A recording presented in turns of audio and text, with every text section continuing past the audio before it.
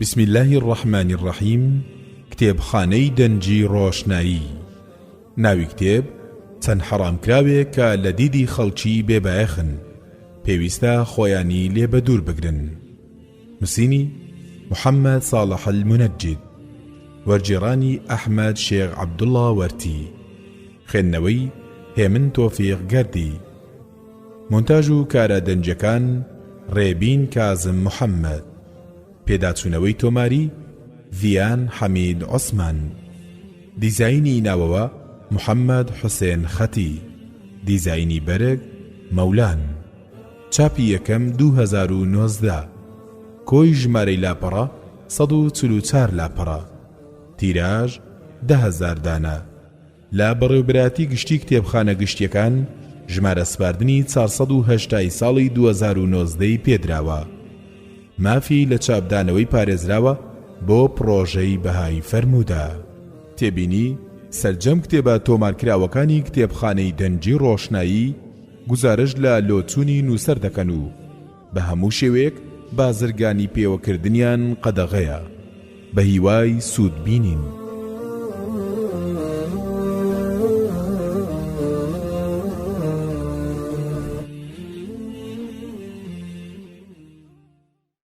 پێشەچی پڕۆژەی سەدای سوننە لاپەڕە 9 بە ناوی زاتی پاچی کردیگار.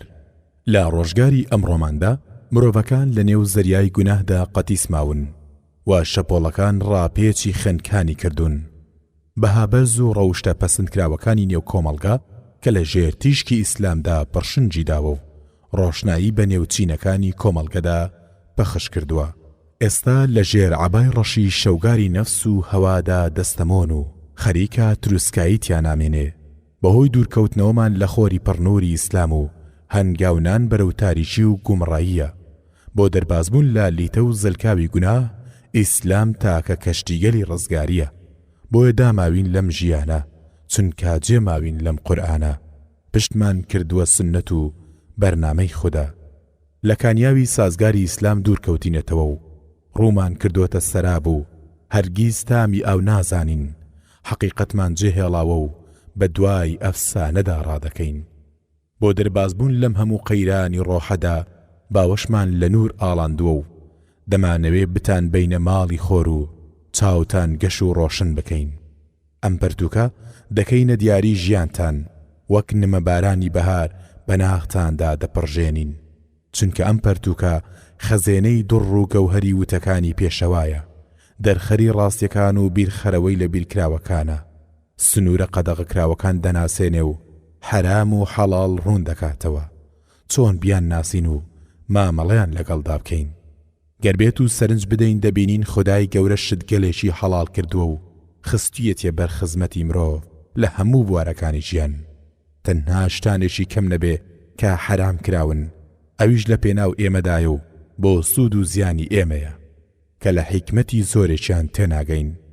کەچی تا مەزرۆی حەرام کراوەکانین و پشتمان لە حەڵاڵ کراوەکان کردووە، بە دوای مۆدێلات داوێڵین و سنەتەکانمان فەرامۆش کردووە. بۆیە دەمانەوێ ئەرچی سەرشانمان بەجێ بگەێنین و ڕاستیەکان بخەینە بەردیدا، کۆسپ و لەمپەرەکانی سەر ڕێگای چوونە بەهەشت بناسێنین، چونکە تا لێرە زیاتر خۆمان ماندوو بکەین و لە قەدەغەکراوەکان بەدوور بین. زووتر دەگەین بە ناز و نیعمەتەکانی بەهەشت و لە ئاستەنگەکانی قیامەت دەربازمان دەبێت. باوا نەزانین ئەم دنیایە باخێکی ڕازاوی کەیف و سەفایە، بەڵکو زەویەکی وشک و برینگە و تەنها کردەوە چاکەکان دەتوانن بیکەن بە بەهاری ڕازاوی پڕگوڵ و بەرهەم. ئەمەش تەنها یەک وەرز دەرفەتە بۆ تەمەن کە ئاوا بوو جارێکی تر نایەتەوە. بۆیە تا پاییزی تەمەن خەزانی نەهێناوە با دەست بکەین بە سازدانی بەهاری پڕباغ و مێرگوزار. بە خوێندنەوە و گوێبیزبوونی ئەم پەرتووکە ڕێگا توولانیەکان ڕزگار دەبێ و ڕۆشنایی دێتە بەردیدا. بۆیە هاوخوانی ڕازمان بن تا منزڵ هاو سەفەرمان بن. پڕۆژەی سەدای سوننە 3 ذیلحیجەی 1440 کۆچی تاری 8 2019 هەولێر.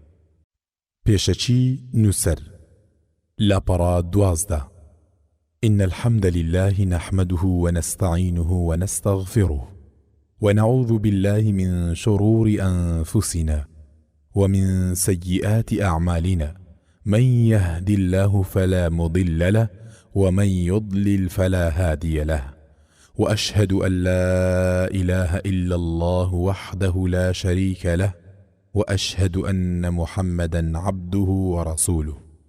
دوای ستایشی خوا بێگومان پەروەردگاری گەورە و بێوێنە چەند فەرزێکی داناوە نابێ بەفیڕۆ بدرێ، چەند سنوورێکی دیاری کردووە نابێ ببەزێنرێ، چەند شتێکی قەدەغە کردووە نابێ پێشێل بکرێ. لە ڕاستیدا پێغەمبەری خوا صلی الله عليه وسلم دەفەرمێ: ما أحل الله في كتابه فهو حلال وما حرم فهو حرام وما سكت عنه فهو عافية فأقبلوا من الله العافية فإن الله لم يكن نسيا.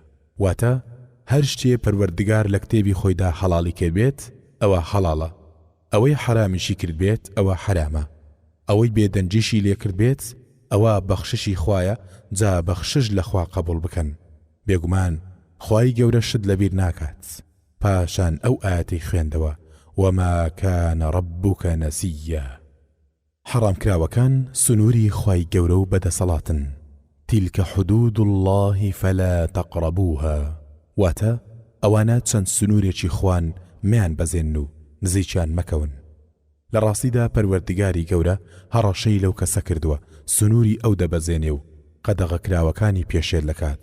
پاک و بێگەردی بۆ ئەو کە لە قورئانی پیرۆز سوورەی ئەننیسا ئایەتی 14 دەفەرمێت: ومن يعص الله ورسوله ويتعد حدوده يدخله نارا خالدا فيها وله عذاب مهين.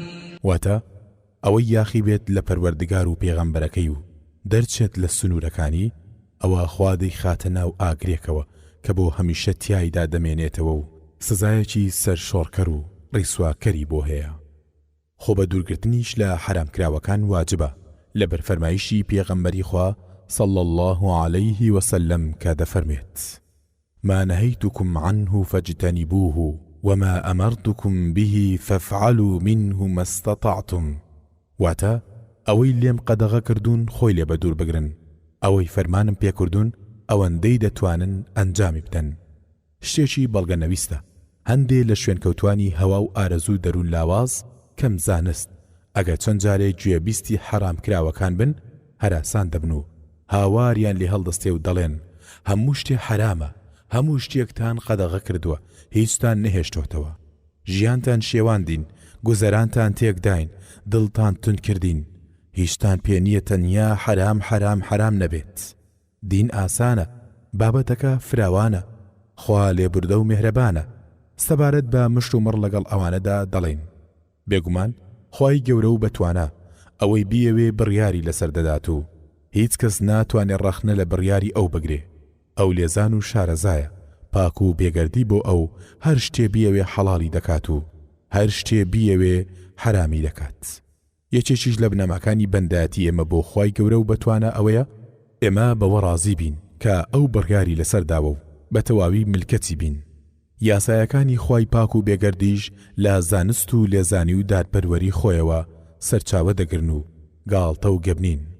هەروەکو پەروەردگاری گەورە لە سوورەی ئەلئەنعام ئایەتی 115 دەفەرمێت: وتمت كلمة ربك صدقا وعدلا لا مبدل لكلماته وهو السميع العليم. واتە فەرمان و فەرمودەکانی پەروەردگارت ئەی محەممەد صلى الله عليه وسلم لەو پەڕی ڕاستی و دادپەروەریدا بە ئەنجام گەیشتووە، هەرگیز شتێک نییە بیان گۆڕێت، هەر ئەویش بیسەرە بە گوفتاری هەمووان، زانە بە هەموو نهێنی و ئاشکرایەک.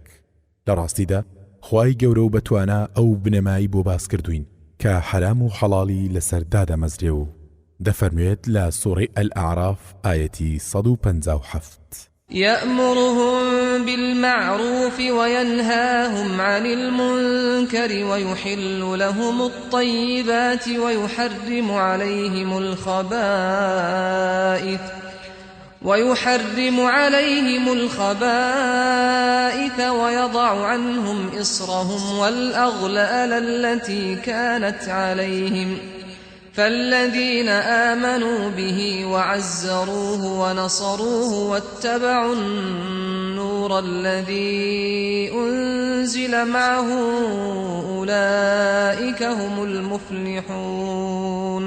واتە هەرچیەک پاک و چاکە بۆیان حەڵاڵ دەکات و هەرچی پیس و ناپوختە لێیان حرام دەکات.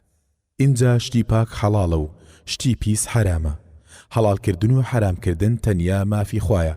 هەر کەسێ بەئی خۆی بزانێ بۆ غەیری خوا بەڕەوای بزانێ بە کوفری گەورە دادەندرێت و پێی کافر دەبێت. لە بازنەی مسلمانەتی دەچێتە دەرەوە. پەروەردگاری گەورە لە سوورەی ئەش-شوورا ئایەتی 21 دەفەرمێت: أم لهم شركاء شرعوا لهم من الدين ما لم يأذن به الله. واتە ئایا ئەو بێباوەڕانە ڕازین بە بەرنامەکەی خوا یاخود شوێنی ئەو هاوڵگەرانە دەکەون کە بە ناوی دینەوە بەرنامەیان بۆ داناون و پەیڕەویان دەکەن بێ ئەوەی پەروەردگار مۆڵەتی دابێت و پێی ڕازی بێت. حرام و حەڵاڵیان بۆ دیاری دەکەن. پاشان بە دڵنیاییەوە دروست نییە بۆ هیچ کەس باز لە حەڵال و حرام بکات و مەگەر ئەو کەسە خاوەن زانست بێت، شارەزا بێت لە قورئان و سوننەت. لە ڕاستیدا هەڕەشەی تون کراوە لەو کەسەی بەبێ زانست شت حەڵال دەکات و حرام دەکات. پروەردگاری گەورە لە سوورەی ئەن-نەحل ئایەتی 116 دەفەرمێت: ولا تقولوا لما تصف ألسنتكم الكذب هذا حلال وهذا حرام لتفتروا على الله الكذب إن الذين يفترون على الله الكذب لا يفلحون. واتە نەکەن بەقاڵەی دەم و زمانتان بڵێن ئەمە حەڵاڵە و ئەمە حرامە بۆ ئەوەی درۆ بە ناوی خوا و ئاینی خواوە هەڵبەستن. دیاریکردنی حەلال و حەرام بەدەست ئێوە نییە، چونکە بەڕاستی ئەوانەی درۆ بۆ خوا و ئاینی خوا هەڵدەبەستن سەرفراز و سەرکەوتو نابن.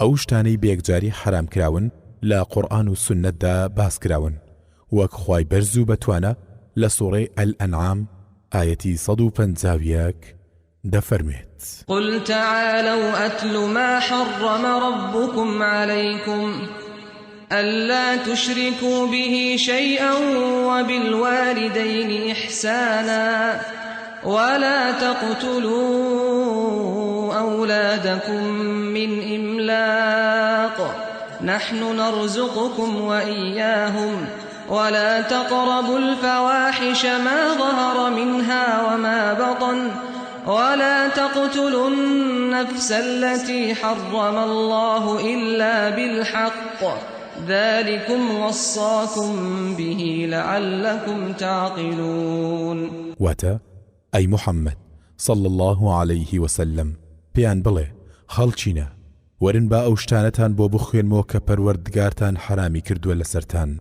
یەکەمیان ئەوەیە کە هیچ شتێک نەکەن بە شەریک و هاوڵ بۆی. دووهەمیان ئەوەیە کە چاک ڕەفتار بن لەگەڵ دایک و باوکتاندا.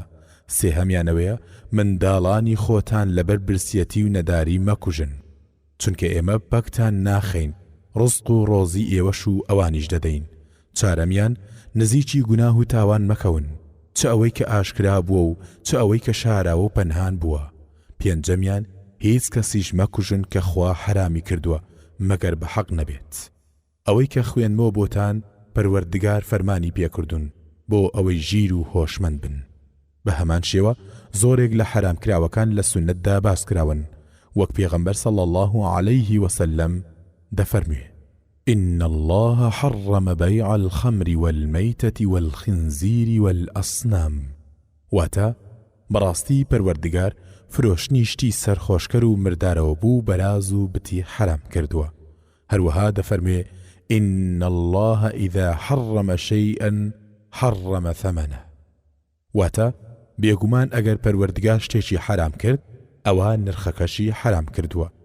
لە هەندێ لە دەقەکان باسکردنی چەند حرامکراوێک هاتووە کە تایبەتن بە جۆرێک لە جۆرەکان، وەک ئەو فەرمایشتەی پەروەردگاری گەورە تێیدا باسی خواردنی حرامی کردووە، هەروەک لە سوورەی ئەل-مائیدە ئایەتی 3 دەفەرمێت حرمت عليكم الميتة والدم ولحم الخنزير وما أهل لغير الله به والمنخنقة والموقوذة والمتردية والنطيحة وما أكل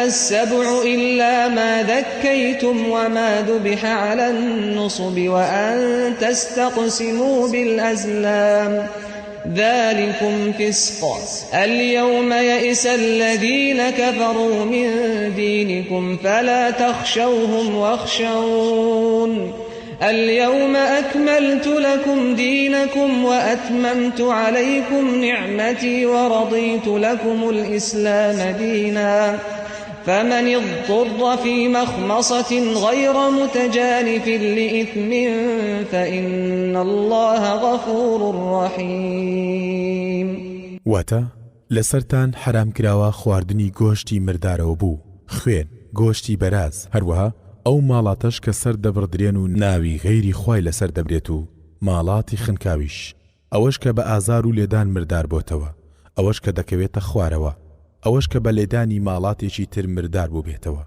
ئەوانش کە دڕندا پەلاماری دابن و لێی خواردەبن مەگەر فریای چەقۆ کەوتبن هەر حاڵەتێک لەوانەی باسکرا ئەگەر بە چەقۆدا بگات حەڵاڵە هەروەها حرام کراوەکان خواردنی گۆشتی ئەو ماڵاتانەی لەو شوێنانەدا سەر دەبڕدرێن کە هانا و هاواری بۆ غەیری خوا تێدا دەبرێت هەروەها حرامە لەسەرتان داواکردنی چارە نووسان بەهۆی ئەلئەزلام و وەکو ئەو شتانی کە لە ڕێگەی هەڵدانی زارەوە دەست بکەوێت و فاڵگرتنەوە و بورجەکان و قاوەگرتنەوە و تا دوایی ئەو جۆرە کردار و ڕەفتارانەتان سەرپێچی و دەرچوونە لە فەرمانی خوا جا ئەمڕۆ کە ڕۆژی عەرەفەیە کافران نائومێد بوون لە دین و ئاینی ئێوە ئیتر ناتوانن زاڵ بن بەسەرتاندا و هەرگیز نوری خۆیان بۆ ناکوژێتەوە کەواتە لەوانە مەترسن بەڵکو هەر لە من بترسن ئەمڕۆ ئاین و بەرنامەکەتانم بە کۆتایی گەیاند و ناز و نیعمەتی خۆمم بۆ تەواوکردن و ڕازیم بەوەی کە ئیسلام ببێتە بەرنامە و دین و ئاینتان جا لەگەڵ بڕیاردانی ئەو شتانەتاندا کە حراممان کردووە هەر کەس ناچار کرا لە گرانی و برسێتیدا مەترسی ئەوەی هەبوو بمرێت دەتوانێت لەو شتانە بخوات کە حراممان کردووە بەمەرجێک دەست درێژکار نەبێت و بە ئارەزوو ژەمی زۆری لێ نەخوات و خۆی تووشی گوناه و تاوان نەکات ئەوە بەڕاستی خوا لێ خۆش بووە و میهرەبانە بۆ ئەو جۆرە حاڵەتانە بە هەمان شێوە کڕین و فرۆشتنی حرامی باس کردووە وەک پەروەردگاری گەورە لە سوڕەی ئەلبەقەرە ئایەتی 275 دەفەرمێت وأحل الله البيع وحرم الربا فمن جاءه موعظة من ربه فانتهى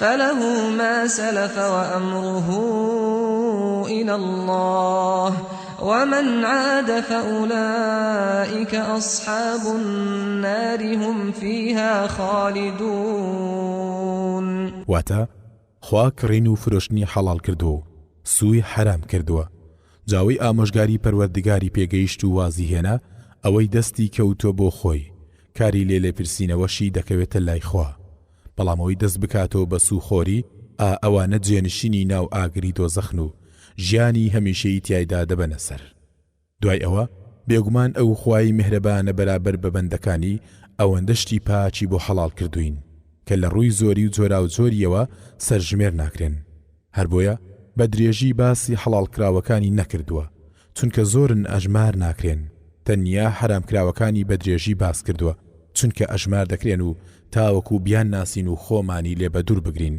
پەروەردگاری گەورە و بەتوانە لە سوڕەی ئەلئەنعام ئایەتی 119 دەفەرمێت وقد فصل لكم ما حرم عليكم إلا ما اضطررتم إليه واتا بەڕاستی ئەوەی حرام کراوە لەسەرتان خوا بۆی جیا کردوونەتەوە مەگەر ناچار بکرێن بۆی بەڵام بە کورتی باسی حەڵالی کردووە هەر کە بکەوێتە سنووری پاچی حەڵاڵە هەروەک پەروەردگار لە سوڕەی ئەلبەقەرە ئایەتی 168 دەفەرمێت يا أيها الناس كلوا مما في الأرض حلالا طيبا ولا تتبعوا خطوات الشيطان إنه لكم عدو مبين. واتە ئەی خەڵچینە لە ڕزق و ڕۆزی حەڵاڵ و پاچی زەوی بخۆن، توخنی قەدەغەکراوەکان مەکەون و شوێن هەنگاوەکانی شەیطان مەکەون، چونکە بێگومان ئەو دوژمنێکی ئاشکراتانە. ئەوەش لە ڕەحمەت و میهرەبانی خواوەیە کە وای داناوە ئەسڵ و بناغی شتەکان حەڵالکردنە هەتا ئەو کاتەی بەڵگەیەک دەبێت لەسەر حەرامبوونی. ئەوەش لە بەخشندەی و کار ئاسانی خوایە بۆ بەندەکانی پاک و بێگەردی بۆ ئەو. جا لەسەر ئێمەش پێویستە گوێڕایەل بین و شکرانە بژێر و سوپاسگوزار بین. هەندێ لە خەڵکانیش ئەگەر بینیان حرامیان بەسەردا ئەژمار دەکرێ و بۆیان ڕوون دەکرێتەوە، ناخیان بە بڕیارە شەرعیەکان گرژ دەبێت. ئەوەش لە کزی باوەڕ و کەم تێگەیشتنیانە لە شەریعەت. ئاخۆ ئەمانە دەیانەوێت جۆرەها حەڵاڵیان بەسەردا بژمێردرێ تاوەکو بیسەلمێنن کە دین ئاسانە، یاخود دەیانەوێت جۆرەها خۆشگوزرانیان بخرێتە پێش تاکو دڵنیابن کە شەریعەت نابێتە مای تێکدانی ژیانیان. ئایا دەیانەوێ بگوترێ گۆشتی وشتر و مانگا و بزن و مەڕ و کەروێشک و ئاسک و بزنە چێوی و مریشک و کۆتر و قاز و مراوی و نەعامە کە بە پێی شەرع سەربراون حەڵاڵە، هەروەها ماسی و کلۆی مرد و حەڵاڵە، هەروە سەوزەوات و زۆرەکانی پاقڵە و میوە و هەرچی دانەوێڵە و بەروبوومی سوود بەخشە حەڵاڵە. بە هەمان شێوە دەیانەوێ بگوتری ئەوانە حەڵاڵن. ئاو، هەنجوین، زەیت، سرکە، خوێ، جۆرەها بەهاراتی بەبۆن و بەرام، بەکارهێنانی دار و ئاسن و قوم و چەگڵ و مادەی پلاستیکی و لاستیکی و شوشە، سواربوونی ئاژەڵەکان و ئۆتۆمبیل و شەمەندەفەر و کەشتی و فڕۆکە، بەکارهێنانی ئامێرەکانی فێنێککەرەوە، سەلاجە و دلشۆر و وشکەرەوە و ئامێری هاڕین و هەویر شێل و گۆشتکوت و ئامێری شەربەت و هەموو کەلوپەلی پزیشکی و ئەنداز و ژمێریاری و گردونناسی و خان و دروستکردن و دەرهێنانی ئاو و نەوت و کانزاکان و ئامێری پاڵاوتن و لێکجیاکەرەوە و چاپەمەنی و کۆمپیوتەرەکان و هەمیان حەڵاڵن. هەروەها پۆشینی بەرجیلۆکە و کتان و خوری و کوڵک و مو و پێستی ڕێگە پێدرا و نایلۆن و پۆلستەر حەڵاڵە. بە هەمان شێوە ئەسڵ وایە ژنمارە بڕین و کرین و فرۆشتن و کەفاڵەتکردن و حەواڵەکردن و بەکرێدان و سەرجەمکار و پیشەکانی وەک دارتاشی و ئاسنگەری، چاکردنەوەی ئامێرەکان و شوانەتی کردن حەڵاڵە. ئایا بوارمان بۆ دەرەخسێ کۆتایی بەسەر ژمێریکردنی ئەو بابەتانە بێنین؟ ئاخۆ ئەو خەڵکە بۆچی ئاوا بە زەحمەت لە قسە تێدەگات؟ بەڵام ئەوە بیانویان ئەوەیە کە دەڵێن دین ئاسانە. ڕاستیەکە مەبەستێکی پوچی لە پەنادایە. بێگومان واتای ئاسانی لەو دینەدا بەپێی ئارەزوو لۆچوونی خەڵک نییە، بەڵکو بەپێی ئەو مەبەستەیە کە شەریعەت هێناویەتی. جوداوازیەکی گەورە هەیە لە نێوان پێشێلکردنی حرامکراوەکان بە بیانووی ئەوەی دین ئاسانە و گومانیش لەوەدا نییە دین ئاسانە. لە نێوان جێبەجێکردنی ئەو بابەتانەی شەرع ئاسانکاری تێدا کردوون، وەک قەسر و جەم و ڕۆژ و شکاندن لە سەفەردا و مەسەحکردن لە خوف و گۆرەوی هەتا شەو ڕۆژێک بۆ کەسێ هەر لە ماڵەوێ و 3 شەو ڕۆژ بۆ کەسێ دەچێتە سەفەر. هەروە تێمم لە کاتی ترس هەبوون لە بەکارهێنانی ئاو و کۆکردنەوەی دوونیێش بۆ کەسی نەخۆش و بۆ کاتی بارانبارین. هەروەها وەک حەڵالبوونی سیرکردنی ژنی نەماحرەم بۆ کەسێ خوازبێنی بکات و سەرپشکبوون لە نێوان کۆیلە ئازادکردن و خۆراک بەخشین و پۆشتەکردن بۆ کەسێک کەفارەتی سوێندی لەسەر بێت. هەروەها وەک خواردنی گۆشتی مردار لە ناچاریدا و غەیری ئەوانش لە ئاسانکاری و ڕێگە پێدراوەکانی شەرعی. وێڕای ئەمانی ڕابردوو پێویستە مسلمان ئەوە بزانێ لە قەدەغەکردنی حرامکراوەکاندا چەندین دانایی و ژیری لێوەردەگیرێ. لەوانە خوای گەورە بەندەکانی بەو قەدەغەکراوانە تاقی دەکاتەوە، سەیر دەکات ئاخۆ چۆن هەڵس و کەوتی لەگەڵدا دەکەن. یەکێک لە هۆکاری جیاکردنەوەی بەهەشتیەکان لە دۆزەخیەکان ئەوەیە. دۆزەخیەکان لەو ئارەزوو خۆشیانەی دەوری دۆزەخیان پێدراوە ڕۆچوون، بەهەشتەکانیش ئارامگر بوون لەسەر ئەو ناڕەحەتیانەی دەوری بەهەشتیان پێدراوە. ئەگەر ئەو تاقیکردنەوەی نەبوایە کەسی گونەهبار و کەسی خواپەرست لە یەکتر جیا نەدەبوونەوە. باوەڕداران بە چاوی ئومێد هەبوون بە پاداشت و جێبەجێکردنی فەرمانی پەروەردگار سەیری ناڕەحەتی ئەرکەکان دەکەن تاکو ڕەزامەندی پەروەردگاری بەدەست بێنن. اینجا ناڕەحەتیان لەسەر سوک دەبێت. خەڵکی دوو ڕۆژ بە چاوی ئێش و ئازار و بێئومێدی سەیری ناڕەحەتی ئەرکەکان دەکەن، بۆیە دنیایان لێتە سک دەبێتەوە و خواپەرستیان لەسەر گران دەبێت. کەسی خواپەرست بە سایەی دوورکەوتنەوە لە حرامکراوەکان شیرینی ئیمان دەچێژێ. هەر کەسێک لە پێناوی خوا شتێک واز بێنێ، پەروەردگار چاکتر لەوەی بۆ قەرەبوو دەکاتەوە و لە دڵدا هەست بە چێژی باوەڕ دەکات. لەم نامەیەدا خوێنەر ژمارێک لە حرامکراوەکانی دەکەوێتە بەرچاو و ئەوانەی حرامبوونیان لە شەریعەتدا سەلمێنراوە لەگەڵ ڕوونکردنەوەی بەڵگەی حرامبوونیان لە قورئان و سوننەتدا. ئەو قەدەغەکراوانە لەو جۆرانن کە بە شێوێکی بربڵاو ئەنجام دەدرێن پیادە دەکرێن لە نێوان زۆرێک لە مسلمانان. بێگومان مەبەستیشم لە باسکردنیاندا ڕوونکردنەوە و ئامۆژگاریە. لە پەروەردگار دەپاڕێمەوە بۆ خۆم و بۆ برا مسلمانەکانم شارەزا و ڕاستەڕێمان بکات، وامان لێ بکات سنووری ئەو نەبەزێنین، پاک و بێگەردی بۆ ئەو، هەروەها لە حەڕامکرا و گوناهەکان بمان پارێزێ. پەروەردگاری گەورەش باشترین پەنادەر و لە هەموو کەس بەبەزەی ترە. هاوبەشیدانان بۆ پەروەردگار. لاپەڕا 25. شریک گەورەترینی قەدەغەکراوەکانە بە شێوەیەکی ڕەها لەبەر فەرمودەی ئەبی بەکرە کە دەڵێت پێغەمبەری خوا صلی الله عليه وسلم دەفەرمێت ئەلا ئونەبئکم بأکبر الكبائر 3 قالوا قلنا بلى يا رسول الله قال الإشراك بالله. واتە ئایا پێتان بڵێم گەورەترینی گوناهە گەورەکان چییە؟ 3 گوتمان بەڵێ ئەی پێغەمبەری خوا. فەرمووی هاوبەشدانان بۆ خوا، هەموو گوناهێکیش دەگونجێ خوا چاوپۆشی لێ بکات، تەنیا شرک نەبێت. پێویستە بە تایبەتی تۆبەی لێ بکرێ. خوای باڵادەست لە سوورەی ئەننیسا ئاەتی 48 دەفەرمێت إن الله لا يغفر أن يشرك به ويغفر ما دون ذلك لمن يشاء. واتە بەڕاستی خوا خۆش نابێت ئەگەر هاوڵی بۆ بڕیار بدرێت، بێجگەلەوە لە هەر گوناهێشی تر بیەوێت خۆش دەبێت بۆ ئەو کەسەی کە دەیەوێت. هەندێک لە شیرکیش گەورەترە لە هەندێکی تر، خاوەنەکەی لە بازنەی ئیسلام و دەردەنێت و ئەگەر لەسەر ئەوە بمرێت بەردەوام لە ئاگردا دەمێنێتەوە. پەنا بە پەروەردگار. یەکێکیش لە دیاردەی ئەو جۆرە شیرکەی کە لە زۆرێک لە وڵاتی مسلماناندا بڵاو بۆتەوە قەبرپەرستیە. هەروە پێیان وایە پیاو چاکە مردووەکان پێداویستیەکان جێبەجێ دەکەن و ناخۆشیەکان لا دەبن و هاواریان بۆ دەکەن، پەنایان بۆ دەبن. خوای پاک و بەتواناش لە سوورەی ئەلئیسرا ئاەتی 23 دەفەرمێت وقضى ربك ألا تعبدوا إلا إياه.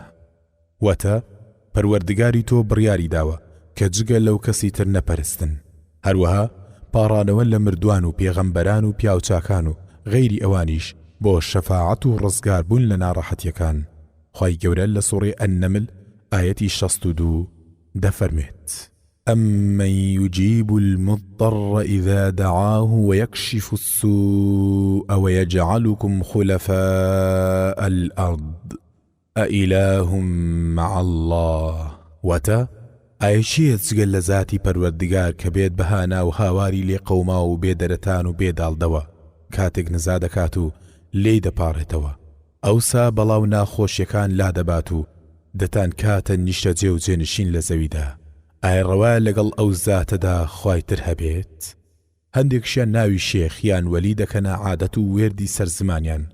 ئەگەر هەڵبستی یا دابنیشێ یا ساتمێک بکات یا هەر کاتێ ناڕەحەتێک بەڵایەک گیر و گرفتێک ڕووی تێبکات دەڵێ یا محەممەد، ئەوی تر دەڵێ یا عەلی، ئەو دەڵێ یا حوسێن، ئەمیان دەڵێ یا بەدوی، ئەویان دەڵێ یا گەیلانی، فڵان دەڵێ یا شاذلی، فیسا دەڵێ یا ڕوفاعی.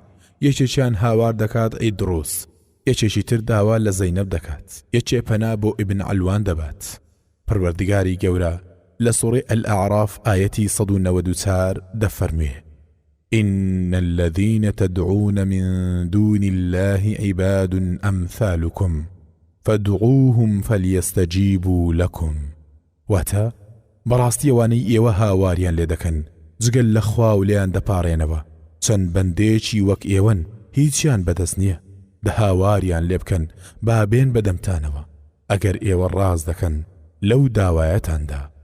هەندێک لە قەبرپەرستانیش تەواف بە دەوری گۆڕدا دەکەن و سەلام لە ڕوکنەکانی دەکەن و دەستی پێدادێنن و کۆسپەکانیان ماچ دەکەن و ڕویان لە خاک و خۆڵیان وەردەدەن و کاتێدەیان بینن سوژدەیان بۆ دەبەن و بە ملکەچی و سەرشۆڕی لە بەردەمیاندا ڕادەوەستن و پێداویستی و خواستیان لێ دەخوازن، وەکو چاکبوونەوەی نەخۆشی و پێدانی منداڵ و کار ئاسانی.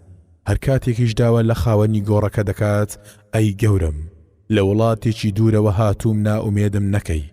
پەروەردگاری گەورە و بەتەسەڵاتیش لە سوورەی ئەلئەحقاف ئاەتی 5 دەفەرمێ ومن أضل ممن يدعو من دون الله من لا يستجيب له إلى يوم القيامة وهم عن دعائهم غافلون.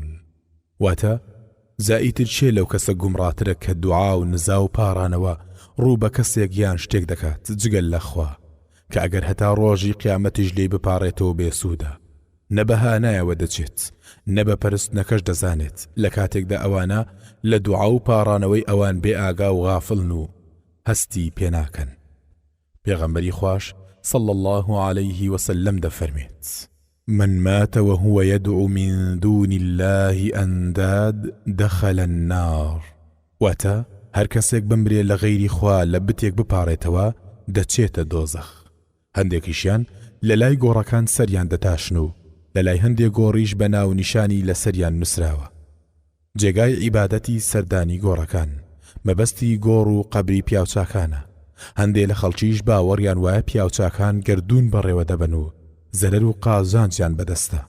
پەروەردگاری گەورە و بەدەسەڵاتیش لە سوورەی یونس ئایەتی 107 دەفەرمێ: وَإِن يَمْسَسْكَ اللَّهُ بِضُرٍّ فَلَا كَاشِفَ لَهُ إِلَّا هُوَ وَإِن يُرِدْكَ بِخَيْرٍ فَلَا رَادَّ لِفَضْلِهِ.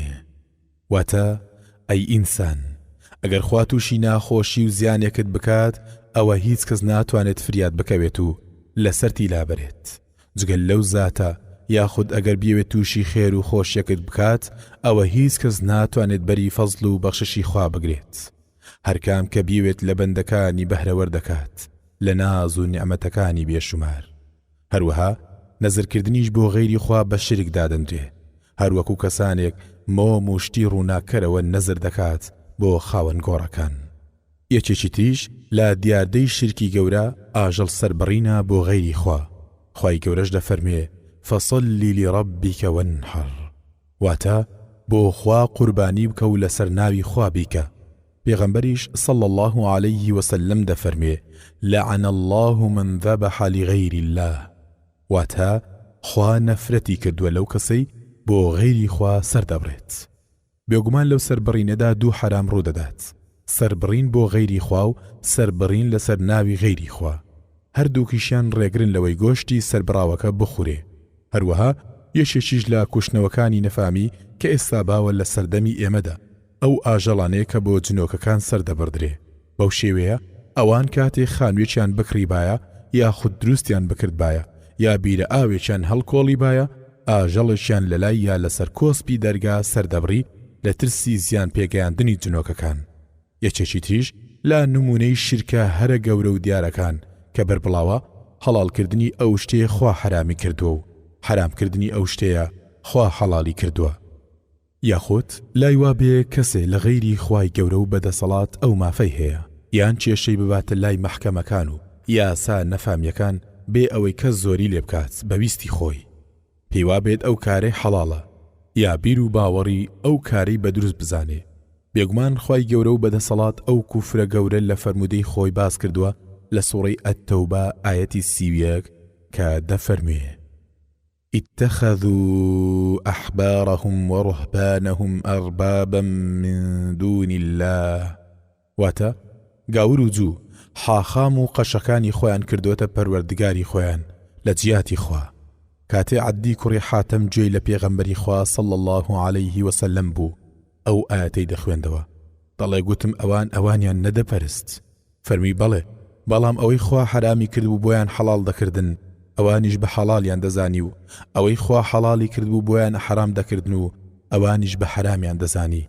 ئەوە بەندایەتیان بوو بۆ ئەوان. بێگومان خوا باسی مشریکەکان بەو شێوێ دەکات لە سوورەی ئەت-تەوبە ئایەتی 29 کە دەفەرمێت: ولا يحرمون ما حرم الله ورسوله ولا يدينون دين الحق. واتە ئەو شتانەی خوا و پێغەمبەرەکەی بە حرامیان داناوە بە حرامی نازان و پەیڕەوی دینی حەق نابن. هەروەها پەروەردگاری گەورە و بەتوانە لە سوورەی یونس ئایەتی 59 دەفەرمێت: قل أرأيتم ما أنزل الله لكم من رزق فجعلتم منه حراما وحلالا قل الله أذن لكم أم على الله تفترون واتە بڵێ پێیان هەواڵم بدەنی ئێوە چۆن لە خۆتانەوە ئەو ڕزق و ڕۆزەی کە خوا پێی بەخشیون دابەشی دەکەن و هەندێکی بە حرام دادەنێن و هەندێکی بە حەڵاڵ کەچی باوەڕتان بە بەرنامەی خوانیە پێیان بڵێ ئایا خوا خۆی مۆڵەتی ئەو کارەی پێداون یاخود لە خۆتانەوە شت بەدەم خواوە هەڵدەبەستن یەکێکی تر لەو شیرکانی بربڵاون سیحر و جادو و بانگەشەی غەیبزانیە بەڵام سیحر کوفرە و یەکێکە لە 7 تاوانە لە ناوبەرەکان کارێکی بێسوودە و زیان بەخشە پەروەردگاری گەورە دەربارەی خۆفێرکردنی سحر دەفەرمێ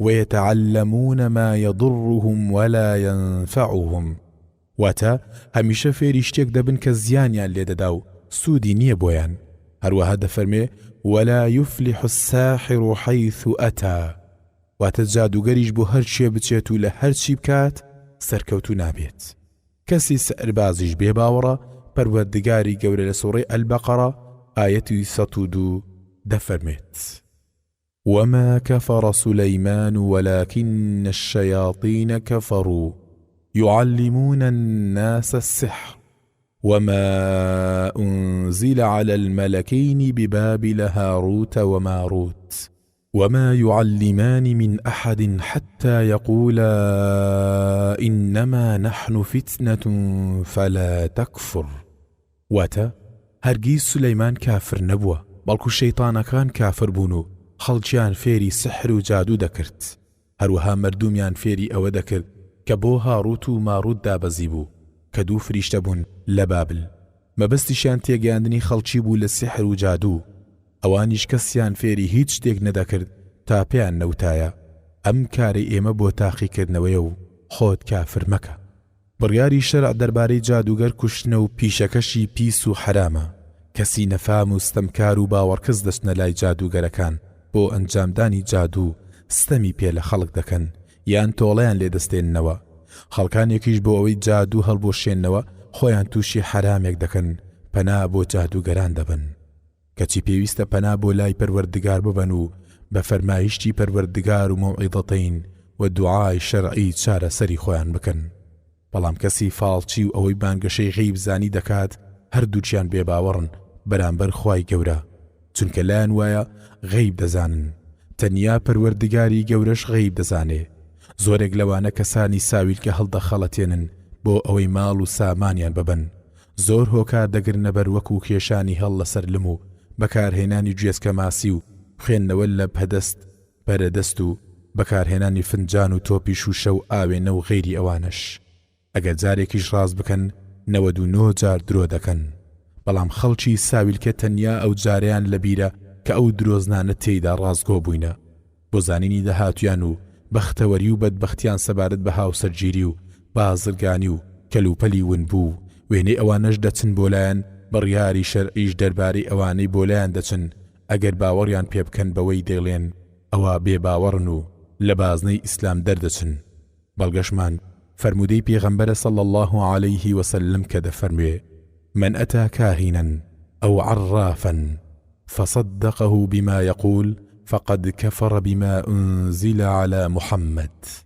واتا هەر کەسێ بچێتە لای فاڵچی یان ئەو کەسەی قسە لە غەیب دەکات و ئەوەی دەیڵێ بەڕاستی بزانێ ئەوە بێباوەڕ بۆ بەرامبەر ئەوەی بەسەر محەممەددا صلی الله عليه وسلم دابەزیوە بەڵام ئەگەر ئەوەی دەچێتە لایەن باوەڕ بەوە نەکات کە پێیان وایە غەیب دەزانن بەڵام بۆ تاقیکردنەوە وێنەی ئەوانە ئەوە بێباوەڕ نابێت بەڵام نوێژی چل ڕۆژی قبول نابێت بەڵگەشمان ئەو فەرمودەی پێغەمبەرە صلی الله عليه وسلم کە دەفەرموێ من أتى عرافا فسأله عن شيء لم تقبل له صلاة 40 ليلة واتا هەر کەسێ بچێتە لای بانگەشەکاری غەیبزانی دەربارەی شتێک پرسیاری لێ بکات نوێژی 40 شەوی قبول نابێت ئەمەش لەگەڵ ئەوەدا نوێژ و تەوبەی لەسەر واجبە باوەڕ هەبوون بە کاریگەری هەسارە و ئەستێرەکان لە ڕوودا و ژیانی خەڵکدا لاپەڕە 34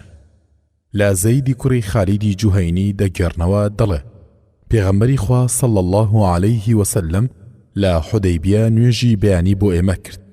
دوا بە دوای بارانبارینێک لە شەودا کاتێ نوێژی تەواو کرد فەرمووی هەل تەدڕون ماذا قال ربكم؟ ئایا دەزانن پەروەردگارتان چی فەرموو؟ گوتیان خوا و پێغەمبەرەکەی زاناترن. دەفەرموێ أصبح من عبادي مؤمن بي وكافر فأما من قال مطرنا بفضل الله ورحمته فذلك مؤمن بي وكافر بالكواكب وأما من قال بنوء لكذا وكذا فذلك كافر بي ومؤمن بالكوكب. واتا هەندێ لە بەندەکانی من باوەڕدارن بە من و هەندێ بێباوەڕن. جا هەر کەسێک گوتی بە سۆز و بەخششی خوا بارانمان بۆ باری ئەوە باوەڕدارە بە من و بێباوەڕە بە ئەستێرە. بەڵام هەر کەسێک گوتی بەهۆی فڵان ئەستێرە و ئەستێرە باریوە ئەوە بێباوەڕە بە من و باوەڕدارە بە ئەستێرە. باوەڕبوون و پەنابردنیش بۆ بورجەکانی بەخت و قیسمەت کە لە گۆڤار و ڕۆژنامە و شوێنەکانی تردا بڵاو دەکرێنەوە دەچێتە ئەو بازنەوە. ئەگەر باوەڕی بەوە هەبێ کە تیایدایە وەکو کاریگەری ئەستێرەکان و گەردوون ئەوە مشریکە. ئەگەر بۆ دڵنەوایی خۆشی بیخوێنێتەوە ئەوە گونەهبار و تاوانبارە، چونکە دروست نییە بە خوێندنەوەی شرک دڵنەوایی خۆی بکات. وێڕای ئەوەش شەیطان باوەڕی دەخاتە سەرە و شتانە دەبێتە هۆکارێک بۆ شرک.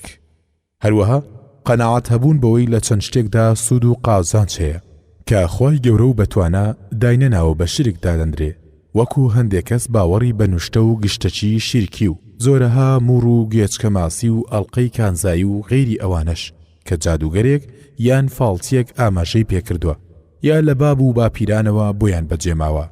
اینجا بە گەردنیاندا هەڵی دەواسن یا بە ملی منداڵاندا هەڵدەواسن، بە گومانی خۆیان بۆ چاوزار یا بەلاشەی خۆیانی هەڵدەواسن یان بە ئۆتۆمبیلەکانیان و ماڵیان هەڵدەواسن، یا چەند ئەنگوستیلەیەک لەدەست دەکەن کە سەر ئەنگوستی لەو نقێمی جۆرا و جۆری پێوەیە.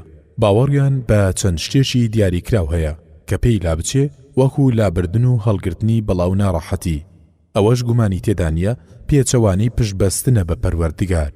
مرۆڤیش بەو شتانە تەنیا ناڕەحەتی بۆ دروست دەبێت، چارەسەرکردنە بە شتی حرام. ئەو نیشتانەی هەڵدەواسرێن لە زۆرێکیان شرکی ئاشکرا هەیە و هاوارکردنە بەرجنۆکە و شەیطانی تێدایە، یا هەندێ نەخشەی ناڕوون و نووسینی گوماناوی تێدایە. هەندێ لە ساختەچیەکان هەندێ لە ئاەتەکانی قورئان دەنووسنەوە و لەگەڵ هەندێ شیرکیاتی تێکەڵ دەکەن. هەندێکیشیان ئاەتەکانی قورئان بە پیسی یان بە خوێنی حەیز دەنووسنەوە. هەڵواسین و بەستانی هەموو ئەوانەی باسمان کردن حرامە، لە بەرامبەر فەرمایشتی پێغەمبەری خوا صلی الله عليه وسلم دەفەرمێ من علق تەمیمەة فقد ئەشرەک، واتە هەر کەسێ نوشتەیەک هەڵبواسێ ئەوە شرکی ئەنجام داوە. هەر کەسێکیش ئەوەی ئەنجامدا باوەڕی وابێ ئەو شتانە لە غەیری خوا سوود و قازانجیان هەیە ئەوە بە شرکی گەورە مشریکە. ئەگەر پێشی وابێ ئەوانە هۆکارن بۆ قازانج و زەرەر کە خوای گەورە ئەوانەشی بە هۆکار دانەناوە بە شرکی بچووک مشریکە. ئەو کارەشی دەچێتە بازنەی شرکی هۆکارەکان شرک الئەسباب. ڕیابازیکردن بە خواپەرستی. لاپەڕە 36 یەکێ لە مەرجەکانی کردەوەی چاکەوەیە بە دوور بێت لە ڕیا و پابند بێت بە سونەت. ئەو کەسەی هەڵدەسێ بە ئەنجامدانی عیبادەتێک بۆ ئەوەی خەڵک بیبینێ ئەوە بە شیرکی بچووک مشریکە. کردەوەکەشی ڕووخێنەری چاکەیە، وەکو ئەو کەسەی نوێژ بکات تا وەکو خەڵک بیبینێ. خوای پەروەردگار لە سوورەی ئەننیسا ئایەتی 142 دەفەرمێت إن المنافقين يخادعون الله وهو خادعهم وإذا قاموا إلى الصلاة قاموا كسالى يراءون الناس ولا يذكرون الله إلا قليلا. واتا براستي دور وكان وادزانن فێڵ لە خوا دەکەن، لە کاتێکدا و زاتە فێڵەکانیان پوش دەکاتەوە، نازانن کە دیار و نادیار لای خوا ڕوون و ئاشکرایە. هەر کاتێکیش بۆ ڕیا و ڕووپامایی هەڵدەستن بۆ نوێژ زۆر بەلەشگرانی و تەمەڵی هەڵدەستن. ئەوانە ڕیایی و ڕووپامایی بۆ خەڵکی دەکەن، زۆر کەمیادی خوا دەکەن. بە هەمان شێوە ئەگەر کردەوەیەکی کرد بۆ ئەوەی هەواڵەکەی بڵاو بێتەوە خەڵک پێی بزانێ ئەوە کەوتۆتە ناو شرک. لەو بارەوەش هەڕەشە لە ئەنجامدەری ئەو کارە کراوە، هەروەکو لە فەرمودەیەکی ئیبن عەباس داهاتووە خوا لە خۆی باوکی ڕازی بێت کە نیسبەتی دەداتە لای پێغەمبەری خوا صلى الله عليه وسلم کە دەفەرمێت من سمع سمع الله به ومن يرائي يرائي الله به. واتە هەر کەسێ کارێک بکات بۆ ناو و شۆرەت هەر بەو پاداشی دەدرێتەوە و ئەوەی لە ناخیدایە خەڵک پێی دەزانێ، ئەوەی بۆ ڕیا کارێک بکات خوای گەورەوا دەکات ڕیابازیەکەی بۆ خەڵک ڕوون بێتەوە. هەر کەسێکیش بەندایەتیەک ئەنجام بدات مەبەستی پێی خوا و خەڵک بێت ئەوە کردەوەکەی بەفیڕۆ دەچێت. هەروەکو لە فەرمودەی قودسیدا هاتووە أنا أغنى الشركاء عن الشرك من عمل عملا أشرك فيه معي غيري تركته وشركه. واتا من لهمو هاوبەشێک دەوڵەمەند و بێپێویسترم لە هاوبەشی. هەر کەسێ کردەوەیەک بکات غەیری من لەگەڵ مندا بکاتە هاوبەش ئەوە خۆی و هاوبەش پەیداکردنەکەی بۆ خۆی لێ دەگەڕێم. هەر کەسێکیش سەرەتا کارێک بۆ خوا ئەنجام بدات پاشان ڕیایی بخاتە ناو ئەگەر پێی ناخۆش بوو هەوڵی لەگەڵدا ڕیایی لێ خستە دەرەوە ئەوە کردەوەکەی دروست دەبێت. ئەگەر دڵیشی پێی خۆش بوو ناخی ئۆقرەی پێگرت ئەوە زۆربەی زانایان دانیان بۆ داناوە کە کردەوەکە بەتاڵە. شوم و بەدبینی لاپەڕە 38 ئەوەیە پیوا بێ ئەو شتا پیت و فەڕی پێوە نییە. خوای پەروەردگار لە سوورەی ئەلئاعراف ئایەتی 131 دەفەرمێت فإذا جاءتهم الحسنة قالوا لنا هذه وإن تصبهم سيئة يطيروا بموسى ومن معه. واتا جاوانا كاتي خيرو چاكيشان بوبيت او دلين اما حقي خومانو اما شايستين خو اگر ناخوشيشان توش بيت او بالو شوميان ددن پال موساو اواني لقلي دابون. نريتي عرب وابو اگر يشيشان وستباي گشتيك ياشتيك انجام بدات باڵندێکی دەگرت و پاشان بەرەڵای دەکرد. جاگەر بەلای ڕازدا ڕۆیشتبا گەشبین دەبوو بەرەو کارەکەی دەڕۆیشت. ئەگەریش بەلای چەپدا فڕیبا ڕەشبین دەبوو پاشەکشەی لە کارەکەی دەکرد. پێغەمبەری خوش صلی الله عليه وسلم با فەرمایشتی خۆی بڕیاری لەسەر ئەو کارە داوە. دەفەرمێت ئەتطەیرەة الشرک واتە شومی و بەدبینی هاوبەشدانانە بۆ خوا.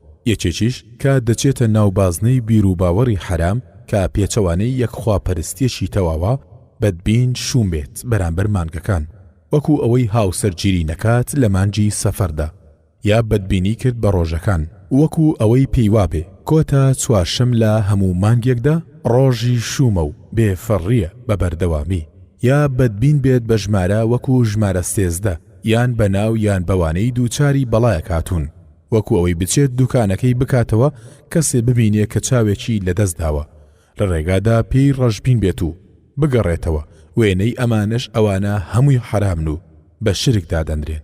بێگومان پێغەمبەری خوش صلی الله عليه وسلم بەریە لەو کەسانەی لە عمرانی کوڕە حسین دەجێڕنەوە فەرمودەکە دەدرێتە پاڵ پێغەمبەری خوا صلی الله عليه وسلم کە دەفەرمێت ليس منا من تطير ولا تطير له ولا تكهن ولا تكهن له وأظنه قال أو سحر أو سحر له.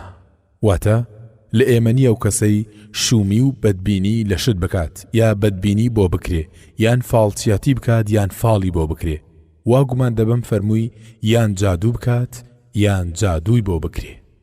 هەر کەسێکیش کەوتە ناو شتێک لەو شتانە ئەوە کەفارەتەکەی بەو شێوێ دەبێت کە لە فەرمودەی عەبدوڵای کوڕی عەمڕودا هاتووە خوالیان ڕازی بێت دەڵێ پێغەمبەری خوا صلی الله عليه وسلم فرموي من ردته الطيرة من حاجة فقد أشرك. واتا هر کەسێ بەدبینی وای لێکرد لە کارەکەی بگەڕێتەوە ئەوە شیرکی ئەنجام داوە. گوتیانەی پێغەمبەری خوا صلی الله عليه وسلم کەفارەتی ئەوە چییە؟ فەرمووی ئەوەیە یەکێ لەوان بڵێ اللهم لا خير إلا خيرك ولا طير إلا طيرك ولا إله غيرك. واتا پەروەردگارە هیچ چاکێ نییە تەنیا چاکەی تۆ نەبێت هیچ پێبیت و فەڕێک نییە مەگەر ئەوەی تۆ بەبێ فەڕی دابنی هیچ پەرستراوێکی ڕاستەقینەش نییە بێجگە لە تۆ. بەدبینی یەکێکە لە سروشتەکانی دەروون زیاد و کەم دەبێت. باشترین چارەسەریش پشت بەستنە بە پەروەردگاری گەورە و باڵا دەست. هەروەکو لەوتەی ئیبن مەسعودیشدا هاتووە کە دەڵێ هیچ کەس لە ئێمە نییە مەگەر شتێک لەوەی دادەکەوێتە دڵیەوە بەڵام پەروەردگار دەیڕەوێنێتەوە بەهۆی پشتبەستن بە پەروەردگار. سوێن خواردن بە غەیری خوا. لاپەڕا 41. خوا پاک و بێگەردی بۆ ئەو بەوەی حەز بکات لە دروستکراوەکانیدا سوێن دەخوات، بەڵام دروستکراو بۆی نییە سوێن بە غەیری خوا بخوات. لەو قسانەی بەسەر زمانی زۆرێک لە خەڵکاندا دێت سوێن خواردنە بە غەیری خوا. سوێن خواردنیش جۆرێکە لە بە گەورەگرتن، ئەویش تەنیا و تەنیا شیاوی خوایە. لە ئیبن عومەر دەجێڕنەوە بەرزی دەکاتەوە بۆ لای پێغەمبەر صلی الله عليه وسلم دەفەرموێ: ألا إن الله ينهاكم أن تحلفوا بآبائكم من كان حالفا فليحلف بالله أو ليصمت. واتا ئاگادار بن بێگومان خوالی قەدەغە کردوون سوێن بە باوکەکانتان بخۆن. هەر کەسێ سوێندی خوارد با سوێن بە خوا بخوات یان بێدەنگ بێت.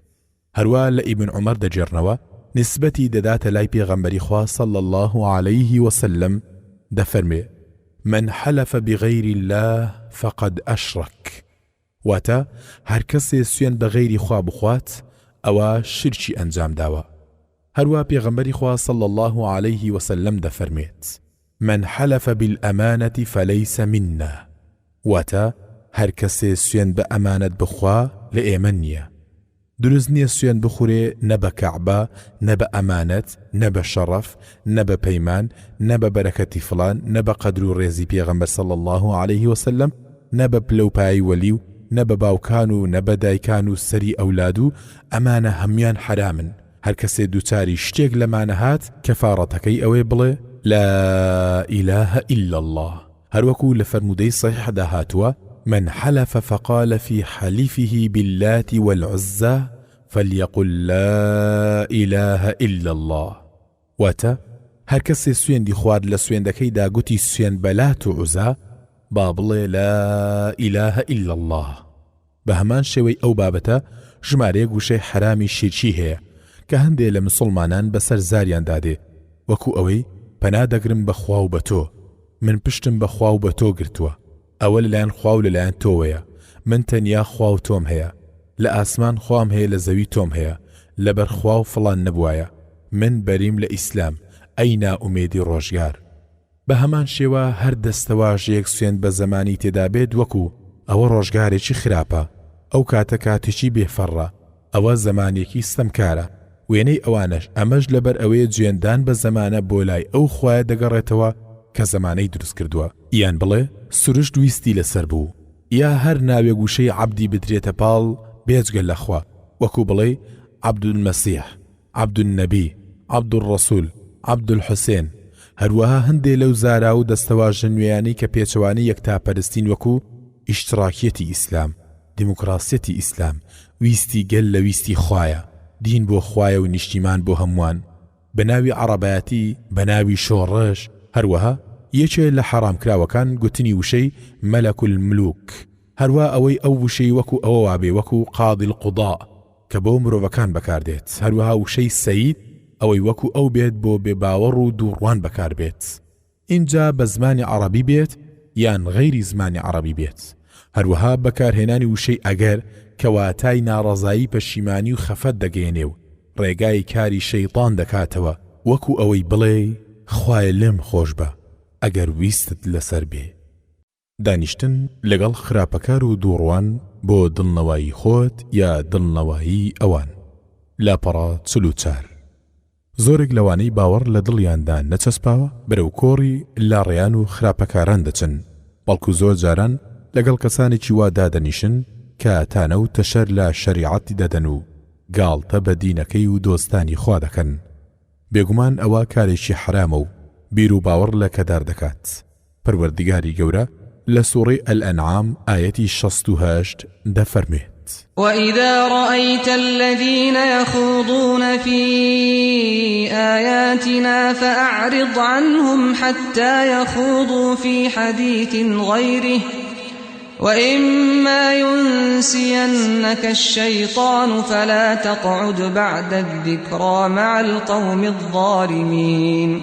واتا کاتێکیش ئەوانت بینی کە دەم لە ئاەتەکانی ئێمەوە دەدەن و دەیکەنە گاڵتەجاری خۆیان ئەوە تۆ پشتیان تێبکە و کۆڕ و کۆبوونەوەیان بەجێ بهێڵە هەتا ئەو کاتەی دەستنە ناو باسێکی ترەوە. کاتێکیش ئەگەر شەیطان لە بیری بردیتەوە کە دوور بکەویتەوە لەیان جا دوای ئەوەی کە بیرت هاتەوە لەگەڵ قەومی ستەمکاران دامەنیشە.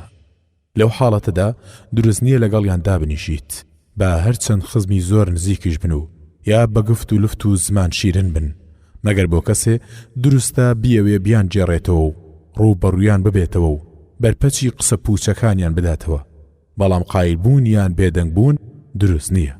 پەروەردگاری گەورە لە سوورەی ئەت-تەوبە ئایەتی 96 دەفەرمێت: فإن ترضوا عنهم فإن الله لا يرضى عن القوم الفاسقين.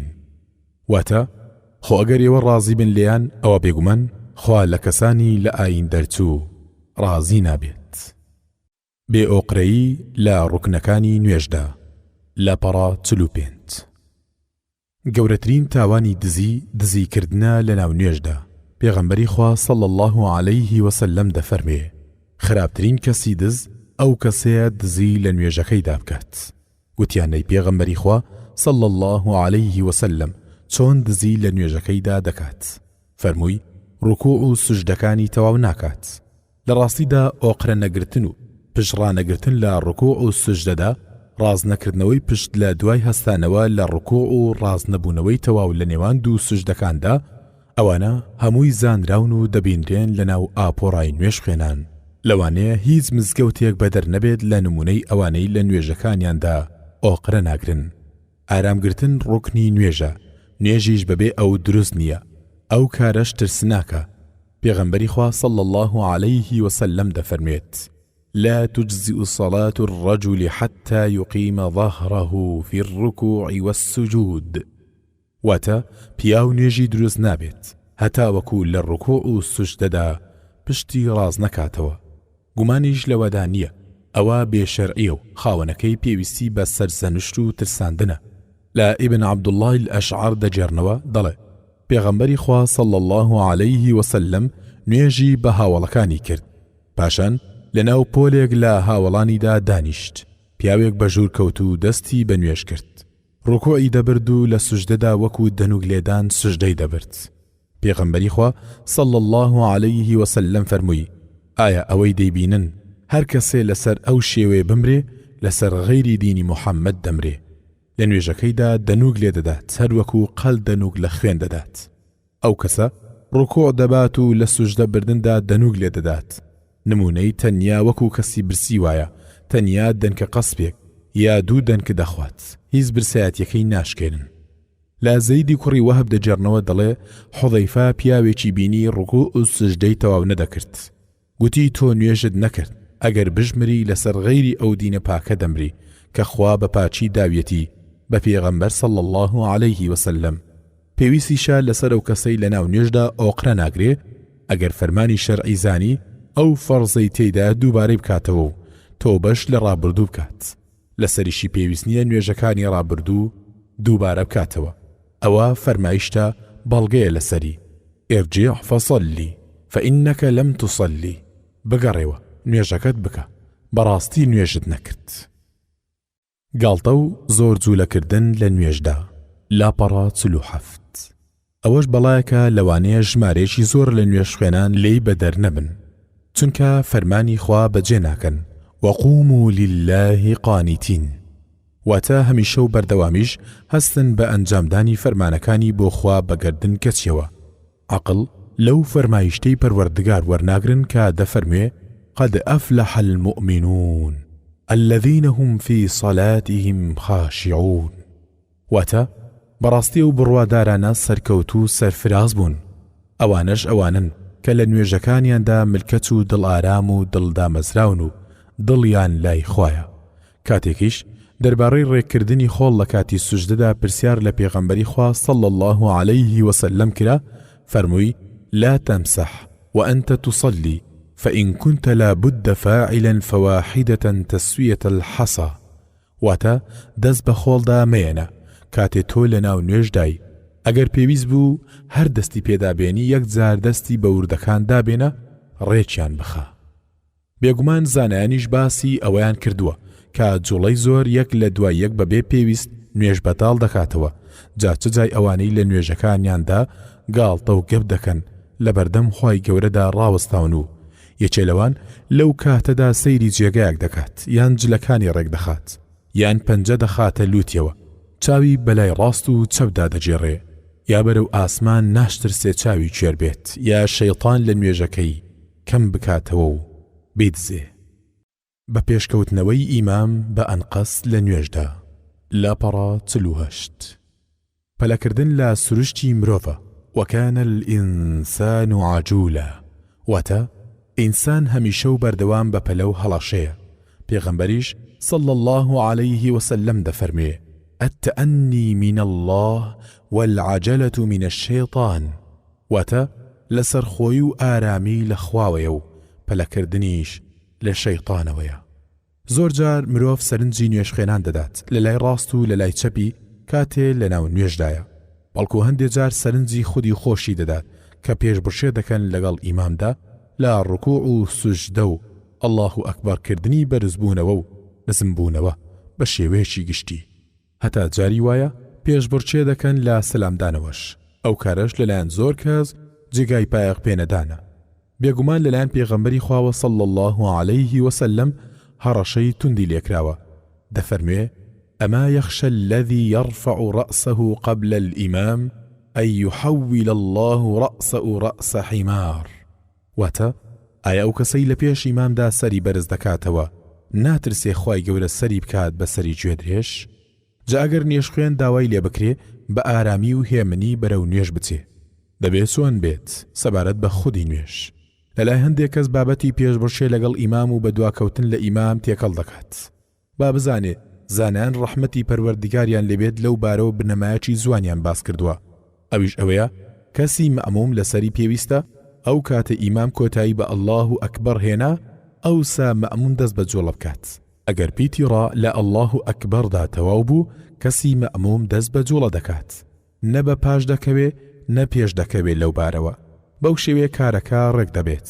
هاوڵانی پێغەمبەری خوش صلى الله عليه وسلم خوا لەوانیش ڕازی بێت ئەو پەڕی گرنگیان بەوە دەدا بە پێش پێغەمبەری خوا صلى الله عليه وسلم نەکەونەوە. یەکێ لەوان کە بەڕائی کوڕی عازبە خوا لێ ڕازی بێت دەڵێت هاوڵان لە دوای پێغەمبەری خواوە صلى الله عليه وسلم نوێژیان دەکرد. کاتێ سەری بەرز دەکردەوە لە ڕوکوع هیچ کەسێکیانم نەدەبینی پشتی بچەمێنێتەوە بۆ سوژدە بچێ، هەتا وەکو پێغەمبەری خوا صلى الله عليه وسلم ناوچەوانی لەسەر زەوی دانە نابایە. پاشان ئەوانەی لە دوای بوون دەکەوتنە سوژدە بردن. کاتێکیش پێغەمبەری خوا صلى الله عليه وسلم گەورە بوو جۆرێک لە سستی توشاد لە جوڵەکردندا. نوێژخوێنانی ئاگادار کردەوە فەرمووی یا ئەیوهە الناس إني قد بدنت فلا تسبقوني بالركوع والسجود. واتای خەڵکان لەڕاستیدا من لاشم گران بووە بە ڕوکوع و سوژدەوە پێشم مەکەونەوە. لەسەر ئیمامیش پێویستە لە الله ئەکبەری ناو نوێژدا کار بە سنت بکات. هەروەکو لە فەرمودەی ئەبوو هوڕەیرا دەیجێڕێتەوە خوا لێ ڕازی بێت هاتووە پێغەمبەری خوا صلى الله عليه وسلم ئەگەر هەڵدەستاوە بۆ نوێژ ئەو کاتە الله ئەکبەری دەکرد کە بە تەواوی هەڵدەستایەوە. پاشان ئەو کاتەی دەچوو بۆ ڕوکوع الله ئەکبەری دەکرد. دوای ئەوە کاتێدا دەهاتەوە خوارەوە الله ئەکبەری دەکرد. پاشان ئەو کاتە الله ئەکبەری دەکرد کە سەری بەرز دەکردەوە لە سوژدا. پاشان ئەو کاتی الله ئەکبەری دەکرد کە سوژدەی دەبرد. پاشان ئەو کاتە الله ئەکبەری دەکرد کە سەری بەرز دەکردەوە. ئەوسا لە نوێژەکەیدا هەمووی بەو شێوەیەی دەکرد هەتا وەکو نوێژی تەواو دەکرد. هەروە الله ئەکبەری دەکرد کاتێ هەڵدەستاوە لە دوای تەحیاتی یەکەم و تەواوکردنی دوورکاتی یەکەم. جا ئەگەر ئیمام الله ئەکبەرکردنی بە جوڵەکردنەکەیەوە بەستایەوە مەئمومەکانیش بەو چۆنیەتیەی ڕابردوو پابند بوون کاروباری نوێژ خوێنانیان چاک دەبێت لە ناو نوێژەکانیاندا. چوونە مزگەوت بۆ کەسێ پیاز یان سیر یان شتی بۆ ناخۆشی خوارد بێت. لاپەڕە 51 پەروەردگاری گەورە لە سوورەی ئەلئەعراف ئایەتی 31 دەفەرمێت يا بني آدم خذوا زينتكم عند كل مسجد واتە ئەینەوەی ئادەم خۆتان بڕازێنەوە بە پۆشاک لەبەرکردن لە کاتی هەموو نوێژ و چوونە ناو مزگەوتێکدا. لا جابر دەجێڕنەوە دەڵێ پێغەمبەری خوا صلی الله عليه وسلم فەرمووی من أكل ثوما أو بصلا فليعتزلنا أو قال فليعتزل مسجدنا وليقعد في بيته. واتە هەر کەسێ جۆرێک لە سیریان پیازی خوارد با لە ئێمە جیا بێتەوە یان فەرمووی با لە مزگەوتی ئێمە دوورکەوێتەوە و لە ماڵی خۆی دابنیشێ. لە ڕیوایەتێکی مسلمدا هاتووە من أكل البصل والثوم والكراث فلا يقربن مسجدنا فإن الملائكة تتأذى مما يتأذى منه بنو آدم. واتە هەر کەسێ پیاز یان سیر یان کەوەری خوارد با توخونی مزگەوتی من نەکەوێت چونکە بەڕاستی فریشتە بەو شتە ئازاری پێدەگات کە مرۆڤ بەهۆیەوە ئازاری پێدەگات. هەروەها عومەری کوڕی خەتاب لە ڕۆژی جوموعەدا وتاری بۆ خەڵک دەدا. لە وتارەکەیدا گوتی پاشان ئێوە ئەی خەڵچینە دوور وەک دەخۆن لام وایە تەنیا ئەو دوو شتە پیسەیە پیاز و سیر. لە ڕاستیدا پێغەمبەری خوام صلی الله عليه وسلم بینی ئەگەر بۆنی ئەوانەی کرد بە لە پیاوێک لە ناو مزگەوتدا فەرمانی پێدەکرد دەردەکرا بەرەو بەقیع جا هەر کەسێ بیان خوات با بیان کوڵێنێ ئەو جا بیان خوات. ئەمە شەر لەو بابەتە هەژمار دەکرێ ئەوانەی دوای کارەکانیان ڕاستەوخۆ دەچنە ناو مزگەوت بۆنی ناخۆشیش لە بنباڵەکانیان و گۆرەویەکانیانەوە پەنجی خواردوەتەوە. خراپتریش لەوانە جگەرە کێشەکانن ئەوانەی ئاڵودەی ئەو دوو کەڵە حرامە بوون دەچنە مزگەوتەکانەوە ئازاری بەندەکانی خوا دەدەن لە فریشتە و نوێژخێنان. زیناکردن لاپەڕا 53 لە کاتێکدا یەکێ لە مەبەستەکانی شەریعەت پاراستنی ناموس و پاراستنی وەچەی مرۆڤە. حرامکردنی زیناش یەکێکە لە بنەمایەکان. پەروەردگاری گەورە لە سوڕەی ئەلئیسراء ئایەتی 32 دەفەرمێت ولا تقربوا الزنا إنه كان فاحشة وساء سبيلا. واتە هەرگیز نەکەن توخنی زینا بکەون و لێی نزیک ببنەوە چونکەوا بەڕاستی گوناه و تاوان و هەڵە و ڕێچکێشی زۆر ناقۆڵایە. بەڵکو شەریعەت ڕێگری لە هەموو هۆکار و ئەو ڕێگایانە کردووە کە سەر دەچێشن بۆ زینە وەکو فەرمانکردن بە خۆداپۆشین و چاودانەواندن و حرامکردنی خەڵوە لەگەڵ ژنی بێگانەدا و غەیری ئەوانش. پیاوی بە ژن یا ژنی بەمێرد کە زینای کرد بە تونترین سزا و ناشرینترین سزا دەدرێ ئەویشیان بەردبارانکردنە هەتا مردن بۆ ئەوەی سزای تاوانەکەی بچێژێ. هەروەها بۆ ئەوەی هەموو ئەندامەکانی لەش ئازار ببینێ هەروەکو هەموو لەشی چێژی لە حرام وەرگرتووە. ئەو زیناکەرەی لە پێشدا بەمارە بڕینێکی شەرعی لەگەڵیدا جوود نەبووە بە زۆرترین ژمارەی جەڵدە کە 100 جەڵدەیە. لە هەموو سنوور بەزادنەکانی شەرع ژمارەی زۆرترە لێی دەدرێ لەگەڵەوەش لە بەردەم ئامادەبوونی کۆمەڵە بڕوادارێک شەرمەزار دەبێت و بەهۆی دوورخرانەوەی لە وڵات و جێگای تاوانەکەی بۆ ماوەی ساڵێک بە زەبوونی و ئاوارە و دوور لە وڵات دەبێنێتەوە. هەروە سزای زیناکەرانی ژن و پیا و لە ناوگۆڕدا بەو شێوەیەیە لاپەڕا 54. ئەوان لە ناو تەندورێکدان سەرەوەی تەسکە و خوارەوەشی فراوانە لە ژێرەوەیدا ئاگر هەیە و خەڵکی بەڕووتی تێدایە. کاتێ ئاگرەکەیان لەسەردا دەگیرسێ هاواریان لێ هەڵدەستێ و بەرەو سەرەوە دێن هەتاکو نزیک دەبن بێنە دەرەوە ئاگرەکە دادەمرکێ و دەکەونەوە خوارەوە. ئابەو شێوەیان لەگەڵ دەکرێ هەتا قیامەت دادێ. کارەکەش زیاتر قێزەوەنترە گەر پیاو لە زیناکردندا بەردەوام بێت هەتا زیاتر بە تەمەندا بچێت و لە گۆڕ نزیک بێتەوە لەگەڵەوەی پەروەردگاری گەورە مۆڵەتی تۆبەی پێدەدا. لە ئەبوو هوڕەیرە دەجێڕنەوە کە بەرزی دەکاتۆ لای پێغەمبەر صلی الله عليه وسلم کە دەفەرمێ 3 لا يكلمهم الله يوم القيامة ولا يزكيهم ولا ينظر إليهم ولهم عذاب أليم شيخ زان وملك كذاب وعائل مستكبر. واتە سێ کەس هەنە خوددا لە ڕۆژی قیامەتدا قسەیان لەگەڵدا ناکات و پاشیان ناکاتەوە و سەیریان ناکات و سزایەکی بە ئێشیان هەیە پیرێشی زیناکار پاشایشی درۆزن هەژارێکی لووتبەرز. خراپترین پارە و پۆڵیش ئەو ماڵەیە کە بەرامبەر زینا لە کەسی زیناکار وەردەگیرێ. کەسی زیناکاریش بێبەشە لە گیرابوونی دوعا لە نیوە شەودا کاتێ دەرگاکانی ئاسمان دەکرێنەوە چونکە ئەو بەدامێنی خۆی هەوڵی ئەوەی داوە. پێداویستی و هەژاریش بە شێوەیەکی گشتی عەزرێکی شەرعی نییە بۆ ئەوەی سنووری خوا ببەزێنرێ. لە کۆنەوەش گوتراوە ژنی حوڕا برسی دەبێت بە شیری مەمچی پارە پەیدا ناکات. جا چ جای بەدامەنی لەو سەردەمەی ئێمەشدا هەموو دەرگایەک بەرەو زینا لەسەر پشتە. شەیتانیش بە فێڵ و تەڵەکەی خۆی و دۆستانی ڕێگای ئاسان کردو و جاگوناباران و خراپەکارانیش بە دوای کەوتون و ڕوت و قوتی و بەڕەڵایش بڵاو بۆتەوە و نەزەر و چاوی پیسیش بە دوایدا کەوتووە و تێکەڵاویش پەرەی پێدراوە. هەروە گۆڤارەکانی ناپاچی و فریمی بەڕەڵایی بایەخی پێدراوە و گەشتکردنیش بەرە وڵاتی گوناه و تاوان زۆر بووە. بازاڕی بازرگانی بەلەش فرۆشی کراونەوە. ئینجا شکاندنی شەڕەف و ناموس زۆر بووە و ژمارەی منداڵی حرامزادە زیادی کردووە و حاڵەتی کوشتنی کۆرپەلەش سەری هەڵداوە.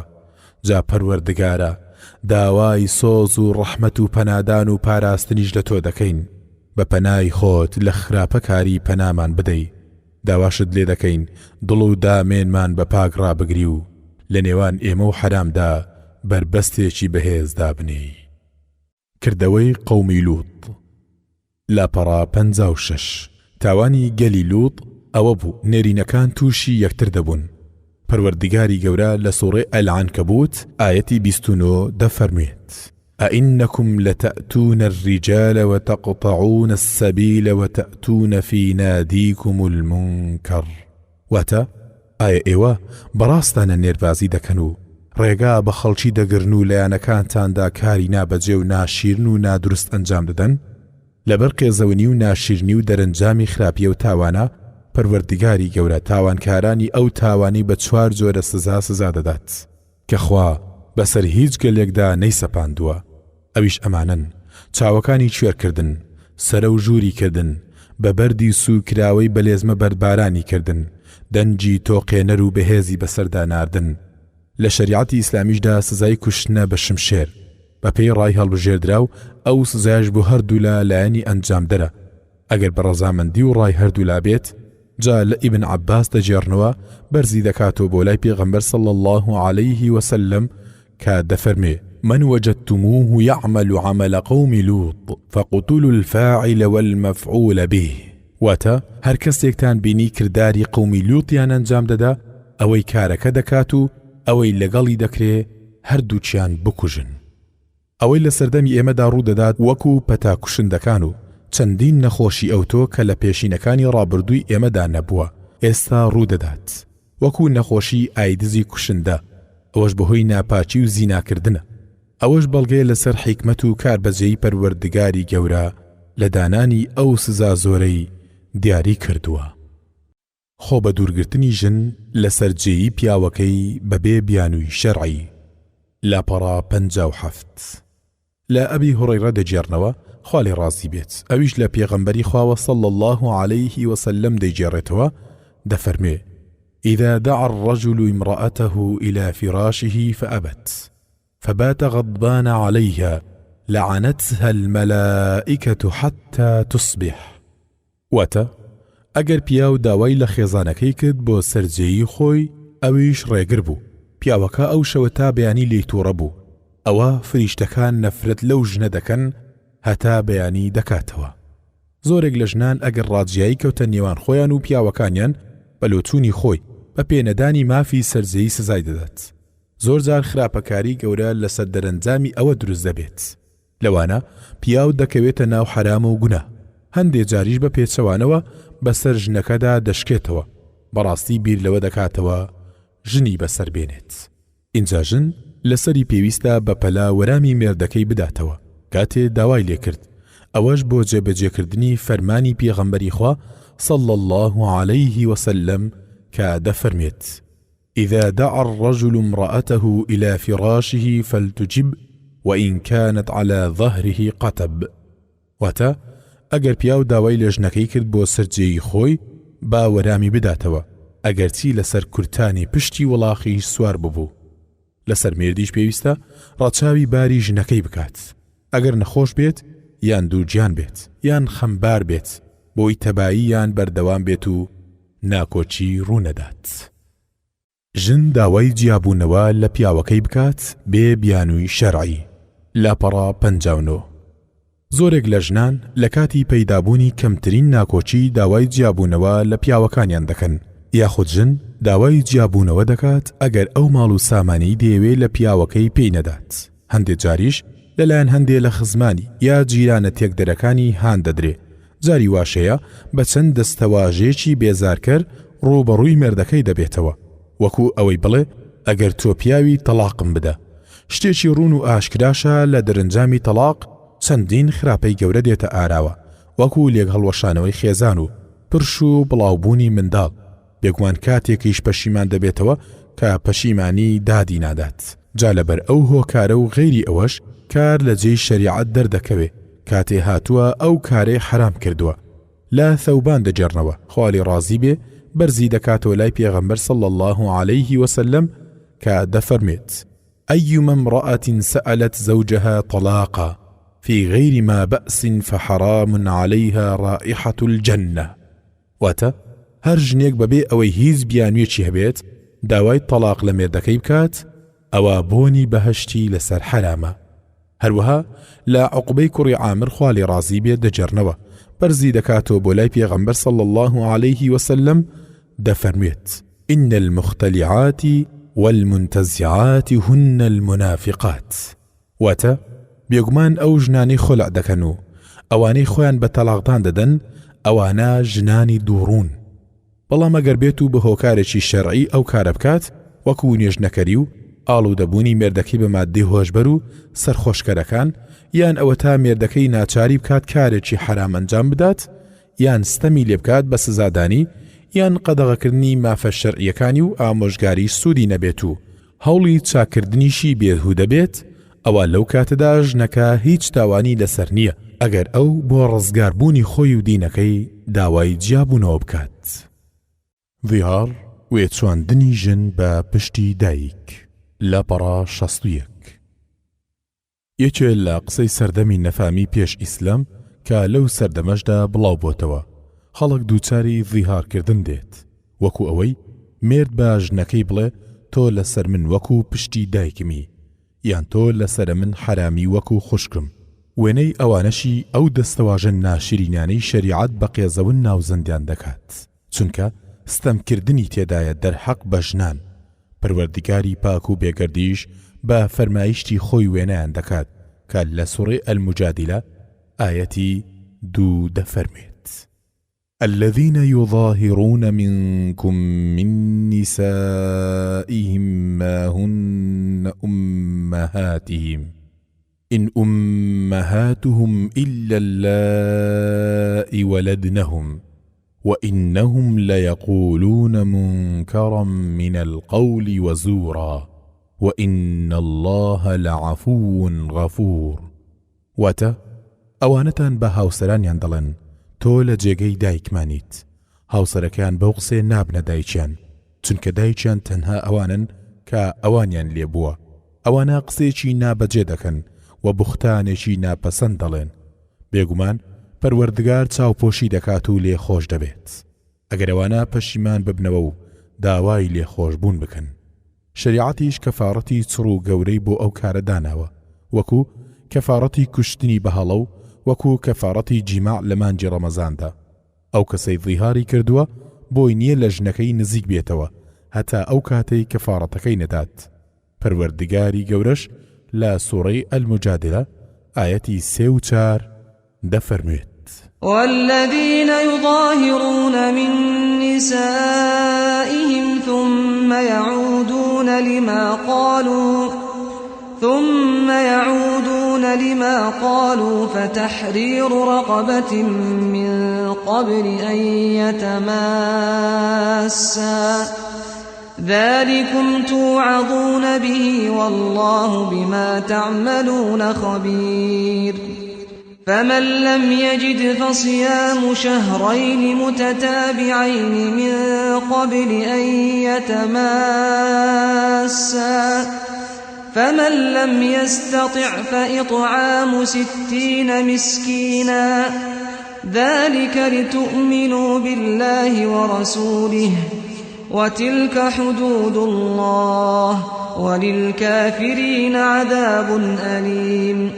واتە ئەوانەی وا بە هاوسەرەکانیان دەڵێن و دوایی پەشیمان دەبنەوە لەوەی کا وتویانە ئەوە دەبێت کۆیلەیەک ئازاد بکەن پێش ئەوەی ئەو ژن و مێردا بەیەک بگەن.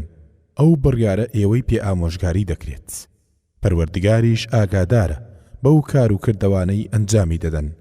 اینجا ئەوەی کۆیلەی دەست نەکەوت ئەوە دەبێت 2 مانگ لەسەر یەک بە ڕۆژوو بێت پێش بەیەک گەیشتنیان. جا ئەوەی ناتوانێت بە ڕۆژوو بێت بە 60,000 تێر بکات لە ژەمێک خواردن. ئەوەی کە باسکرا بۆ ئەوەیە باوەڕتان پتەو بێت بە پەروەردگار و پێغەمبەرەکەی، چونکە خوددا چارەسەر دادنێت بۆ گیر و گرفتەکان.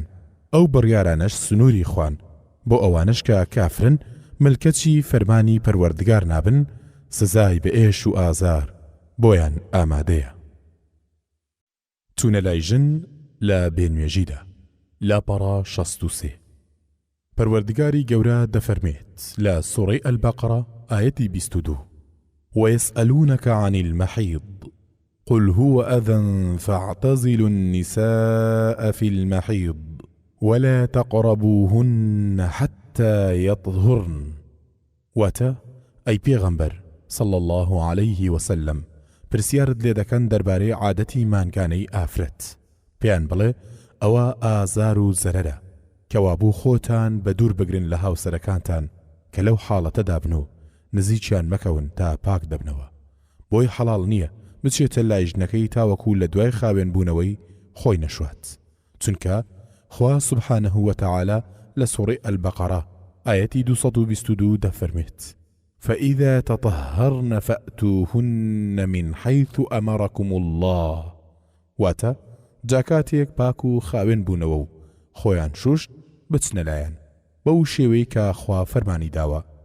بەڵگەش لە سەر قێزەونی ئەو گوناحە ئەو فەرمودەی پێغەمبەری خوایە صلى الله عليه وسلم کە دەفەرمێت: من أتى حائضا أو امرأة في دبورها أو كاهنا فقد كفر بما أنزل على محمد صلى الله عليه وسلم. واتە هەر کەسێ بچێتە لای ژنی حەیزدار یان بچێتە لای پشتیەوەی ژن یان بچێتە لای جادوگەرێک، ئەوە بێ باوەڕ بۆ بەو پەیامەی بەسەر پێغەمبەری خوا صلى الله عليه وسلمدا دابەزیوە. هەر کەسێکیش بە هەڵە بێ یا ئەوەی بێ ئەنقەست ئەو کارە بکات نەزانێت هیچ شتێکی لەسەر نییە، و هەر کەسێکی شارەزابێت و بە ئەنقەست ئەنجامی بدات ئەوە کەفارەتی لەسەرە. بەڕای هەندێ لەو زانانەی فەرمودەی کەفارەتیان بە سەحیح داناوە 1 دینارە یا 9 دینارە. هەندێکیشیان دەڵێن ئەو سەرپشکە لە نێوان 1 دینار و 9 دیناردا.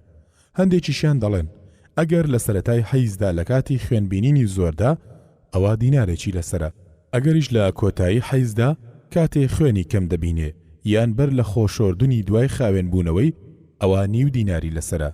دیناریش بە پێی ئەندازەی لە ناو خەڵکدا کاری پێدەکرێ. 4 غرام و 25 سنت لە زێر. اینجا دەیکاتە خێر یان بە ئەندازەی ئەوە لە پارەی کارپێکرا و دەبەخشێ. چوونە لای ژن لە دواوە. لاپەڕا 64. هەندێک کەسی نامۆ لە باوەڕکزەکان خۆیان ناپارێزن لە چوونە لای خێزانەکانیانەوە لە دواوە، جێگای دەرچوونی پیسایی. ئەوە شێچێکە لە گوناهە گەورەکان و پێغەمبەری خوا صلى الله عليه وسلم نەفرەتی لە ئەنجامدەری ئەو کارە کردووە. لە ئەبی هوڕەیرەوە دەجێڕنەوە بەرزی دەکاتەوە بۆ لای پێغەمبەر صلى الله عليه وسلم کە دەفەرمێت: ملعون من أتى امرأته في دبورها. واتە نەفرەت لێکراوە ئەو کەسەی بچێتە لای ژنەکەی لە لای پشتەوەی. بەڵکو پێغەمبەری خوا صلى الله عليه وسلم دەفەرمێ: من أتى حائضا أو امرأة في دبورها أو كاهنا فقد كفر بما أنزل على محمد صلى الله عليه وسلم. واتە هەر کەسێ چوە لای ژنی بێنوێش حەیزدار یان ژنێک لە لای پشتەوەی یان چوە لای جادوگەرێک، ئەوە بێ باوەڕ بۆ بەوەی بەسەر پێغەمبەر صلى الله عليه وسلمدا دابەزیوە. ئەگەرچی ژمارەیەک لە ژنە سروشت پاکەکان ئەو کارە ڕەت دەکەنەوە، بەڵام هەندێک لە پیاوان هەڕەشەی تەلاقدان دەکەن ئەگەر گوێڕایەت نەبن هەندێکیشیان فێڵ لەو ژنانە دەکەن کە شەرم دەکەن پرسیار لە زانایان بکەن بەوە فێڵیان لێ دەکەن کە گوایە ئەو کارە حەڵاڵە ئەو ئاەتیان بە بەڵگە بۆ دێننەوە نساؤكم حرث لكم فأتوا حرثكم أن شئتم واتە ژنانی هاوسەرتان چێڵگەن بۆتان و شوێنی چاندنی وەچەن چۆنتان دەوێ ئەوها بیچێڵن شتێکی ئاشکرایە کە سنەت تەفسیری قورئان دەکات بێگومان لە سنەتیشدا هاتووە کە پێغەمبەری خوا صلی الله عليه وسلم هەواڵی داوە بەوەی دروستە چۆنی ئارەزوو دەکات بچێتە لای ژنەکەی لە پێشەوە یان لە دواوە مادەم لە شوێنی منداڵبووندا بێت گومانیش لەوەدا نییە کە پشتەوەی جێگای پیساییە و شوێنی منداڵ نییە یەکێکیش لە هۆکارەکان ئەو تاوانە دەستخستنە ناو ژیانی خێزانی پاکە بە چەند کەلەپورێکی پیسی نەفامی وەکو پیادەکردنی چەند حەرامێکی نامۆ یان وەکو مێشک و بیرێکی پڕ بەگرتەی ڤیدیۆیی لە فلیمی بەڕەڵایی بێ ئەوەی تەوبە بکەن و بگەڕێنەوە لای پەروەردگار شتێکی بەڵگەنەویستە ئەو کارە حرامە هەتا ئەگەر هەردوو لا قایل بن چونکە بەڕاستی ڕازیبوون لەسەر شتی حرام شتەکە حەڵاڵ ناکات دادپەروەری نەکردن لە نێوان ژناندا لاپەڕە 66 یەکێ لەو شتانەی پەروەردگار ئێمەی پێڕاستپاردووە لە کتێبە پڕبەهایەکەی دادپەروەری کردنە لە نێوان خێزاندا پەروەردگاری گەورە لە سوڕەی ئەننیسا ئاەتی 129 دەفەرمێت ولن تستطيعوا أن تعدلوا بين النساء ولو حرصتم فلا تميلوا كل الميل فتذروها كالمعلقة وإن تصلحوا وتتقوا فإن الله كان غفورا رحيما واتا هرگیز ئێوە ناتوانن لە نێوان هاوسەرەکانتاندا دادپەروەرانە ڕەفتار بکەن لە کاتێکدا ئەگەر زۆریش سوور بن لەسەری جاکەوا بوو نەکەن هەر ڕوو لە یەکێکیان بکەن بە تەواوی ئەوی تر واز لێ بهێنن وەک هەڵپەسێدراو نە ئەوەیە مێرددار بێت نە ئەوەشە بێمێرد بێت خۆ ئەگەر چاکسازی بکەن و ڕێک بکەون و خۆتان بپارێزن لەستەم ئەوە بەڕاستی خوا هەمیشە و بەردەوام لێ خۆشبوو میهرەبانە دادپەروەریکردن داوایەکی شەرعیە بەو شێوەی دادپەروەری بکرێت لە مانەوەی شەودا و پیاوەکە مافی هەر یەکێکیان دابین بکات وەکو بژێوی و جلو بەرگ و دادپەروەری لە خۆشویستی ناودڵدا نییە چونکە بەندە دەسەڵاتی بەسەردانیە هەندێک خەڵکیش ئەگەر زیاتر لە خێزانێکی هەبوو مەیلی بەلای یەکێکیاندا دەکات و ئەوانی تریش پشتگوێ دەخات لەلای یەکێک زیاتر دەمێنێتەوە یان زیاتر بژێوی بۆ یەکێک دابین دەکات ئەوی تر پشتگوێ دەخات ئەوەش حرامە ئەو کەسە لە ڕۆژی دواییدا بە شێوازێک دێت کە لەو فەرمودەی ئەبوو هوڕەیرە خوالی ڕازی بێت دەیجێڕێتەوە باسی دەکات لە پێغەمبەری خواوە صلی الله عليه وسلم دەیجێڕێتەوە کە دەفەرمێت من كانت له امرأتان فمال إلى إحداهما جاء يوم القيامة وشقه مائل واتا هەر کەسێ دوو ژنی هەبێت ئینجا مەیل بەلای یەکێکیان دابکات لە ڕۆژی دواییدا دێت و لایەکی خوارە بەتەنیابوون لەگەڵ ژنی بێگانەدا لاپەڕە 68 شەیطان سوورە لەسەر دووچارکردنی خەڵک بە فیتنە و فڕێدانیان بۆ ناو حرام بۆیە خۆی پاک و بێگەرد بە فەرمایشتی خۆی ئێمە ئاگادار کردوتەوە هەروەک لە قورئانە پیرۆزەکەی لە سوڕەی ئەننور ئاەتی 21 دەفەرمێت يا أيها الذين آمنوا لا تتبعوا خطوات الشيطان ومن يتبع خطوات الشيطان فإنه يأمر بالفحشاء والمنكر واتا أي أواني إيمان باوەتان هێناوە شوێنی هەنگا و نەخشە و پیلانەکانی شەیطان مەکەون هەر کەس شوێنی هەنگا و نەخشە و پیلانی شەیطان بکەوێت زەرەر دەکات چونکە بەڕاستی شەیطان هەمیشە فەرمان بەکار و کردەوەی خراپ و گوناه و تاوان و ناشیرینی دەکات شەیطان لە مرۆڤدا بەڕێڕەوی خوێندا گوزەر دەکات یەکێکیش لەو ڕێگانەی شەیطان خەڵکی پێدەخاتە ناو خراپە بەتەنیابوونە لەگەڵ ژنی بێگانەدا هەر بۆیەش شەریعەت ڕێگای ئەو کارەی گرتووە هەروەکو لە فەرمودەی پێغەمبەردا صلى الله عليه وسلم هاتووە کە دەفەرمێت لا يخلون رجل بامرأة إلا كان ثالثهما الشيطان واتە هەر پیاوێک لەگەڵ ژنێک بەتەنیا بوو بە دڵنیاییەوە سێمیان شەیطانە. هەروە لە ئیبن عومەر دەجێڕنەوە خوالی ڕازی بێت ئەویش لە پێغەمبەری خوا صلى الله عليه وسلم دەیجێڕێتەوە و دەفەرمێ لا يدخلن رجل بعد يوم هذا على مغيبة إلا ومعه رجل أو اثنان واتە لەو ڕۆژی من بەدواوە بە هیچ پیاوێک نەچێتە لای ژنێک کە تەنیا بێت مەگەر پیاوێک یا دوو پیاوی لەگەڵدا بێت کەواتە دروست نییە بۆ هیچ پیاوێک لە ناو ماڵدا یان لە ژوورێکدا یا لە ناو ئۆتۆمبیلدا لەگەڵ ژنێ بێگانەدا بە تەنیا بێت وەکو ئەوەی لەگەڵ ژنی برایەکەیدا بێت یا لەگەڵ خزمەتگوزارەکەیدا بێت یا ژنی نەخۆش لەگەڵ پزیشکدا بێت وێنەی ئەمانش زۆرێک لە خەڵکانیش لەو بارەوە ئاسانکاری دەکەن جایان ئەوە تا متمانەی بەخۆ هەیە یان متمانەی بەغیری خۆی هەیە اینجاوە دەبێتە هۆی زینا و خراپەکاری یان دەبێتە پێشەچی بۆ زینا و کارەساتی تێکەڵبوونی وەچە و منداڵی حرام ڕوودەدات. تۆقەکردن لەگەڵ ژنی بێگانەدا لاپەڕە هەفتە ئەوەش لەو نەریتە کۆمەڵایەتیانەیە کە سنووری شەریعەتی خۆیان پێشێر کردووە لە ناو کۆمەڵگەدا هەروە نەریتی پوچی خەڵک و لاساکاری یان زاڵ بووە بەسەر بڕیاری خوادا بەڕێژەیەک ئەگەر بە پێی بڕیاری شەرع قسە لەگەڵ یەکێکیاندا بکەی و بەڵگە و دەلیلی ڕۆشن بهێنیەوە بە کەسێکی وشک و دواکەوت و تۆمەتبارت دەکات و بە بڕینی پەیوەندی خزمەتی و دڵپیسی و ئەوانە ناوزەندت دەکات و چەندین شیتریش وای لێ هاتووە تۆقەکردن لەگەڵ کچە مام و کچە خاڵ و کچە پور و خێزانی مام و خاڵۆژن و ژنی برا لە ئاو خواردنەوە ئاسانترە ئەگەر بە چاوی ژیری سەیری ترسناچی و کاریان بکردایە لە ڕووی شەرعەوە ئاوایان نەدەکرد.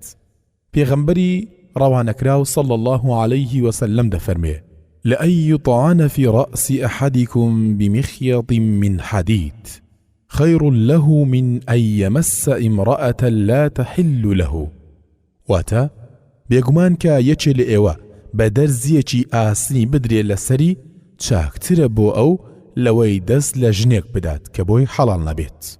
گومانیش لەوەدا نییە تۆقەکردن بە زینای دەستدا دەندرێ وەکو پێغەمبەری خوا صلى الله عليه وسلم دەفەرمێ العینان تەزنیان واليدان تەزنیان والرجلان تەزنیان والفەرج یەزنی واتە دوو چاوەکان زینا دەکەن و دەستەکان زینا دەکەن و پێیەکان زینا دەکەن و دامێنیش زینا دەکات.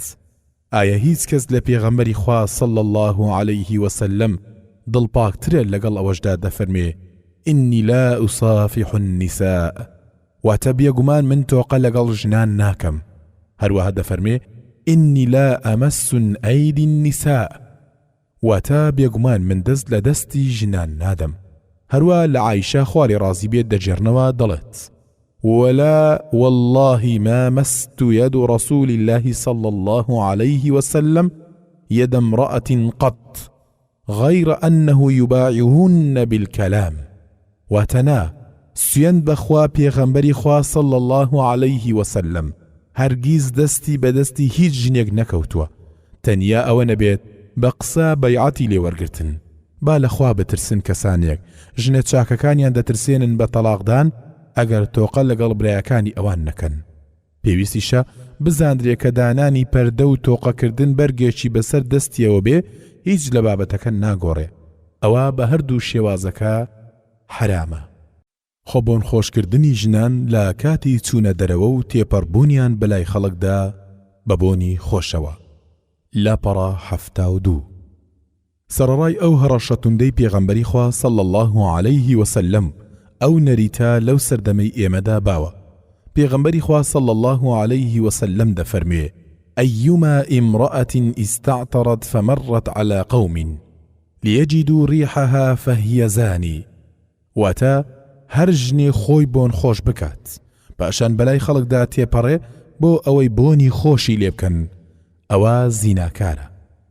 هەندێ لە ژنان بێ ئاگایی یان بەکەم سیرکردنی وای لێ دەکات ئەو کارە بە هەند هەڵنەگرێ لەلای شۆفێرەکان و فرۆشیار و خزمەتگوزاری قوتابخانە، بەڵکو شەریعەت زۆر توندی کردووە لەسەر ئەو ژنانەی بۆنی خۆش لە خۆیان دەدەن، بەو جۆرەی دەبێت خۆیان بشۆن کاتێ دەیانەوێت بچنە دەرەوە، ئەگەرچی بەرەو مزگەوتیش بچن، هەروەکو خۆیان لە کاتی لەشپیسی دەشۆن. پێغەمبەری خوا صلى الله عليه وسلم دەفەرمێ: أيما امرأة تطيبت ثم خرجت إلى المسجد ليجدوا ريحها لم تقبل لها صلاة حتى تغتسل اغتسالها من الجنابة. واتا هەر ژنێک خۆی بۆن خۆش بکات، پاشان بەرەو مزگەوت بچێتە دەرەوە بۆ ئەوەی بۆنی بۆ خەڵک بچێت، ئەوە نوێژەکەی لێ قبول ناکرێ هەتا وەکو خۆی نەشوات، وەکو ئەوەی غوسڵ و خۆشوشتنی واجبی لەسەر بێت. شەکوای خۆمان هەر بۆ لای خوا بەرز دەکەینەوە لە بۆنی بخور و عود لە ئاهەنگی بوو گواستنەوە و ئاهەنگی ژنان بەر لەوەی بچنە دەرەوە، هەروەها لە بەکارهێنانی ئەو هەموو گوڵاوە بە بۆن و بەرامەی لە بازاڕەکاندایە و ئەو هەموو هۆکارانەی گواستنەوە و ئەو جێگانی کۆبوونەوەی تێکەڵی هەتا لە مزگەوتەکانیشدا لە ڕەمەزاناندا بە پێی شەریعەت بۆنی دروست بۆ ژنان ئەوەیە ڕەنگە بە دەرکەوێت و بۆنیشی بزر بێت. داوا لە خوا دەکەین لێمان تووڕە نەبێت و ژن و پیاوی چاکەکار نەگرێت بەهۆی کردەوەی پیا و ژنی نەفام، هەروەها هەموومان ڕێنمایی بکات بەرەو ڕێگای ڕاستەقینە. سەفەرکردنی ژن بەبێ کەسی مەحرەم. لاپەڕە 74 لە بوخاری و مسلیم داهاتوە لە ئیبن عەباس دەجێڕنەوە، پەروەردگار لە هەردووچیان ڕازی بێت دەڵێت: پێغەمبەری خوا صلى الله عليه وسلم دەفەرمێ: لا تسافر المرأة إلا مع ذي محرم. واتە ژن نابێت سەفەر بکات تەنیا لەگەڵ کەسێکی مەحرەم نەبێت. گەشتکردنی ژن بەبێ مەحرەم خراپەکاران هەڵیان دەخەڵەتێن و کێشەیان بۆ دروست دەکەن، ئەوانیش بێهێزن و دەڕوخێن، کەمترین کێشەش کە تووشی دێن سەبارەت بە شەڕەف و ناموسیانە. بە هەمان شێوە هەر حرامە بە سواری فڕۆکەش گەشت بکەن، ئەگەرچی کەسێکی مەحرەم بەڕێ بکات و لەم سەریش یەشێک پێشوازی لێ بکات، وەکو ئەوان بە ئاسایی دەزانن ئەدیچێ لە تەنیشتێوە لە لای سواری فڕۆکە دەبێت. ئەگەر کێشەیەک ڕوویدا فڕۆکەکە لە فڕۆکەخانەیەکی تر نیشتەوە، یاخود دواکەوتنێک یا جوداوازیەک لە دیاریکردنی کات هەبوو، حاڵەتەکە چۆن دەبێت؟ چیرۆکیش لەو بارەوە زۆرن. وێڕای ئەوەش پێویستە کەسی مەحرەم 4 مەرجی تێدا بێت. ئەو مەرجانەش ئەوانن: مسلمانێکی باڵغی عاقڵی نێری نەبێت، هەروەکو پێغەمبەری خوا صلى الله عليه وسلم دەفەرمێت: ئەبوها ئەو ئیبنها ئەو زەوجها ئەو ئەخوها ئەو ذو مەحرەم منها. واتە باوچی بێت یان کوڕی یان مێردی یان برای یان کەسێکی مەحرەمی بێت. سیرکردنی ژنی بێگانە بە ئەنقەست. لاپەڕە 75 خۆی گەورە لە سوورەی ئەننوور ئاەتی 30 دەفەرمێت: قل للمؤمنين يغضوا من أبصارهم ويحفظوا فروجهم ذلك أزكى لهم إن الله خبير بما يصنعون. واتە ئەی پێغەمبەر صلى الله عليه وسلم بە پیاوانی ئیماندار بڵێ چاویان بپارێزن لە سەرنجدانی ئافرەتی نامەحرەم، هەروەها ناموس و عەوڕەتی خۆیان لە حەرام بپارێزن، بێگومان ئەوە پاکتر و پوخترە بۆیان بۆ دڵ و دەروون و ڕواڵەت و ڕۆح و لاشەیان. بەڕاستی خوا ئاگادارە بەو هەڵس و کەوت و ڕەفتارانەی کە دەیکەن. هەروەها پێغەمبەری خوا صلى الله عليه وسلم دەفەرمێ: فەزینە العینەینی النەظەر. واتە زینای چاوان سیرکردنە، واتە سیرکردنی ئەو ژنەی خوا حرامی کردووە. ئەو سیرکردنە جیاکراوەتەوە کە بەمەبەستێکی شەرعی بکرێ، وەکو سیرکردن بۆ خوازبێنی و سیرکردنی پزیشک. بە هەمان شێوە لەسەر ژنیش قەدەغەیە سەیری پیاوی بێگانە بکات بە مەبەستی ناپاچی. پەروەردگاری گەورە لە سوورەی ئەننوور ئاەتی 31 دەفەرمێت: وقل للمؤمنان يغضضن من أبصارهن ويحفظن فروجهن. واتە بە ئافرەتانی ئیمانداریش بڵێ چاویان بپارێزن لە تەماشای نامەحرەم، داوێنی خۆیان بپارێزن لە گوناه و جوانی خۆیان دەرنەخەن جگە لەوەی کە دیارە وەک دەم و چاو و دەست. بە هەمان شێوە حرامە سەیرکردنی مێرمنداڵەی بێم و هەروەها سەیری کەسی سەرنجڕاکێش بکرێ بە شێوەیەک هەست و ئارەزوو بجوڵێنێ. هەروەها حرامە پیاو سەیری عەوڕەت و جێ شەرمی پیاو بکات و ژن سەیری عەوڕەتی ژن بکات. هەر جێ شەرم و عەوڕەتێکیش دروست نەبێت سەیر بکرێ، درستیش نییە دەستی لێ بدرێ ئەگەرچی لەسەر پەردەش بێت. یەکێ لە تەڵەکە و فێڵی شەیطانیش بەرامبەر هەندێک کەس ئەوەیە سەیری وێنەی گۆڤار و فلیمەکان دەکەن بە بەڵگەی ئەوەی ئەوانە ڕاستی نین. لایەنی تێکدان و وروژاندنی ئارەزوش لەو وێنەوە فلیمانەدا بەڕوونی دیارە. دەستکێشان بۆ سەر ناموس. لاپەڕا 77 لە ئیبن عومەر دەجێڕنەوە خوا لە خۆی و باوچی ڕازی بێت بەرزی دەکات و بۆ لای پێغەمبەر صلی الله عليه وسلم ئەویش دەفەرمێت: ثلاثة قد حرم الله تعالى عليهم الجنة مدمن الخمر والعاق والديوث الذي يقر في أهله الخبث. واتە سێ کەس هەنا بەدڵنیاییەوە خوا بەهشتی لەسەر حرام کردوون، ئاڵوودەبوو بە مادەی سەرخۆشکەر، هەروە ئەو کەسەی ئازاری دایک و باوکی دەدات، هەروە مرۆڤی دەیوس ئەو کەسەی بە فاحیشە و خراپەی ماڵ و خێزانی قەڵس نییە و ڕازیە. یەکێک لە نمونەکانی بێ ئابڕۆیی لە سەردەمی ئێمەدا چاونوقاندن و قایلبوون بەوەی کێسیان ژن لە ماڵەوە پەیوەندی بە پیاوی بێگانەوە دەکات و یەکتر دەدوێنن بە شێوەیەک بە یەکتردا هەڵدەڵێن، یان پیاو ڕازی دەبێت یەکێ لە ژنەکانی ناو خێزانی پەیوەندی بە پیاوێکی بێگانەوە دەکات، یان ڕێگا بێکێ لە ژنەکان بدات بە تەنیا لەگەڵ پیاوی بێگانەدا سواری ئۆتۆمبیل ببێت لەگەڵ شۆفێر یان کەسێکی تر، هەروە ڕازی بێت بەوەی ژن بچێتە دەرەوە، اینجا هەرچی لە بەیانیدا دەچێتە دەرەوە و لە ئێوارەدا دەگەڕێتەوە پێیان ڕابوێرێ، هەروەها ڕاشێشانی ئەو فلیم و گۆڤارانەی بێ ئابڕووی و بەڕەڵایی بڵاو دەکەنەوە بیان هێننەوە بۆ ماڵەوە. گزیکاری لەوەی منداڵ نیسبەت بدرێتە لای غێری باوکی و پیاویش نکۆڵی لە منداڵەکەی بکات. لاپەڕا 78 لە ڕووی شەرعەوە بۆ مسڵمان دروست نییە منداڵ پاڵ بداتە لای غێری باوکی یان خۆی بداتە پاڵگەل و نەتەوەیەک لەوانیش نەبێت. هەندێک لە خەڵکانیش ئەو کارە لەبەر ئەوە دەکەن بەرژەوەندیەکی مادی بەدەست بێنن و نەسەبی تەزویر لەسەر ناسنامەکانیان دەنووسن. هەندێکیان لە ڕقی باوکیان ئەو کارە دەکەن، ئەو باوکەی لە منداڵیەوە بەجێ هێشتووە، ئەوانە هەمویان حرامن. لە دەرەنجامی ئەو کارەدا لە چەندین بواری جیاجیادا خراپەی زۆر گەورە ڕوودەدات، وەکو مەحرەمبوون و ژنمارە بڕین و میرات و وێنەی ئەوانەش بێگومان لە فەرمودەی سەحیح داهاتووە لە سەعد و ئەبی بەکرا دەژێڕنەوە خوا لە هەردووچیان ڕازی بێت. بەرزی دەکەنەوە لای پێغەمبەر صلی الله عليه وسلم ئەویش دەفەرمێت: من ادعى إلى غير أبيه وهو يعلم فالجنة عليه حرام. واتە هەر کەسێ نەسەبی خۆی بداتە پاڵ غەیری باوکی خۆی بشزانێوان نییە، ئەوە بەهشتی لەسەر حرامە. لە شەریعەت حرامە هەرچی گاڵتەکردنێک بێت بە نەسەب و یا تەزویری تێدا بکرێ. هەندێک کەسیش ئەگەر لەگەڵ ژنەکەی کێشەیەکیان لێ دروست بوو بە زینا تۆمەتباری دەکات و خۆی بەری دەکات لە منداڵەکەی و کەچی لە خۆی بە پاشکەوتووە بەبێ ئەوەی هیچ بەڵگەیەکی هەبێت. بێگومان هەندێ لە ژنانیش ناپاچی لەگەڵ ئەمانەتی مێردەکانیان دەکەن، لە ڕێی زیناوە دووجیان دەبن. منداڵێکە لە نەسەبی مێردەکەی نییە دەیخاتە سەر نەسەبی ئەو. بێگومان هەڕەشەی گەورە کراوە لەو بارەوە.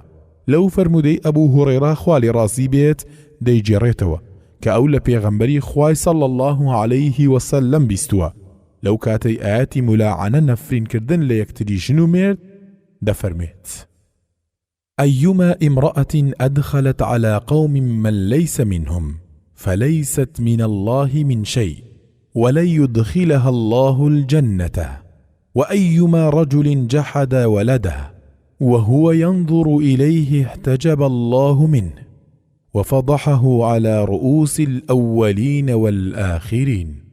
واتە هەر ژنێک منداڵێک بێنێتە ناوگەلێک لەوانیش نەبێت، ئەوە پەیوەندی لەگەڵ خوا دەپچڕێ و بەشی بە دینی خواوە نامێنێ و خوا نایخاتە بەهەشت.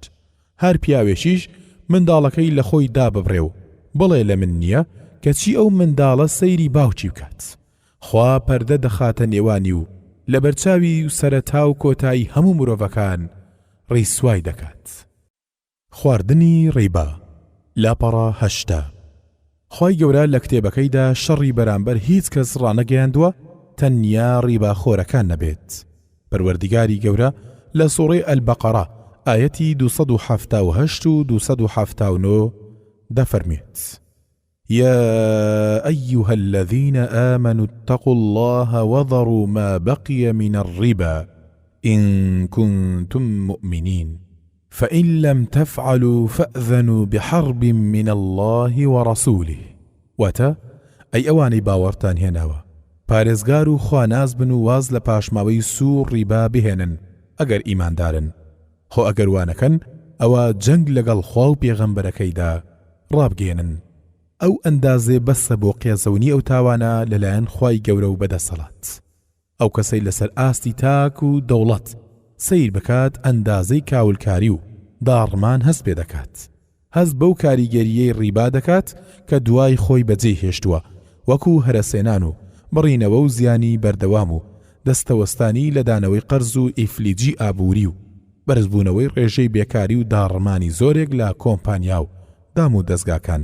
وای کردووە بەرهەمی ماندووبوونی ڕۆژانە و ئارەقەکردن بڕژێتە ناوخانەی حیساباتی ڕیبا کە کۆتایی نایە لە بەرژەوەندی کەسی ڕیباخۆر.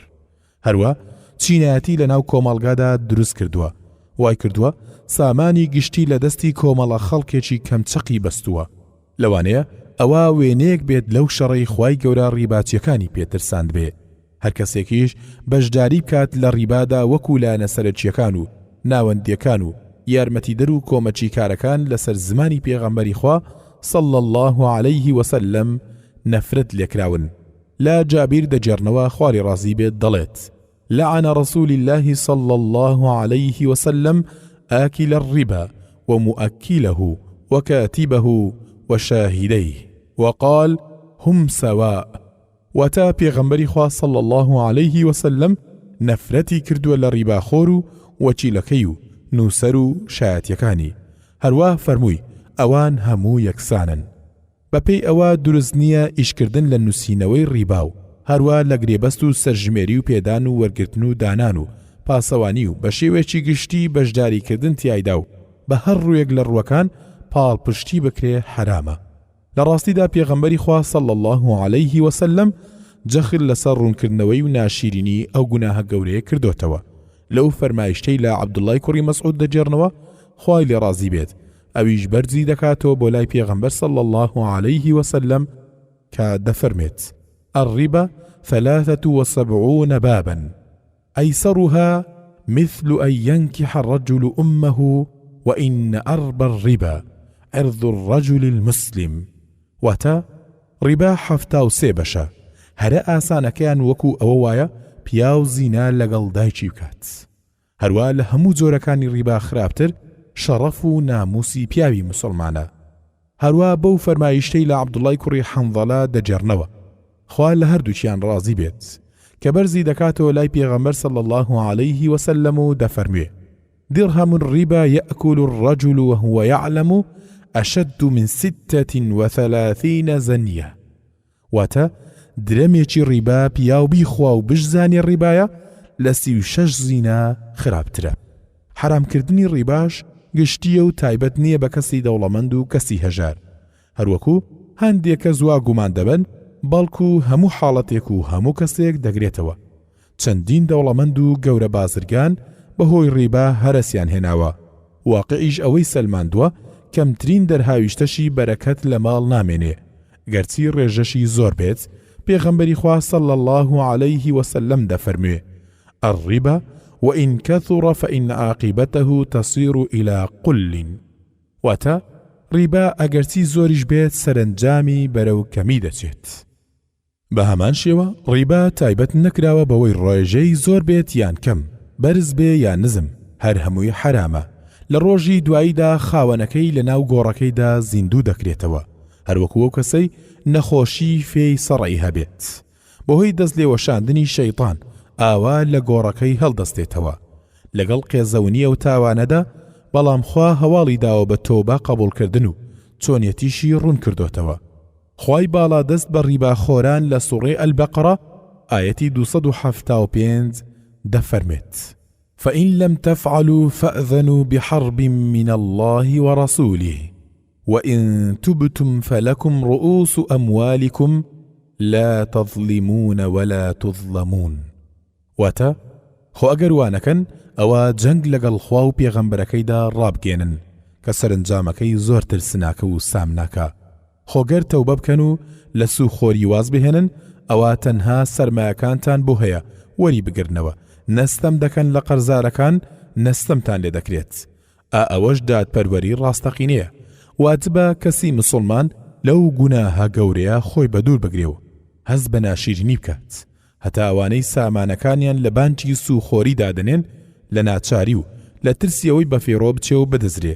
ئەوە پێویستە لە سەریان وەکو کەسی ناچار خۆیان سیرکەن و وەکو ئەو کەسن گۆشتی مردارەوە بوو دەخوات یان خراپتریش. لەگەڵ ئەوەشدا داوای لێخۆشبوون لە پەروەردگاری گەورەدا بکەن و ئەوەندەی بگونجێ هەوڵی بەدیلی تر بدۆزنەوە. دروستیش نییە بۆیان داوای زیادە و سوو لە بانکەکان بکەن، بەڵکو ئەگەر شتێک زیادکرا لە هەژمارەکەیان خۆی لێ ڕزگارکەن بە هەر شێوازەیەک دروست بێت، نەوەک وەکو خێر و سەدەقا، چونکە خوا پاکە و تەنیا پاچیش نەبێت وەری ناگرێ. بۆیان دروست نییە بە هیچ جۆرێک لە جۆرەکان سوودی لێوەربگرن، نە بە خواردن و خواردنەوە، نە بە جلوبەرێک، نە بە خان و بەرە، نە بە دابینکردنی بژێوی واجبی خێزان و منداڵ و دایک و باوک، نە بە دەرکردنی زەکات، نە بە لابردنی زەڕیبە و نە بە لادانی ستەم لەسەر خۆی، تەنیا لەبەر ئەوە خۆی لێ ڕزگار بکات لە ترسی سزای خوای باڵا دەست. شاردنەوەی عیبی کاڵا و بزرکردنی لە کاتی فرۆشتندا. لاپەڕە 85 پێغەمبەری خوا صلی الله عليه وسلم بەلای قوبەگەنمێکدا ڕەت بوو، دەستی خستە ناو پەنجەکانی تەڕبوون. فەرمووی: ما هذا يا صاحب الطعام؟ ئەی خاوەنی خۆراک ئەو تەڕایەتێ چییە؟ گوتی بارانی پێکەوتووە ئەی پێغەمبەری خوا صلی الله عليه وسلم. پێغەمبەریش صلی الله عليه وسلم فەرمووی: أفلا جعلته فوق الطعام كي يراه الناس من غش فليس منا. ئایا بۆ تەڕایەتەکەت نەدەخستە سەرەوە بۆ ئەوەی خەڵک ببینێ هەر کەسێ ناپاچی بکات لە ئێمە نییە؟ زۆرێک لە فرۆشیارەکان لەم ڕۆژگارەدا ئەوانەی لە خوا ناترسن دەیانەوێ عیبی کاڵاکان بزر بکەن بە لێدانی لەزگەیەک یان لە ژێرەوەی کەلوپەلەکەی دادەنێ یان مادەی کیمیایی بەکاردێنێ وێنەی ئەمانش، بۆ ئەوەی بە ڕووکارێکی جوان نیشانی بدەن یان دەنجی ئەو عیبەی لە جوڵێنەری ئامێرەکەدایە دەیشارنەوە لە سەرەتادا. جاگەر کڕگارەکە کاڵایەکەی هێنایەوە ماڵەوە زۆری پێناچێ تێک دەچێ، هەندێکیشان مێژووی بە سەرچوونی کاڵایەکە دەگۆڕن، یان ڕێگا نادات کڕگار سەیری کەلوپەلەکە بکات یان تاقی بکاتەوە یان پشکنینی بۆ بکات. زۆرێک لەوانەی ئۆتۆمبیل و ئامێرەکان دەفرۆشن عیبەکان ناخەنە بەرچاو و ئەوەش حرامە. پێغەمبەری خوا صلی الله عليه وسلم دەفەرمێت: المسلم أخو المسلم لا يحل لمسلم باع من أخيه بيعا فيه عيب إلا بينه له. واتە مسلمان برای مسلمانە، بۆ هیچ مسلمانێک حەڵاڵ نییە شتێک بە برای بفرۆشێ عیبدار بێت مەگەر بۆی ڕوون بکاتەوە. هەندێکیشان واگومان دەبەن بەرپرسیارەتیان لەسەر نامێنێ ئەگەر بە کڕیار بڵێن لە مەزاتێکی ئاشکرادا بە خۆڵ و زبڵ دەیفرۆشم. وشەی خۆڵ و زبڵ ئەو جۆرە مامەڵا بەرەکەتی تێدا نییە.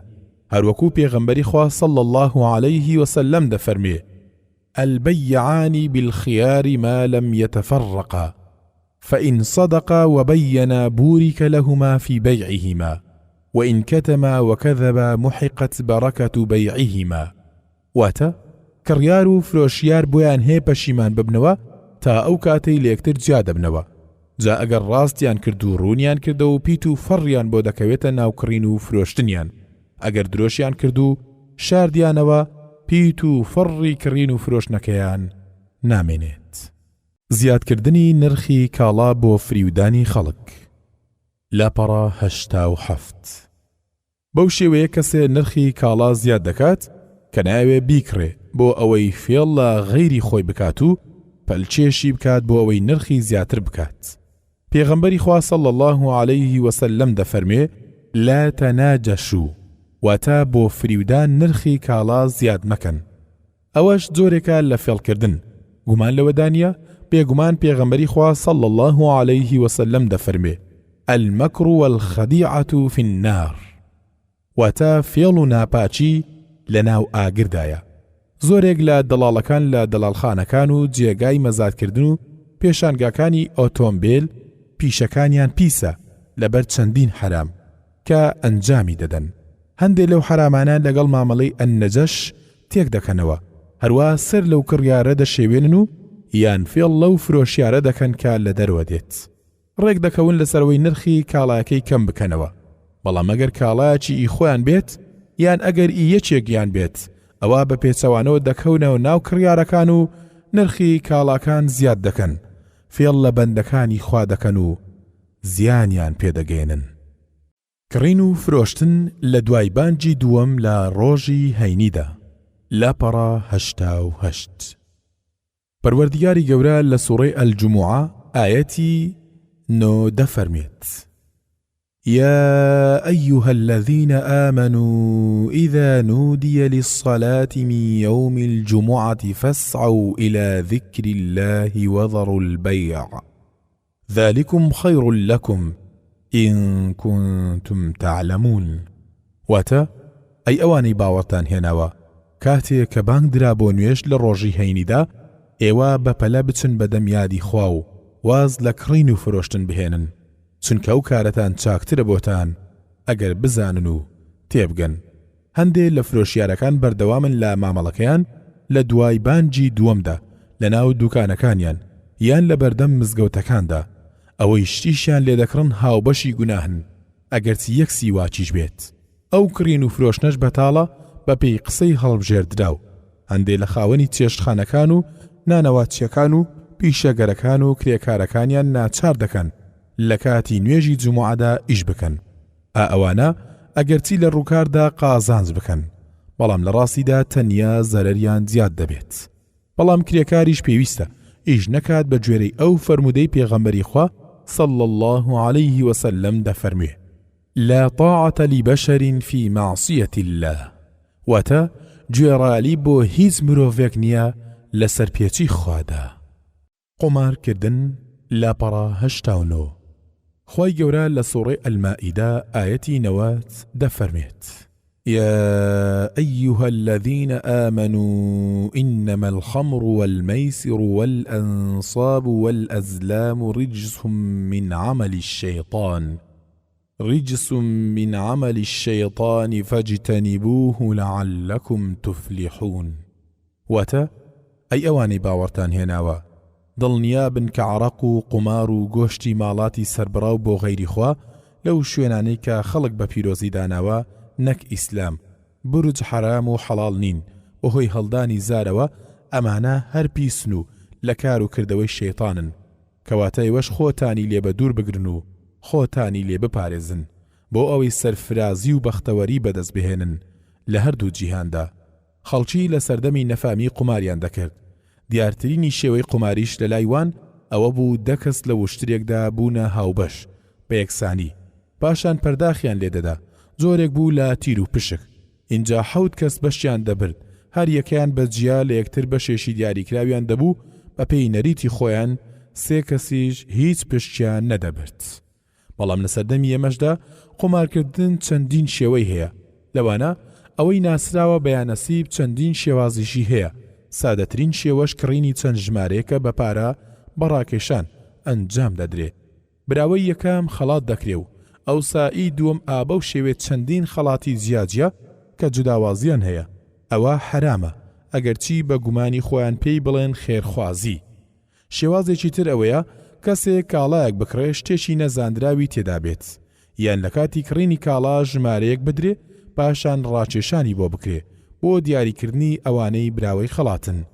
یەکێکی تر لە وێنەی قومارکردن لە سەردەمی ئێمەدا گرێبەستی تەمیناتە لەسەر ژیان و بارهەڵگر و کەلوپەل و دژی سووتان بەڕێکاری بازرگانی. هەر بەو شێوەیە تەمیناتی گشتی و دژە هەر شتێکی ترە. زۆر زۆری تریش لە شێوازە جیاجیاکان. هەتا هەندێک لە گۆرانی بێژەکان هەڵدەستن بە ئەنجامدانی تەمینات لەسەر دەنجیان. ئەوە و هەموو شێوازەکانی ئەو جۆرە یاریانە دەچنە ناوبازنەی قومارەوە. لەو سەردەمەی ئێمەدا چەندین بانگەوازی تایبەت بە قومار دەکرێت. لەوانەدا ئەوەی ناسراوە بە مێزە سەوزەکان کە تایبەتن بە ئەنجامدانی ئەو گوناهە گەورەیە. بە هەمان شێوە ئەو گرەوانەی لە خولەکانی تۆپی پێ ئەنجام دەدرێ و وێنەی ئەمانەش بە هەمان شێوە جۆرێکن لە قومارکردن. هەروەکو لە هەندێ یاریگا و سنتەری کات بە فیڕۆدان جۆرەها یاری دەکرێت کە لۆچوونی قوماری تێدایە و وەکو ئەوەی پێی دەڵێن ئەلفەی برس. بەڵام پێشبڕکێکان و زۆران بازیەکان ئەوان سێ جۆریان هەیە.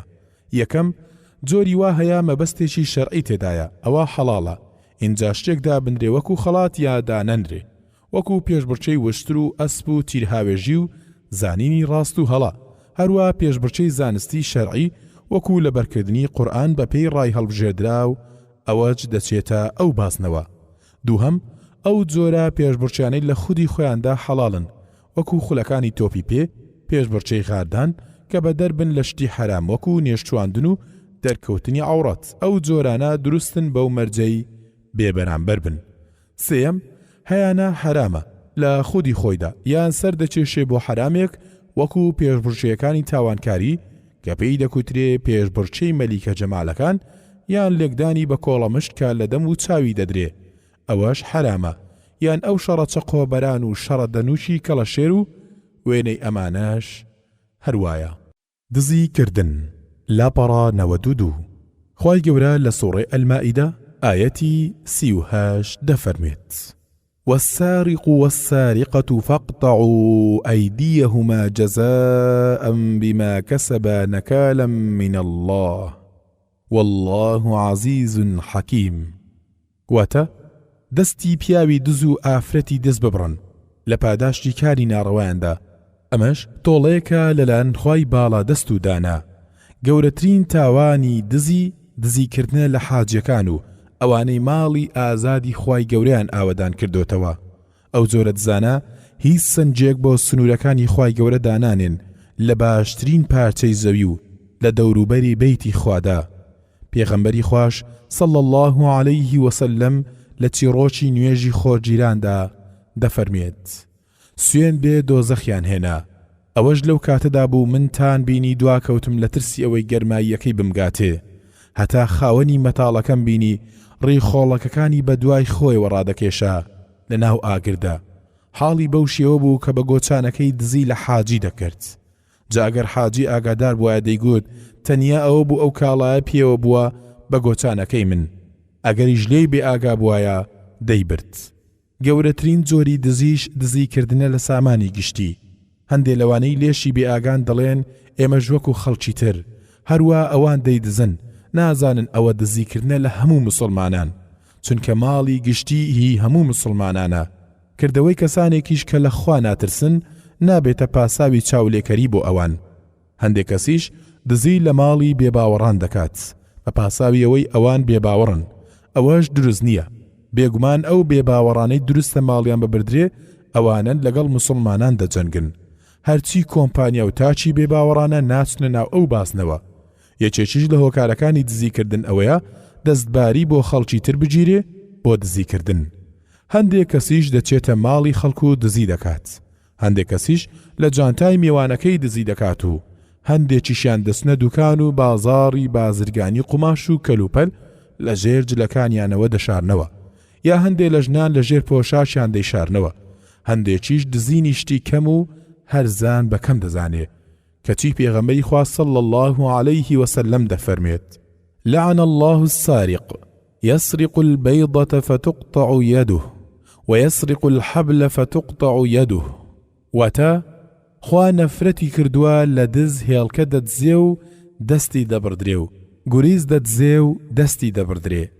پێویستە لەسەر هەر کەسێک شتێک دەدزێ بیجێڕێتەوە بۆ خاوەنەکەی دوای ئەوەی تەوبەی لێکرد بۆ لای خوای گەورە و بەدەسەڵات بگەڕێتەوە. اینجا چ بە ئاشکرایی یان بەنهێنی بەدەستی خۆی یان بەهۆی کەسێکەوە بیجێڕێتەوە. ئەگەر نەشی توانی بیگەێنێتەوە دەستی خاوەن ماڵەکەیان میراتگرانی لە دوای نەمانی خاوەنی دوای هەوڵ و بە دواداگەڕان، ئەوە دەیکاتە خێر و بە نیەتی ئەوەی خێر بە خاوەنەکەی بگات. پێدانی ڕیشوە و بەرتیل وەرگرتن. لاپەڕا 94 پێدانی بەرتیل بە قازی و ئەوەی دادوەری دەکات لە نێوانی خەڵکدا بۆ ئەوەی مافی کەسێک پێشێل بکات یان کارێکی ناڕەوا ڕەوا بکات تاوانە، چونکە سەردەکێشێ بۆ ستەمکردن لە فەرمانڕەوایەتیدا و ستەمکردن لە خاوەن ماف و بڵاوکردنەوەی گەندەڵی. خی گەورە لە سوورەی ئەلبەقەرە ئاەتی 188 دەفەرمێت: ولا تأكلوا أموالكم بينكم بالباطل وتدلوا بها إلى الحكام لتأكلوا فريقا من أموال الناس بالإثم وأنتم تعلمون. واتا نەکەن ماڵ و دارایی یەکتر لە نێوانتاندا بەناحەق بخۆن وەک بەرتیل و سو یان داگیرکردن و فڕوفێڵ.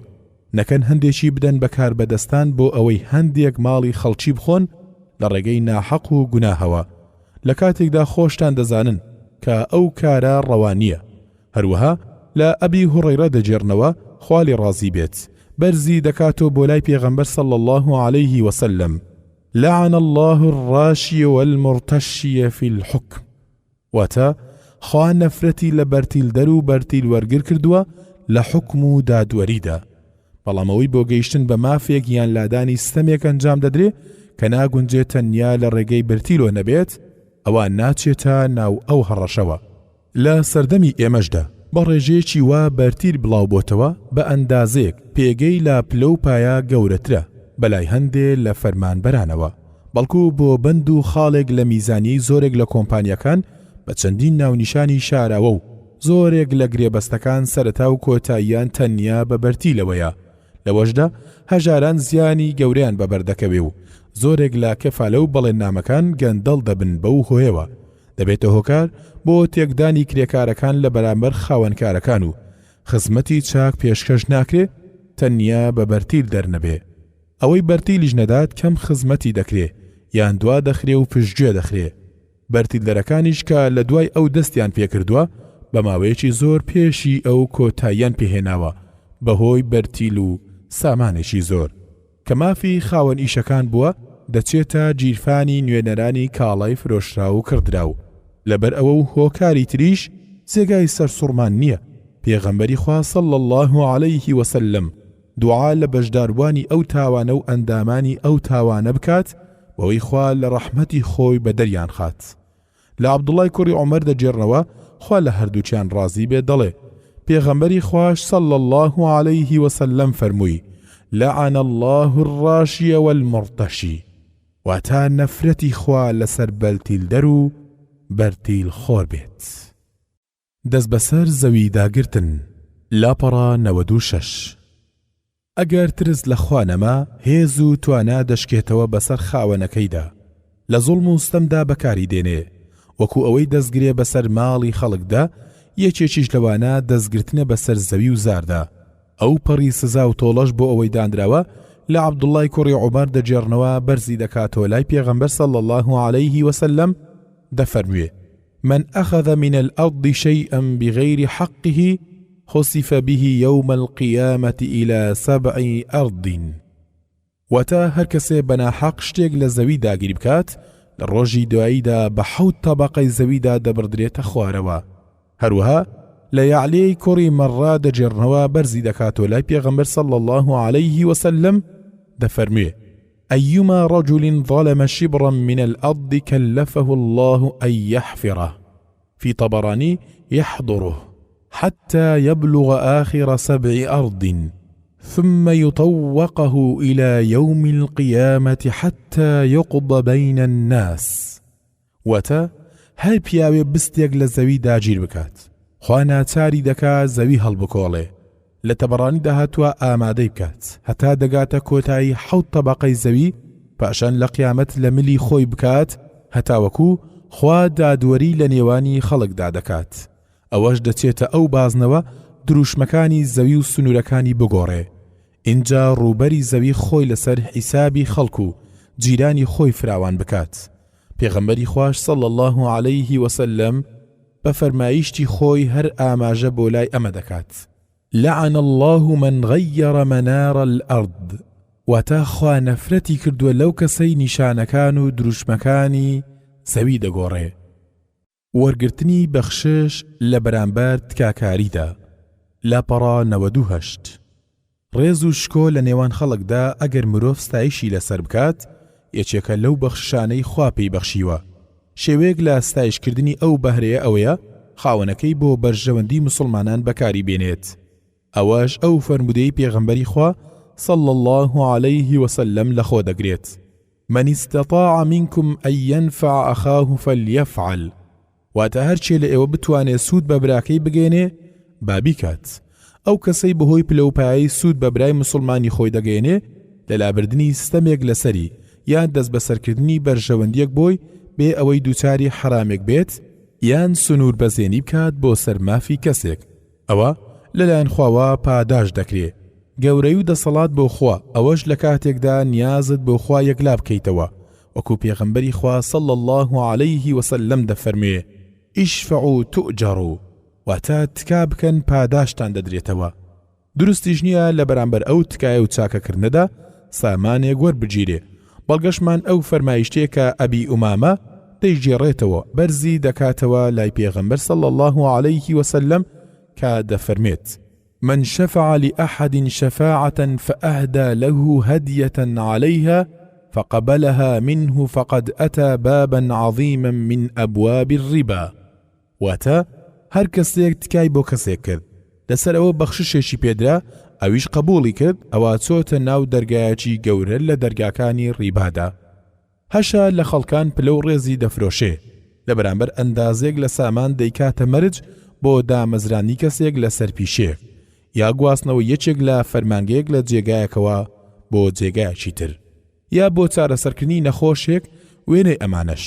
ئەوەی ڕای هەڵبژاردەیە ئەوەیە ئەو سامانەی لە بەرامبەر ئەوەوە وەردەگیرێ حرامە لەبەر فەرمودەی ئەبی ئومامە کە ئێستا باسمان کرد. بەڵکو ئەوەی لە حەدیسەکە وەردەگیرێ ئەوەیە ئەگەر مەرجی پێشوەختەش نەبێت حەدیسەکە دەیگرێتەوە. بە گوێرەی ئەنجامدەری چاکە پاداش لە خوا وەردەگرێ لە ڕۆژی دواییدا بەدەستی دێنێ. پیاوێک هاتە لای حەسەنی کوڕی سەهل بۆ کارێک تکای بۆ بکات، ئەویش کارەکەی بۆ جێبەجێ کرد. پیاوەکە ڕووی تێکرد و سوپاسی کرد. حەسەنی کوڕی سەهل پێی گوت: لەسەر چی سوپاسمان دەکەی؟ ئێمە پێمان وایە پلە و پایە زەکاتی تێدایە، هەر وەکو ماڵ زەکاتی تێدایە.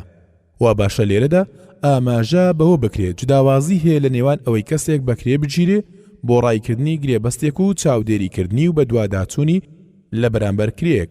ئەوە لە بازنەی بەکرێگرتنی ڕێپێدراوە بە ڕەچاوکردنی مەرجە شەرعیەکان.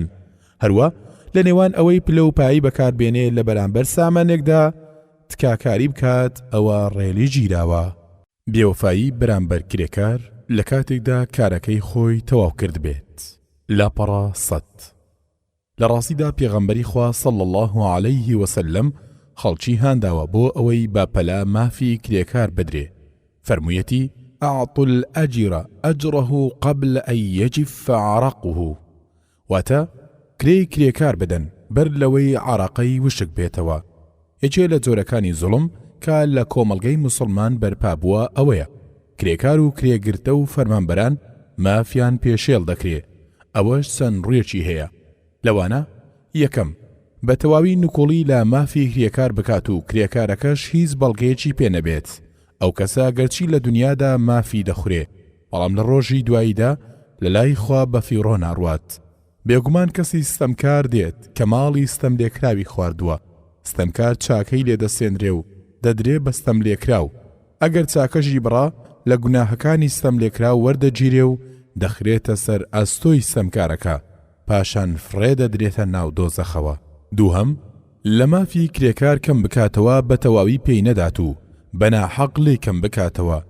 لە ڕاستیدا خوای باڵا دەست دەفەرموێ: وەیل للمطەفیفین، واتە هاوار و ئاه و ناڵە بۆ تەرازوو بازەکان، بۆ ئەوانی کە لە کێشان و پێواندا لە کڕین و فرۆشتندا تەرازوو بازی و فێڵ دەکەن یان لە هەڵسەنگاندنی خەڵکیدا ڕاست ناڵێن.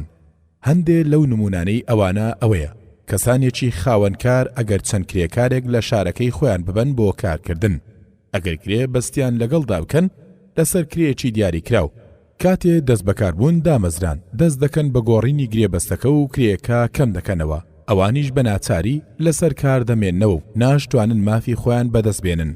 اینجا هانان بۆ خوا دەبن، ئەگەرچی خاوەنکارەکەش مسڵمانێکی ستەمکار بێت و کرێکارەکەش بێباوەڕ بێت، ئەوە هەر کارێکی قێزەونە و بربەزدانانە لە ڕێگەی خوا و بەشی خۆی لەو تاوانە وەردەگرێ. سێهەم، کاری کرێکار قوڕستر بکات یان ماوەی ئیشەکەی درێژ بکاتەوە و تەنیا کرێی بنەڕەتەکەی پێبدات و بە ئەندازەی کاری زیاد کرێی پێنەدات. چارەم، لە پێدانی مافی سستی بنوێنێ، تەنیا لە دوای هەوڵێکی زۆر و بە دواداچون و شکایەتکاری و مەحکەمە ئینجا پێی بدات. مەبەستی خاوەنکارەکەش لەو دواخستنەدا بۆ ئەوەیە کرێکار بێزار بێت و دەست لە مافی هەڵبگرێ و چیتر داوای مافی نەکات، یان بۆ ئەوەیە قازانج لە مافی و کرێکارە بکات بۆ ئەوەی بۆ بەرژەوەندی خۆی بەکاری بێنێ. هەندێک کەسیش سووی پێوە دەخوات و کرێکاری هەژاریش بژێوی ڕۆژانەی دەست ناکەوێ، شتێکی چنگ ناکەوێ بۆ ماڵ و منداڵی ڕەوانەی بکات کە ئاتاجی ئەون و ئەو لەبەر ئەوان دوورە وڵات کەوتووە. جەهاوار و ڕۆڕۆ بۆ ئەو ستەمکارانەی لە سزای ڕۆژی بە ئازار کە ئەبوو هەڕێرە خوالی ڕازی بێت لە پێغەمبەری خوا صلی الله عليه وسلم دەیگێڕێتەوە. پێغەمبەری خوا صلی الله عليه وسلم دەفەرمێ، خوای گەورە دەفەرمێ: ثلاثة أنا خصمهم يوم القيامة، رجل أعطى بي ثم غدر، ورجل باغ حرا فأكل ثمنه، ورجل استأجر أجيرا فاستوفى منه ولم يعطه أجره. واتا سێکەس هەنا من داوام لە سەریان هەیە لە ڕۆژی دواییدا، پیاوێک بەڵێنێکی داوسێندی بە من خوارد پاشان بەڵێنی شکاند، هەروە پیاوێک کەسێکی ئازاد بفرۆشێ و نرخەکەی بخوات، پیاوێکیش کەسێ بەکرێ بگرێ و کاری پێتەواو بکات و کرێکەشی پێنەدات. دادپەروەری نەکردن لە بەخشین لە نێوان منداڵەکاندا. لاپەڕا 103. خەڵکانێک هەندێک لە منداڵەکانیان تایبەت دەکەن بە پێدان و بەخشش و هەندێکیشیان بێبەش دەکەن. بە پێی قسەی هەڵبژاردا ئەگەر پاساوێکی شەرعی نەبێت کارێکی حرامە. پاساویش وەکو ئەوەی یەکێ لە منداڵەکانی کارێک جێبەجێ بکات و ئەوانی تر وەکو ئەوی جێبەجێ نەکەن. ئەوانی تر نا، وەکو نەخۆشی یان دانەوەی قەرزێک یان خەڵاتکردنی لەسەر لەبەرکردنی قورئان بۆ نمونە، یان ئەندامانی خێزانی زۆر بێت، یاخود قوتابی بێت خۆی بۆ زانست یەکلا کرد بێتەوە. وێنەی ئەمانش لەسەر باوک پێویستە ئەگەر خەڵاتێکیدا بێچێ لە منداڵەکانی بە هۆکارێکی شەرعی نیەتی وابێ ئەگەر یەکێ لە منداڵەکانی تری وەکو ئەو کارەی ئەنجام بدات ئەو خەڵاتەی بدا بەویش. بەڵگەی گشتیشمان ئەو فەرمایشتەی خوای گەورەیە کە دەفەرمێ: ئیعدیلوا هو ئەقڕەب للتەقوا، وەتا زۆر بە چاچی هەستن بە ئەنجامدانی شایەتی دادپەروەرانە لەبەرخوا. بەڵگەی تایبەتیشمان ئەو فەرمودەیە کە لە نیعمانی کوڕی بەشیر دەجێڕنەوە، خوا لێ ڕازی بێت، کە باوکی هێنا لای پێغەمبەری خوا صلی الله عليه وسلم کە ئەویش فەرمووی: إني نحلت ابن هذا غلاما فقال رسول الله صلى الله عليه وسلم: أكل والدك نحلت مثله؟ فقال لا. فقال رسول الله صلى الله عليه وسلم: فارجع. واتا لراسدا غلام يكن بخشي وبو كرم. پێغەمبەری خوا صلی الله عليه وسلم فەرمووی: ئایا هەموو منداڵەکانت وەکو ئەو پێت بەخشیون؟ گوتی نا. پێغەمبەری خوا صلی الله عليه وسلم فەرمووی: لێ وەرگرەوە. لە ڕیوایەتێکی تردا پێغەمبەری خوا صلی الله عليه وسلم فەرمووی: فاتقوا الله واعدلوا بين أولادكم. واتا لەخوا بترسن و دادوەری لە نێوان منداڵەکانتاندا بکەن. دڵەجا گەڕاوە غوڵامەکەی لێ وەرگرتەوە. لە ڕیوایەتێکی تردا فەرمووی: فلا تشهدني إذا فإني لا أشهد على جور. واتا کەوایە ئینجا مەمکە بەشایەت، چونکە بەڕاستی من لەسەر زوڵم نابم بەشایەت.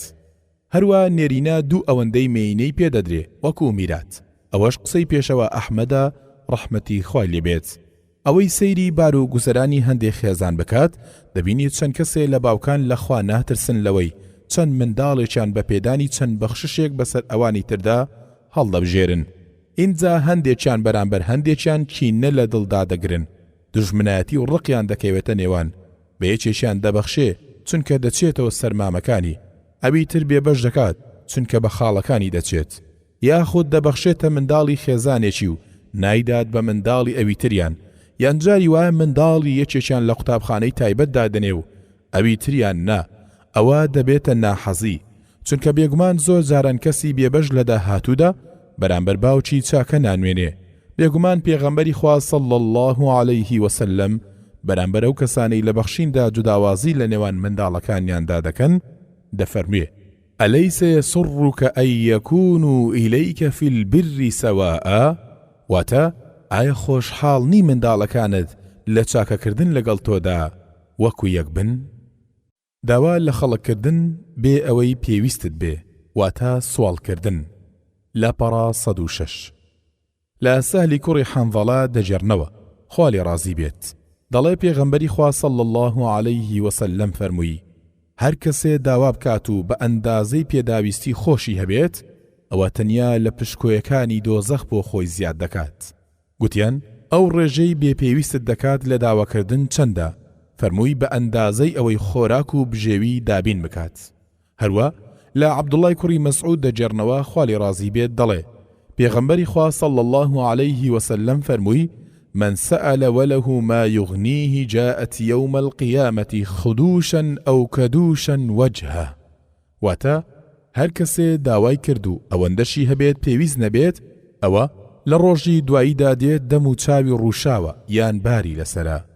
هەندێک کەسیش لە فێڵبازەکان لەناو مزگەوتەکاندا هەڵدەستنەوە لە بەرامبەر خەڵکیدا تەسبیحاتی خوا لە خەڵک دەپچڕێنن بە باسکردنی شەکوای خۆیان هەندێکیشیان درۆ دەکەن و چەند نووسراوێکی تەزویر دەکەن و هەندێکی ڕۆک و هەڵدەبەستن و ئەندامی خێزانیان بەسەر مزگەوتەکاندا دابەش دەکەن پاشان کۆیان دەکەنەوە و لە مزگەوتێکەوە بۆ مزگەوتێکی تر دەیان گوازنەوە کەچی ئەوان لە دەوڵەمەندێکدان تەنیا خوا پێی دەزانێ کاتێمردن ئەو جار سامانیان ئاشکرا دەبێت. غەیری ئەوانیش هەژار و خاوەن پێداویستی ڕاستەقینن نەفامان بە دەوڵەمەندیان دەزانن لەبەرەوەی خۆیان بە دوور دەگرن و با جەختکردنەوە داوا لە خەڵک ناکەن و خەڵکی شتیان ناگەن چاکەیان لەگەڵدا بکەن. وەرگرتنی قەرزێک نەیەوێت بیداتەوە. مافی بەندەکان لە لای خوای پەروەردگار گەورەیە بێگومان مرۆڤ لە حەقی خوا ڕزگاری دەبێت بەهۆی تەوبەکردن بەڵام مافی بەندەکان لێی ڕزگار نابێت هەتا وەکو لە دنیادا جێبەجێی نەکات بەر لەوەی ڕۆژێک دابێت بە پارە و پول چارەی نەکرێ بەڵکو بە چاکە و خراپە مافەکان دەدرێنەوە. خوای پاک و بێگەردیش لە سوڕەی ئەنیسادا دەفەرمێت إن الله يأمركم أن تؤدوا الأمانات إلى أهلها وتا بێگومان خوا فەرمانتان پێدەدات کە هەموو ئەمانەتەکان سپاردەکان بگەڕێننەوە دەست خاوەنەکانیان. یەکێک لەو بابەتانەی لەناو کۆمەڵگەدا بەربڵاوە ئاسانکاریە لە قەرز وەرگرتندا. خەڵکانێکیش هەن بۆ پێداویستی گرنگ قەرز وەرناگرن بەڵکو تەنیا بۆ ماڵکۆکردنەوە و لاسایی خەڵک قەرز دەکەن وەکو نوێکردنەوەی ئۆتۆمبیل و جوانکاری ماڵ و وێنەی ئەمانەش لە کەلوپەل و دوابڕاو لە ناوچوو. زۆر جارە و کەسانە دەچنە ناو جێژاوی مامەڵەی بەقیست کە زۆرێک لەو مامەڵانە بەدەرنین لە گومان و حەرام. هەروە ئاسانکاری لە قەرزکردن سەردەچێشێ بۆ دواخستنی قەرزدانەوە یاخود سەردەچێشێ بۆ بەفیڕۆدانی سامان و لەناوبردنی. پێغەمبەریش صلی الله علیه وسلم هۆشداری داوە لە دەرەنجامی و کارە و دەفەرمێ من أخذ أموال الناس يريد أداءها أدى الله عنه ومن أخذ يريد إتلافها أتلفه الله. واتا هەر کەسێ سامانی خەڵک وەربگرێ بیەوێ بیداتەوە خوای گەورە بۆی دەداتەوە هەر کەسێکی شوەری بگرێ و بیەوێ نەیداتەوە خوا لە دەستی دەدات. خەڵکانێکیش سەبارەت بە کاروباری دینی ئاسانکاری دەنوێن و بە شتێکی ئاسانی دەزانن و لە لای خوای گەورەش گەورەیە بەڵکو ئەو کەسەی شەهید دەبێت ئەگەرچی ئەو پلەپایە گەورە و بەرزە و پاداشتە زۆرەی هەیە لە لێ پێچانەوە لەسەر قەرز ڕزگاری نابێت. بەڵگەشمان ئەو فەرمودەی پێغەمبەری خوایە صلی الله علیه وسلم کە دەفەرمێت سبحان الله ماذا أنزل من التشديد في الدين والذي نفسي بيده لو أن رجلا قتل في سبيل الله ثم أحيي ثم قتل ثم أحيي ثم قتل وعليه دين ما دخل الجنة حتى يقضى عنه دينه. واتا پاکو بێگەردی بۆ پەروەردگار خوای گەورە سەبارەت بە توندیکردن دەربارەی قەرز چ فەرمایشتێکی گرنگی دابەزاندووە. سوێن بەو زاتەی گیانی منی بەدەستە، ئەگەر بێت و پیاوێک لە پێناوی خوادا بکوژرێت، پاشان زیندوو بکرێتەوە و دواتر بکوژرێتەوە، پاشان زیندوو بکرێتەوە و دواتر بکوژرێتەوە، پاشان زیندوو بکرێتەوە دواتر بکوژرێتەوە، قەرزداریش بێت ناچێتە بەهەشت هەتاوەکو قەرزەکەی بۆ نەدرێتەوە. ئاخۆ دوای ئەو فەرمایشتانە ئەو گوێ پێنەدەر و ماف پێشێلکەرانە ئیتر واز دێنن. خواردنی حرام. لاپەڕا 109. ئەو کەسەی لەخوا نەترسێ باچی نییە لەوەی سامان لەکوێ بەدەستدێنێ و لە چیدا خەرچی دەکات، بەڵکو مەبەستی تەنیا زیادکردنی ڕێژەی سامانە، ئەگەرچی بە حرامی و ڕێگای ناشەرعیش بێ، وەکو دزی یان بەرتیل یان دەست بەسەرداگرتن یا تەزویر و گزیکاری یا مامەڵەی حرام یان ڕیبا یا خواردنی ماڵی هەتی و یان کرێوەرگرتن لەسەر کارێکی حرام وەکو جادو داوێن پیسی و گۆرانی، یان وەکو دەستدرێژیکردن بۆ سەرماڵی مسلمانان و سامانی گشتی، یان بردنی ماڵی غەیری خۆی بەناچارکردن یا سوالکردن بەبێ پێویستی وێنەی ئەمانەش. پاشان ئەو لێی بخوات و لەبەری بکات و لەوە ئۆتۆمبیل دابین بکات و خانووی پێ دروست بکات و کرێی پێ بدات و کەلوپەلی پێدابین بکات و ماڵی حرام بخاتە ناو سجیەوە. بێگومان پێغەمبەری خوا صلی الله عليه وسلم فەرموویەتی: كل لحم نبت من سحت فالنار أولى به. واتە هەرچی گۆشتێک لە حرامەوە زیادی کردبێت ئەوە ئاگر شایستەترە بۆی. لە دوا ڕۆژیشدا پرسیار لە سامانی دەکرێتەوە لەکوێ بەدەستی هێناوە و لە چیدا خەرجی کردووە، لەوێ و لە ناوچوونی دۆڕانی پێدەبرێ. جا ئەو کەسەی سامانی حرامی لەلایە پێویستە لەسەری پەلەی بکات بەوەی خۆی لێ ڕزگار بکات. جاگەر مافی مرۆڤێک بێت بە پەلا بیگەڕێنێتەوە بۆ خاوەنی لەگەڵەوەی داوای لێبوردنیشی لێ بکات، بەر لەوەی ڕۆژێکدا بێت بە پارە و پول چارەی نەکرێ، بەڵکو بە چاکە و خراپە مامەڵەی لەگەڵدا بکرێ. خواردنەوەی شەراب ئەگەرچی یەک دڵۆپیش بێت. لاپەڕا 111. خدای گەورە لە سوڕەی ئەلمائیدە ئایەتی 90 دەفەرمێت: إنما الخمر والميسر والأنصاب والأزلام رجس من عمل الشيطان فاجتنبوه لعلكم تفلحون. واتا دڵنیابن کە عەرەق و قمار و گۆشتی ماڵاتی سەربراو بۆ غەیری خوا لەو شوێنانەی کە خەڵک بە پیرۆزی داناوە نەک ئیسلام. بورز حرام و حەڵاڵزانین بەهۆی هەڵدانی زارەوە، ئەمانە هەرپیسن و لە کار و کردەوەی شەیطانن، کەواتە ئێوەش خۆتانی لێ بە دوور بگرن و خۆتانی لێ بپارێزن بۆ ئەوەی سەرفرازی و بەختەوەری بەدەست بهێنن لە هەردوو جیهاندا. فەرمانکردن بە وشەی ئیجتیناب خۆ بە دوورگرتن لە بەهێزترینی بەڵگەکانە لەسەر حرامکردن. بێگومان خوای گەورە خەمر، شەراب و ئەلئەنسابی بەرامبەر یەک کردووە کە پەرسترا و بتەکانی بێباوەڕان بوون. هیچ بەڵگەیەک بەدەستی ئەو کەسانەوە نەماوە کە دەڵێن نەی فەرموو حرامە، بەڵکو فەرموویەتی خۆی لێ بە دوور بگرن. بێگومان لە سنەتی پێغەمبەردا صلی الله عليه وسلم هەڕەشە کراوە سەبارەت بەو کەسەی شەراب دەخواتەوە. لا جابرەوە هاتووە سەنەدی بەرز دەکرێتەوە لای پێغەمبەر صلی الله عليه وسلم کە فەرموویەتی: إن على الله عز وجل عهدا لمن يشرب المسكر أن يسقيه من الطينة الخبال. قالوا: يا رسول الله وما طينة الخبال؟ قال: عرق أهل النار أو عصارة أهل النار. واتا بێگومان بەڵێنێکە لەسەر خوای گەورە و بەدەسەڵات بۆ ئەو کەسەی مادەی سەرخۆشکەر دەخواتەوە کە تینەت الخبالی پێ بخواتەوە. گوتیانەی پێغەمبەری خوا تینەت الخبال چییە؟ فەرمووی عارەقەی دۆزەخیەکانە، یان ئەوەی لە لاشەی ئەوانەوە چێم و زوخاو دەگوشترێ دەرخوادیان دەدرێ. هەروەها لە ئیبن عەباس دەجێڕنەوە بەرز دەکرێتەوە بۆ لای پێغەمبەر صلی الله عليه وسلم فەرموویەتی: من مات وهو مدمن خمر لقي الله وهو كعاب وثن. واتە هەر کەسێ مرد و لەسەر مەی خواردنەوە بەردەوام بوو کاتێ بەخوا دەگاتەوە وەکو بتپەرست مامەڵەی لەگەڵدا دەکرێ. لە ڕاستیدا لە سەردەمی ئێمەدا جۆرەکانی مەیی بە ڕێژەیەکی زۆر زیادی کردووە و چەندین ناوی لێنراوە بە عەرەبی و غەیری عەرەبی.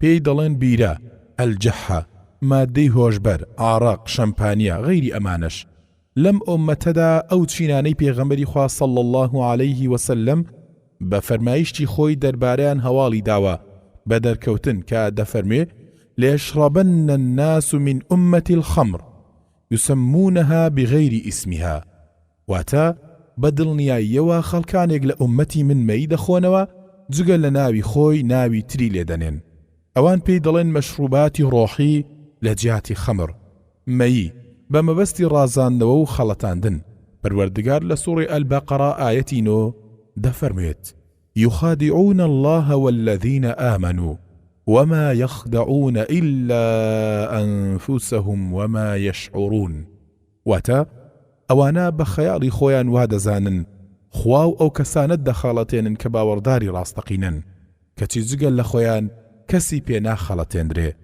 بەڵام هەز ناکەن و تێناگەن و بیر ناکەنەوە بێگومان شەریعەت بنەمایەکی گەورەی داناوە با بابەتەکە یەکلایی دەکاتەوە و فیتنەی ئەو فێڵ و تەڵەکەیە بنبڕ دەکات ئەویش ئەوەیە لە فەرمودەی پێغەمبەردا صلی الله عليه وسلم هاتووە فەرموویەتی كل مسكر حمر وكل خمر حرام واتا همو هۆشبەرێک بەمەیی شەراب دادەندرێ هەموو هۆشبەرێکیش حرامە جا هەر شتێک ژیری تێک بدات و سەرخۆشی بکات ئەوە کەم و زۆرەکەی حرامە هەرچەند چەند ناوێکی هەبێت و ناوڕۆکەکانیشان لێکتر جیا بێت شەریعات یەک بڕیاری لەسەرداوە لە کۆتاییدا ئەوەیە ئامۆژگاری پێغەمبەری خوا صلی الله عليه وسلم بۆ ئەوانەی ئالوودەی مەیی خواردنەوەن پێغەمبەر صلی الله عليه وسلم دەفەرمێ من شرب الخمر وسكر لم تقبل له صلاة 40 صباحا وإن مات دخل النار فإن تاب الله عليه وإن عاد فشرب فسكر لم تقبل له صلاة 40 صباحا فإن مات دخل النار فإن تاب الله عليه وإن عاد فشرب فسكر لم تقبل له صلاة 40 صباحا فإن مات دخل النار فإن تاب الله عليه وإن عاد كان حقا على الله أن يسقيه من رغة الخبال يوم القيامة قالوا يا رسول الله وما رغة الخبال قال عصارة أهل النار واتا هەر کەسێ مەی بخواتەوە و سەرخۆش بێ نوێژ و ڕۆژی چل ڕۆژی قبول نابێت ئەگەر بژمرێ دەچێتە دۆزەخ ئەگەر تۆبە بکات خوا تۆبەی گیرا دەکات ئەگەریش گەڕایەوە و مەی خواردەوە و سەرخۆش بوو چل ڕۆژ نوێژی لێ گیرا نابێت ئەگەر بمرێ دەچێتە دۆزەخ ئەگەر تۆبەش بکات خوا لێ قبول دەکات ئەگەر جارێکی تر گەڕایەوە و مەی خواردەوە و سەرخۆش بوو چل ڕۆژ نوێژی لێ قبول ناکرێ ئەگەر مرد دەچێتە دۆزەخ ئەگەر تۆ بەشی کرد لێ قبول دەکرێ ئەگەر گەڕایەوە بۆ مەی خواردنەوە ئەوە خوا بە حەقی داناوە لەسەر خۆی لە ڕۆژی دواییدا لە ڕەضغەت الخیبال پێی بنۆشێ گوتیانەی پێغەمبەری خوا صلی الله عليه وسلم ڕەضغەت الخیبال چییە؟ فەرمووی گوشراوی لاشەی دۆزەخیەکانە جا ئەگەر ئەوە حاڵی ئەو کەسانە بێت کە ئالوودەی سەرخۆشکەرەکان بن دەبێ حاڵی ئەو کەسانە چۆن بێت کە ئالوودەی شتی خراپترن و ئالوودەی مادە هۆشبەرەکانن بەکارهێنانی قاپی زێڕ و زی و خواردن و خواردنەوە تیاندا لاپەڕە 115 لەوانەیە هیچ پێشانگا و دوکانێکی کەلوپەلی جوانکاری ماڵ لەم ڕۆژگارەدا بەدەر نەبێت لە قاپ و قاچاغی زێڕ و زی و یان ئاوزێر و ئاوزی و بە هەمان شێوە ماڵی دەوڵەمەند و ژمارێک لە هۆتێلەکان بەو شێوەیەن بەڵکو ئەو جۆرە قاپ و قاچاغانە یەکێکن لە خەڵاتە گرانبەهاکان کە هەندێک کەس لە بۆنەکاندا دەیبەخشن بە یەکتری خەڵکانێکیش لە ماڵی خۆیاندا هەڵی ناگرن بەڵام لە ماڵی خەڵکی تردا و لە بووک و گواستنەوەکانیاندا بەکاری دێنن ئەوانە هەمیان لەو کارانن لە شەریعەتدا قەدەغە کراون و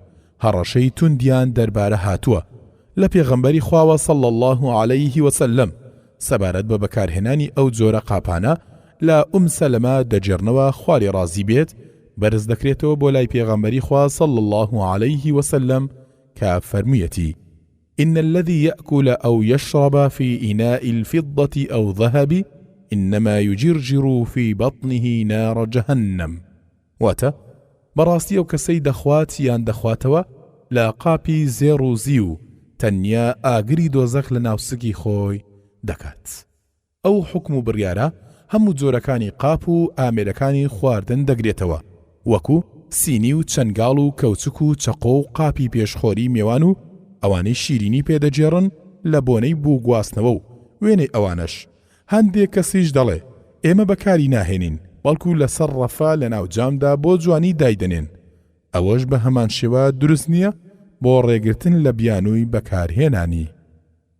شایەتی بەناحەق. لاپەڕە 116 خی گەورە لە سوڕەی ئەلحەج ئایەتی 30 دەفەرمێ فاجتنبوا الرجس من الأوثان واجتنبوا قول الزور حنفاء لله غير مشركين به. واتە خۆتان لە پەرستنی بتە ناپوخت و بێنرخەکان بپارێزن، هەروەها لە گفتاری درۆ و قسەی هەڵبەستا و خۆتان دوور بگرن، هەوڵ بدەن هەمیشە شوێن ڕاستی بکەون و ملکەز بن بۆ حەق لە بەرخاتری زاتی خوا، نەکەن هیچ شەریک و هاوڵێکی بۆ بڕیار بدەن. هەروە لە عەبدوڕەحمانی کوڕی ئەبوو بەکر دەجێڕنەوە خوا لە خۆی و باوکی ڕازی بێت. ئەویش لە باوکیەوە دەیجێڕێتەوە دەڵێ ئێمە لە لای پێغەمبەری خوا بووین صلى الله عليه وسلم فەرمووی ئەلا ئونەبیئوکم بأكبر الكبائر ثلاثة الإشراك بالله وعقوق الوالدين وجلس وكان متكئا فقال ألا وقول الزور قال فما زال يكررها حتى قلنا ليته سكت. واتا ئایا دەربارەی گەورەترینی گوناهە گەورەکان هەواڵتان پێ بدەم؟ 3 جار فەرمووی هاوبەش دانان بۆ خوا و ئازاردانی دایک و باوک کە پاڵیدا بۆ هەستاوە و دانیشت فەرمووی ئاگادار بن شایەتی بەناحەقیش. دەڵێ بە بەردەوام ئەوەی دووبارە دەکردەوە هەتاوەکو گوتمان خۆزگە چیتر وای نەدەگوت. دووبارەکردنەوەی هۆشداریدانی دەربارەی شایەتی بەناحەق لێرەدا لەبەر ئەوە بوو خەڵک بەکارێکی ئاسان سەیری دەکات و زۆر دەرهاویشتەی خراپی لێ دەکەوێتەوە، وەکو دژمنکاری و حەسوودی و هەروە خراپەی زۆری لێ پەیدا دەبێت. چەندین ماف بەهۆی شایەتی بەناحەق پێشێل کراوە و چەندین ستەم بەسایەی ئەوە کراوە بەرامبەر خەڵکی بێتاوان، یان چەندین کەس دەستکەوتی وان بەدەستێناوە کە مافیان نەبووە، یان چەندین کەس کراوە بە نەسەبەی کەسانێک بەسای ئەو شایەتیە کە لە وەچەی ئەوان نەبووە. یەکێک لە شێوەی بە سوکسەییکردنی ئەوەیە خەڵکێک لە دادگاکان بە کەسێک دەڵێن کە بۆ یەکەم جارە چاویان پێی کەوتووە لەو دادگایەدا شایەتی بۆ خۆم دەدەم و شایەتی بۆ تۆ دەدەم. دەربارەی پێداویستیەک شایەتی دەدات کە پێویستی بە زانیاری و بەڕاستێتی حاڵەتەکەوە هەیە، وەکو ئەوەی کە شایەتی بۆ خاوەنیەتی سامانێک یا زەویەک یا خانوویەک یا پاکانێک دەکات کەچی تەنیا لە بەردەرگای دادگایان لە ناو حەوشی دادگا چاوی پێکەوتووە. ئەوەش درۆ و شایەتی بەناحەقە. پێویستە شایەتیدان بەو شێوێ بێت کە لە کتێبی پەروەردگار دەهاتووە کە لە سوڕەی یوسف دەفەرمێ وما شهدنا إلا بما علمنا. واتە ئێمە ئاگامان لێ نەبووە جگە لەوەی کە زانیومانە. جێگرتن لە گۆرانی و مۆسیقا. لاپەڕە 118 ئیبن مەسعود خوالی ڕازی بێت سوێندی دەخوات کە مەبەستی لەو ئاەتە گۆرانیە کە پەروەردگار لە سوڕەی لوقمان ئاەتی 6 دەفەرمێت ومن الناس من يشتري لهو الحديث ليضل عن سبيل الله. واتە هەندێک لە خەڵکی هەن قسەی بێخێر و بێمانە دەکڕن وەک گۆرانیە ناپوختەکان، کتێب و شیریتە بێخێرەکان و تا دوایی تا خۆی و کەسانی تریش لە ڕێبازی خوا وێڵ بکات. هەروەها لە ئەبی عامر و ئەبی مالیکی ئەشعری دەجێڕنەوە خوالیان ڕازی بێت لە پێغەمبەری خواوە صلى الله عليه وسلم فەرموویەتی ليكونن من أمتي أقوام يستحلون الحر والحرير والخمر والمعازف. واتا بێگومان لە ئومەتی من خەڵکانێک پەیدا دەبن و زینا و ئاوریشم و مەی خواردنەوە و گۆرانی و مۆسیقا حەڵال دەکەن. هەروەها لە ئەنەس دەجێڕنەوە خوالی ڕازی بێت بەرز دەکرێتەوە لای پێغەمبەر صلى الله عليه وسلم کە دەفەرمێت ليكونن في هذه الأمة خسف وقذف ومسخ وذلك إذا شربوا الخمور واتخذوا القينات وضربوا بالمعازف.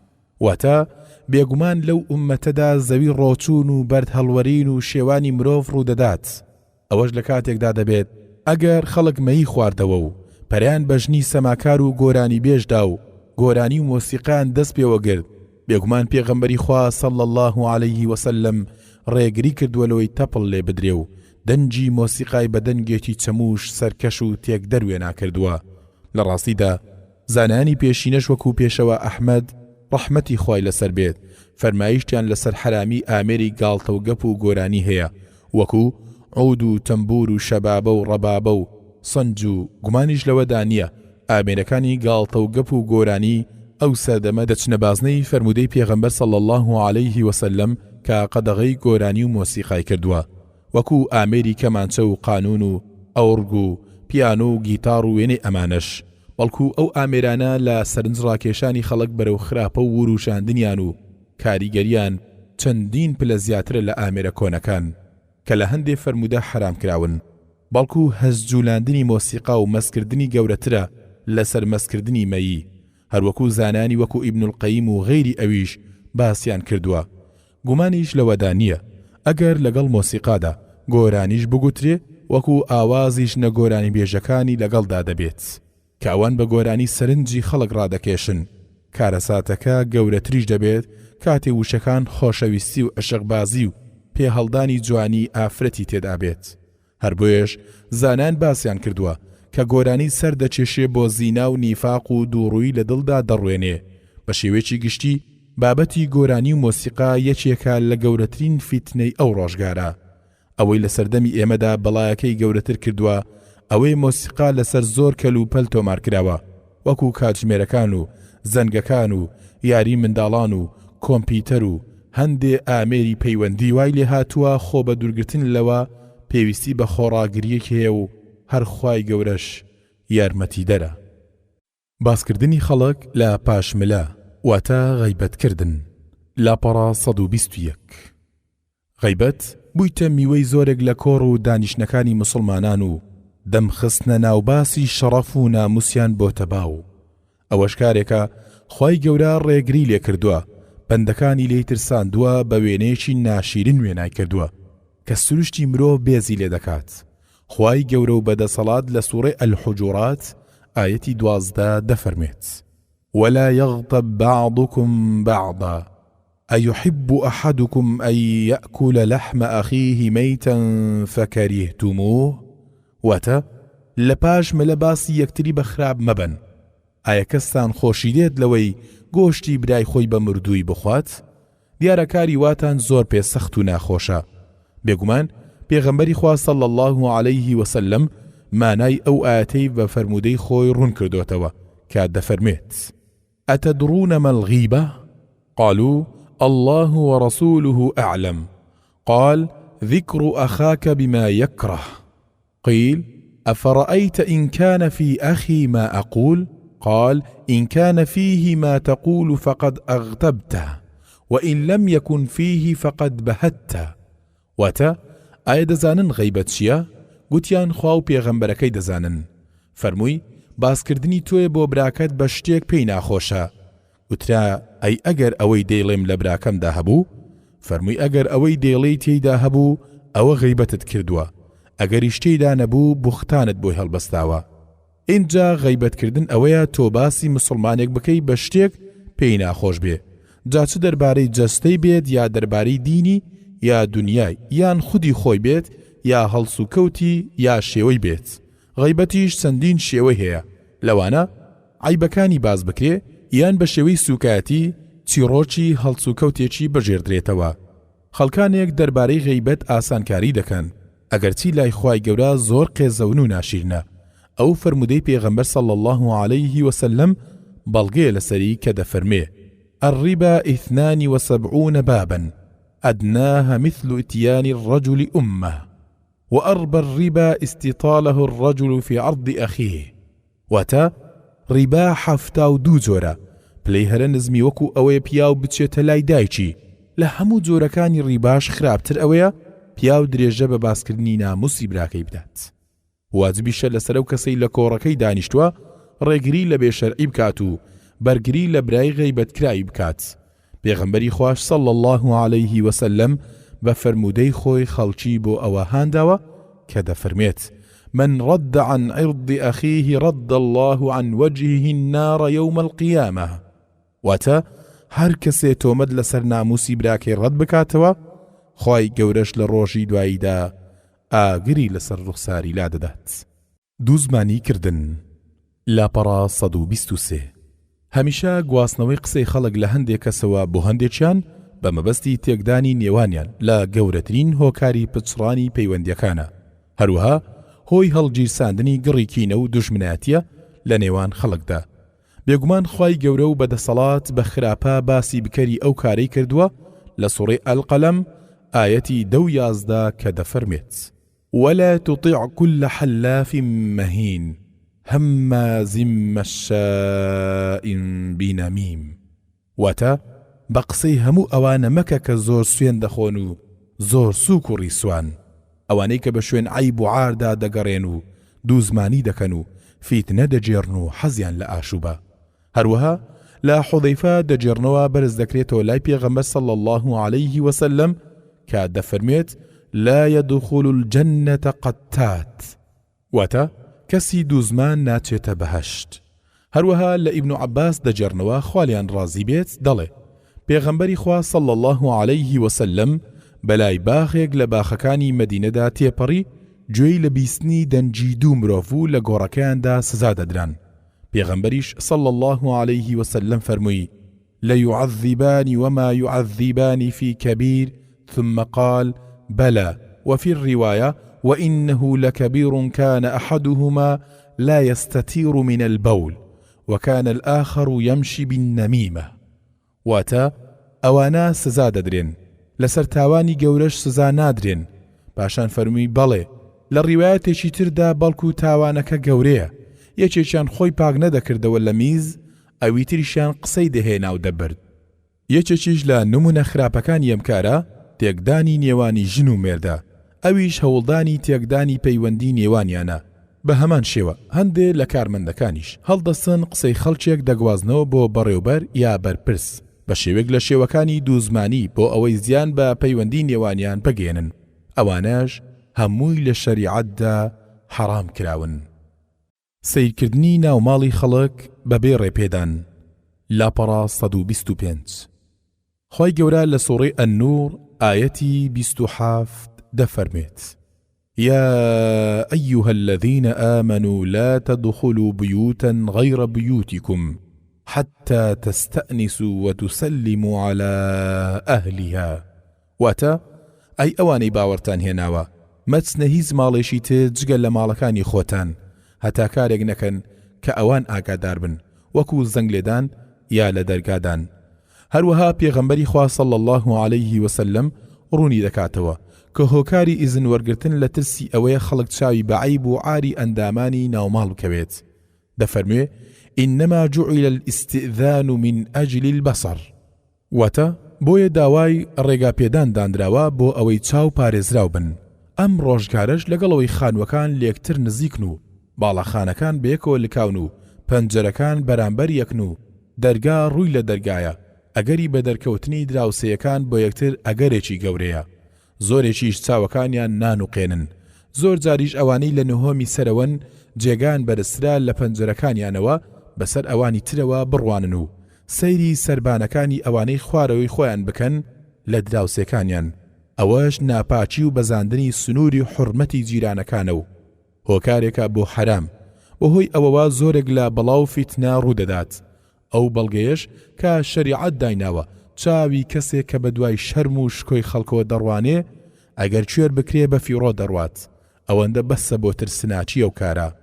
پێغەمبەر صلی الله عليه وسلم دەفەرمێ من اطلع في بيت قوم بغير إذنهم فقد حل لهم أن يفقئوا عينه وفي الرواية ففقوا عينه فلا دي له ولا قصاص واتە هەر کەسێ سەر هەڵبڕێ بۆ ناوماڵی خەڵکێک بەبێ ڕێگا پێدانیان ئەوە بۆیان حەڵاڵە چاوی کوێر بکەن. لە ڕیوایەتێکی تردا ئەگەر چاویان کوێر کرد ئەوان نەخوێن و نەتۆڵە سندنەوەی بۆ هەیە. چرپە چرپی نێوان دوو کەس و فەرامۆشکردنی کەسی سێم لاپەڕا 126 ئەوەش یەکێکە لە بەڵایەکانی کۆڕ و دانیشتنەکان و یەکێکە لە هەنگاوەکانی شەیطان بۆ ئەوەی نێوانی مسلمانان لێکتر بترازێنن، دڵی هەندێکیان بەرامبەر هەندێکیان پڕڕق و کین بکات. بێگومان پێغەمبەری خوا صلی الله عليه وسلم حکم و بڕیار و هۆکاری ئەوە ڕۆن دەکاتەوە، دەفەرمێ: إذا كنتم ثلاثة فلا يتناجى رجلان دون الآخر حتى تختلطوا بالناس أجل إن ذلك يحزنه. واتە ئەگەر ئێوە سێ کەس بوون با دوو پیا و با چرپەچرپ قسە نەکەن و ئەبیتر فەرامۆش نەکەن هەتا ئەوەکو لەگەڵ خەڵکدا تێکەڵ نەبنەوە، چونکە ئەوە دڵی تون دەکات. ئەوەش دەچێتە ئەو بازنەوە کە سێ کەس بەیەکەوە قسە بکەن، چوارەم فەرامۆش بکەن. ئابەو شێوەیە بە هەمان شێوە ئەگەر دوو کەس بە زمانێک قسە بکەن و سێم لێ حاڵی نەبێت، گومان لەوە دانیە کە بە چرپەچرپ قسەکردن جۆرێکە لە بەکەم سەیرکردنی کەسی سێمی تێدایە، یان وا دەگەێنێ کە ئەو دوو کەسا شەڕ و خراپیان بۆ ئەو دەبێت. وێنەی ئەمانش زیاد تێپەڕبوونی جلوبەرێک لە سەرگۆزینگ ئەلئیسبال لە پەڕا 127. یەکێ لەو شتانەی خەڵک باکەمی دەزانێت و لە لای خۆی گەورە جێگای بایەخا ئیسبالە، ئەویش بریتیە لە درێژبوونی جل بۆ خوارووی دوو گۆزینگەکان. هەندێکیشیان جلەکانیان لە زەوی دەخشێ و ئیواشێ بە دوای خۆیدا ڕایدەکێشێ. لە ئەبیذەر دەرجێڕنەوە خوا لێ ڕازی بێت بەرز دەکرێتەوە بۆ لای پێغەمبەر صلی الله عليه وسلم، دەفەرموێ: ثلاثة لا يكلمهم الله يوم القيامة ولا ينظر إليهم ولا يزكيهم ولهم عذاب أليم: المسبل، وفي رواية إزارة، والمنان، وفي رواية الذي لا يعطي شيئا إلا منه، والمنفق سلعته بالحلف الكاذب. وتا سێ کەس هەنا لە ڕۆژی دواییدا خوا قسەیان لەگەڵ ناکات و سەیریان ناکات و پاچیان ناکاتەوە و سزایەکی بە ئێشیان هەیە. پۆشاک درێژ لە ڕوایەتێکدا ئەوەی شەڕواڵەکەی درێژ دەکات، هەروەها ئەوەی لە بەخشیندا منەت لەسەر خەڵک دەکات. لە ڕوایەتێکدا ئەو کەسەی هەر شتێ ببەخشێ بە چاویدا دەداتەوە، هەروە ئەو کەسەی کاڵایەکی بە سوێندی بە درۆ دەفرۆشێ. ئەو کەسەی دەڵێ لە ڕاستیدا درێژکردنی پۆشاکی من لە بەرخۆ بە زلزانی نییە، ئەوە پاکانەی نەفسی خۆی دەکات، بە شێوەیەک لێی وەرناگیرێ، چونکە هەڕەشەکە گشتیە بۆ ئەو کەسەی جلەکەی درێژ دەکات. اینجا مەبەستی خۆ بە زلزانی بێت یان نا. هەروەکو فەرمودەی پێغەمبەر صلی الله عليه وسلم باڵگەیە لەسەر ئەمە، وەکو دەفەرمێ: ما تحت من الكعبين من الإزار ففي النار. واتە ئەو شەڕواڵی لە خواری گۆزینگەکانەوە بێت لەناو ئاگرا. جا ئەگەر شەڕواڵ درێژیەکەی لەبەر خۆ بە زلزانی بێت، ئەوە سزایەکەی گەورەتر و تونترە. ئەوەش لەبەر فەرمودەی پێغەمبەردا صلی الله عليه وسلم هاتووە کە دەفەرمێ: من جر ثوبه مخيلة لم ينظر الله إليه يوم القيامة.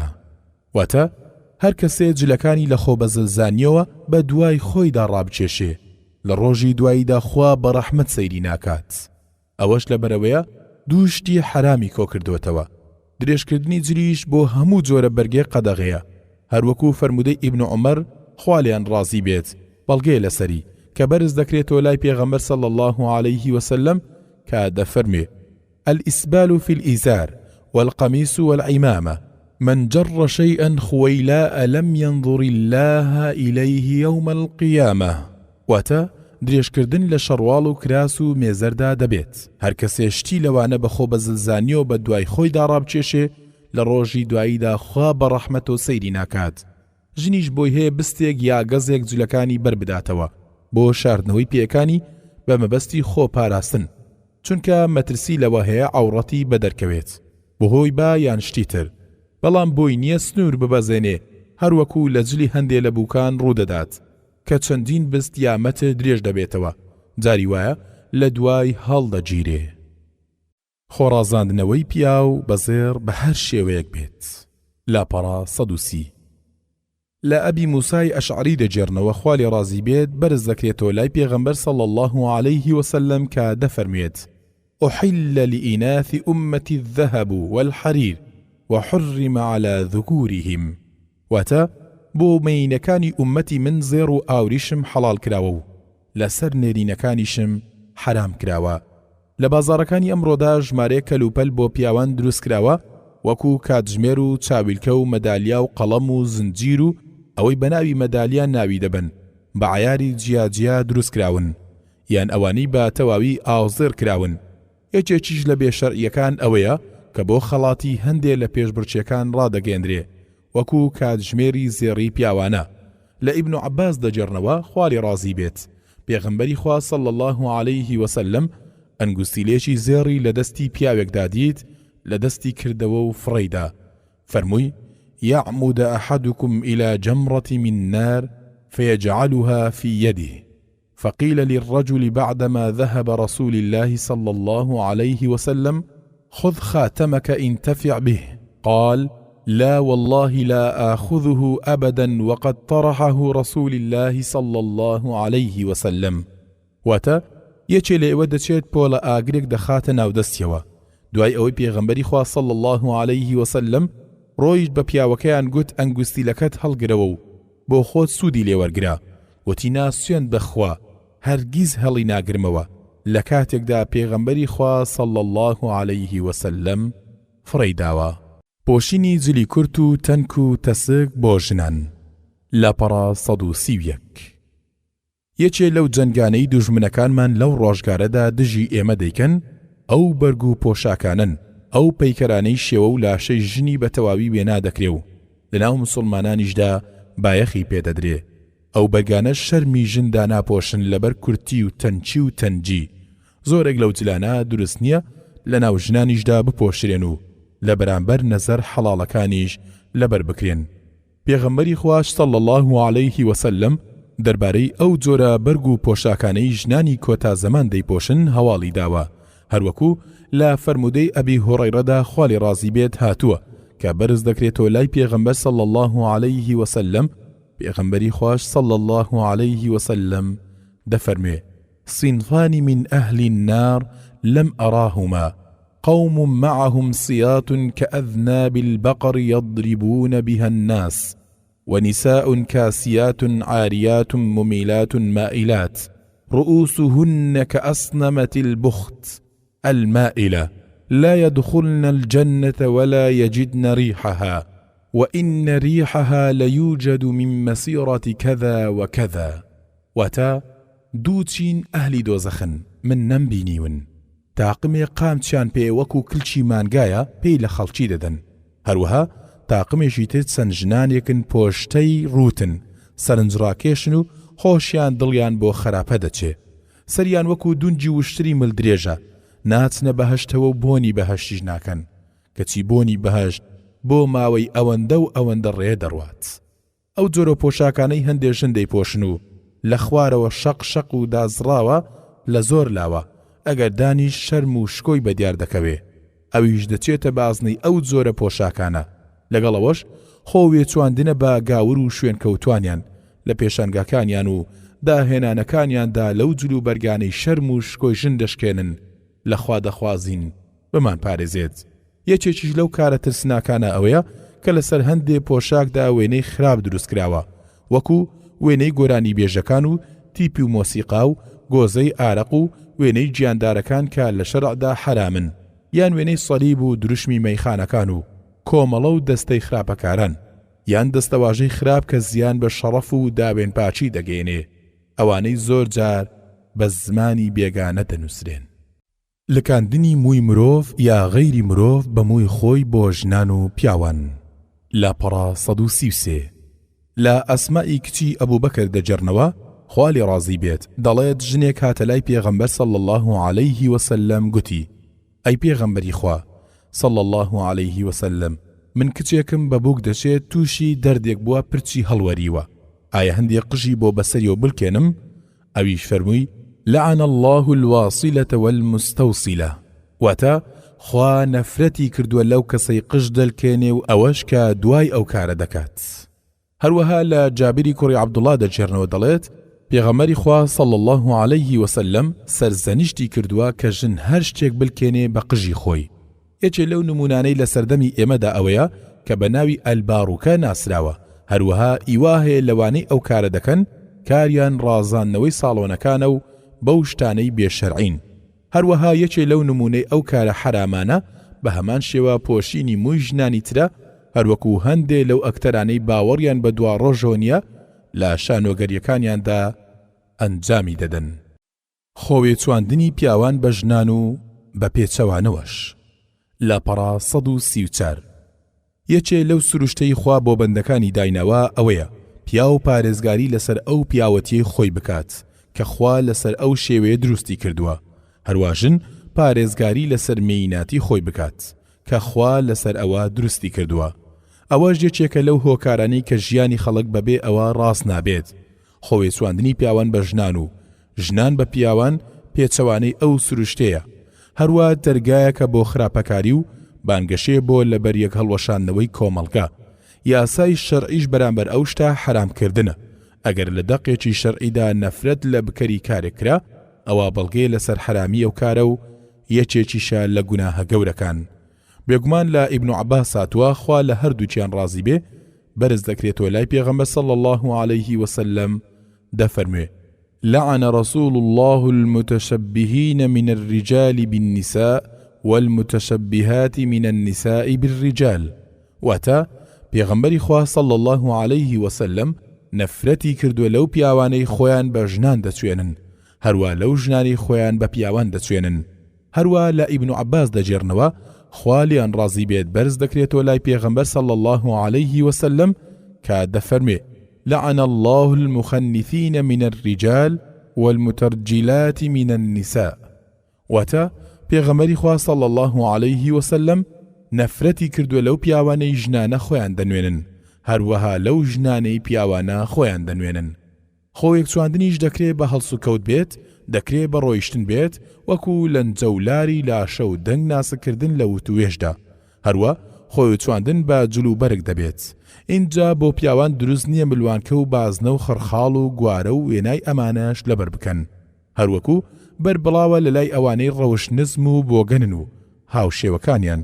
هەروەها دروست نییە بۆ ژنان ئەو شتە لەبەر بکەن کە تایبەتە بە پیاوان وەکو بەرگ و پۆشاک و وێنەی ئەمانەش، بەڵکو واجبە پێچەوانەی پیاوان بێت لە شێوە و هەڵس و کەوتیدا. بەڵگەشمان لەسەرەوەی واجبە هەر یەک لە هەردوو ڕەگەزەکە پێچەوانی یەکتر بن لە بەرگ و پۆشاکدا. ئەو فەرمودەیەکە لە ئەبی هورەیرەوە هاتووە خوا لێ ڕازی بێت بەرزی دەکاتەوە بۆ لای پێغەمبەر صلی الله عليه وسلم کە دەفەرموێت: لعن رسول الله الرجل يلبس لبسة المرأة والمرأة تلبس لبسة الرجل. واتا خوا نەفرەتی کردووە لەو پیاوەی وەکو بەرجی ژنان دەپۆشێ، هەروە لەو ژنەی وەکو بەرجی پیاوان دەپۆشێ. ڕۆژکردنەوەی موو. لاپەڕا 136 ئەوەی ڕایپەسند بێت موو ڕەشکردنەوە حرامە لەبەر ئەو هەڕەشەی لە فەرمودەی پێغەمبەردا صلی الله عليه وسلم باس کراوە. لەمەولە کەسانێک پەیدا دەبن لە کۆتایی زەماندا بە ڕەنجی ڕاش مویان ڕەش دەکەنەوە وەکو بەرگەردەنی سەرسنجی کۆتر بۆنی بەهەژ ناکەن. ئەوەش دیاردێکی بەربڵاوە لە نێوان زۆرێک لەوانەی مووی سپیان لێ بەدەرکەوتووە، اینجا بە ڕەنجی ڕەش دەیگۆڕن. ئەو کارەشیان سەر دەچێشێ بۆ کاری خراپ، فێڵ و سەر لێ شێواندنی خەڵکی خوا، هەروەها بە شێوەیە خۆی وێنادەکات کە ئیخۆی نییە، گومانیش لەوەدا نییە ئەوە کاریگەریەکی خراپی لەسەر خودی کەسایەتی دەبێت. زۆرێک لە هەڵخەڵەتاندنی پێدەکرێ. بێگومان بە فەرمودەی سەحیح هاتووە کە پێغەمبەری خوا صلی الله عليه وسلم ڕەنجی مووی سپی بە خەنە دەگۆڕی، وێنەی خەنەش لەو شتانەی زەرکردن یان سوورکردن یان بە ڕەنگێک کە بەلای ڕەنجی بەنی قاوەییدا بچێت. کاتێکیش لە ڕۆژی فەتحدا ئەبی قوحافەیان هێنا لەبەر زۆری سپی بوونی سەر و ڕیشی وەکو درەختی ثەخامە سپی دەچوو. پێغەمبەری خوش صلی الله عليه وسلم فەرمووی: غەیڕوا هذا بشەیء واجتەنبوا السەواد. واتە ڕەنجی ئەوەی بە شتێک بگۆڕن و خۆتان لە ڕەنجی ڕەش بپارێزن. ئەوەی ڕای هەڵبژار دەبێت ئەوەیە ژن وەکو پیاو وایە، دروست نییە ئەوەی لەسەری سپی بووە بە ڕەنجی ڕەش ڕەنگ بکرێ. وێنەچێشانی گیاندار لەسەر جل و دیوار و کاغەز و وێنەی ئەمانەش. لاپەڕا 137 لا عەبدوڵای کوڕی مەسعود دەجێڕنەوە خوا لێ ڕازی بێت بەرز دەکرێتەوە لای پێغەمبەر صلی الله عليه وسلم کە دەفەرمێت: إن أشد الناس عذابا عند الله يوم القيامة المصورون. واتا بێگومان تونترین کەس لە ڕووی سزاوە لەلایەن خواوە لە ڕۆژی دواییدا وێنە چێشەکانن. هەروەها لە ئەبی هوڕەیرە دەجێڕنەوە خوا لێ ڕازی بێت فەرموودەکە بەرز دەکرێتەوە لای پێغەمبەر صلی الله عليه وسلم ئاخوای گەورە فەرموویەتی لە حەدیثی قودسیدا ومن أظلم ممن ذهب يخلق خلقا كخلقي فليخلق حبة أو ليخلق ذرة. واتە چێ لەو کەسە ستەمکارترە کە دەیوێت لە دروستکردندا لاسایی من بکاتەوە وەکو من شت دروست بکات. دەبا بتوانن دەنکێک دروست بکەن یا بتوانن گەردیلەیەک دروست بکەن. هەروەها لە ئیبن عەباس دەجێڕنەوە خوا لە هەردوو گیان ڕازی بێت بەرز دەکرێتەوە لای پێغەمبەری خوا صلی الله عليه وسلم کە فەرموویەتی كل مصور في النار يجعل له بكل صورة صورها نفس فتعذب في جهنم. قال ابن عباس إن كنت لابد فاعلا فاصنع الشجر وما لا روح فيه. واتە هەموو وێنە دروستکەرێک لە دۆزەخدایە بە هەر وێنێک کە کێشاویەتی گیانێکی بۆ دادەندرێ و لە دۆزەخدا سزا دەدرێ. ابن عباس دەڵێ ئەگەر هەر دەتەوێ بیکەی ئەوە وێنەی درەخت و ئەو شتەی گیانی لە بەردانیا دروستی بکە. ئەو فەرمودانە بەڵگەن لەسەر حرامکردنی وێنەی ئەو شتانەی گیان لەبەرن لە مرۆڤەکان و هەموو گیاندارانی تر. ئەو وێنانەی سێبەریان هەبێت یا نەیان بێت جوداوازی نییە چ چاپکراو بن یا وێنەی چێشراو بن یا هەڵکەندراو بن یا نیگاری دەست بن یا کۆڵدراو بن یا داڕژاو بن و وێنەی ئەمانش. ئەو فەرمودانی لەسەر حرامکردنی وێنەکان هاتوون هەموو ئەمانە دەگرێتەوە. مسلمان سەبارەت بە دەقە شەرعیەکان مرکز دەبێت و مشت و مڕ ناکات. ناڵێت خۆ ئەمن ئەو وێنانە ناپەرستم و سوشدەیان بۆ نابم. ئەگەر کەسی ژیر بە چاوی دڵ و بە تێفکرینەوە سەیری تەنیا یەک خراپی بڵاوبوونەوەی ئەو وێنە چێشانە بکات لەو سەردەمەی ئێمەدا بێگومان شتێک لە حیکمەتی شەریعەت تێدەگات کە ئەو وێنە چێشانەی حرام کردووە. ئەویش ئەوەیە خراپەی گەورەی وەکو جوڵاندنی هەست و هەڵچوونی ئارەزووی لێ پەیدا دەبێت. بەڵکو بەهۆی وێنە چێشان خەڵک گەیشتووە بە داوێن پیسی. هەروەها لەسەر مسلمان پێویستە لە ماڵەکەی خۆیدا وێنەی گیان لەبەران هەڵگرێ بۆی نەبێتە هۆی ڕێگری لە چوونە ژوورەوەی فریشتەکان بۆ ناو ماڵی. بەڕاستیدا پێغەمبەری خوا صلی الله عليه وسلم فەرموویەتی لا تدخل الملائكة بيتا فيه كلب ولا تصاور. واتە فریشتە ناچێتە ماڵێکەوە ساگ یان وێنەی تێدابن. لە هەندێک ماڵدا چەند پەیکەرێک هەیە هەندێکی پەرستراوی گاورەکانن بە بیانووی ئەوەی بۆ جوانین و دیارین دادەندرێن. حرامی ئەوانە تونترە لە ئەوانی تر. هەروەها وێنەی هەڵواسرا و خراپترە لەوەی هەڵنەواسراوە. چەندین جار سەری کێشاوە بۆ گەورەکردن. چەندین جار خەمەکانی پێ نوێ بوویتەوە. چەندین جار سەری کێشاو بۆ شانازی خۆڵکێشان. با نەگوترێ وێنەکان بۆ یادەوەرین چونکە یادەوەری ڕاستەقینە لەلایەن کەسێکی خۆشەویستەوە یان کەس و کارەوە ئەوەی لە دڵەوە داوای ڕەحمەت و لێخۆشبوونی بۆ بکات. جا پێویستە هەموو وێنەیەک لە ماڵ ببرێتە دەرەوە و بسڕێتەوە مەگەر خوا ئەگەر ئەوە زەحمەت بێت ئەو کارە ئەستەم بێت وەکو ئەو وێنەی بەڵایەکی گشتگیرە وەکو ئەوەی لەسەر قوتی وێنەکراوە یان ئەو وێنانی لە فەرهەنگەکان چاپکراون و ئەوانش کە لەو کتێب و سەر چاوانەدا هەن کە سوودیان لێوەردەگیرێ. لەگەڵ ئەوەشدا دەبێ هەوڵ بدرێ بە گوێرەی توانە بسڕێتەوە و لە وێنەی خراپ خۆ بە دوور بگیرێ. هەروەها دەکرێت ئەو وێنانەی پێویستن بپارێزرێن وەکو ئەوانەی بۆ ناسنامەی کەسی بەکاردەهێنرێن. هەندێک لە زانانیش ڕێگان بە وێنانە داوە کە بە سووک و کەمبایەخ سەیر دەکرێن وەکو ئەوانەی بە پێیان بەسەری دەکەون. فاتقوا الله ما استطعتم. واتە کەوابوو هەتا دەتوانن بە تەقوا و خاناس بن گوێڕایەل و فەرمان بەردار بن. درۆکردن لە بینینی خەوندا. لاپەڕا 141. هەندێک کەس هەڵدەستێ خەون هەڵدەبەستێ کە نەیبینیوە بۆ ئەوەی ڕێزێک یا ناوبانجێک لە ناو خەڵکدا بەدەست بێنێ یان بۆ بەرژەوەندێکی سامانی یان بۆ ترساندنی کەسێک کە لە نێوان ئەوان و ئەودا دووبەرەچی هەبێت. وێنەی ئەمانش زۆرێک لە خەڵکی سادە بیر و باوەڕیان بە خەونان هەیە و زۆر پێوە پابندن بەو درویانە هەڵدەخەڵەتێن هەڕەشەی توندیش لەو کەسانە کراوە کە بەو کارە هەڵدەستن. پێغەمبەری خوا صلی الله عليه وسلم دەفەرمێ إن من أعظم الفرى أن يدعي الرجل إلى غير أبيه أو يروي عينه ما لم ترى أو يقول على رسول الله صلى الله عليه وسلم ما لم يقل.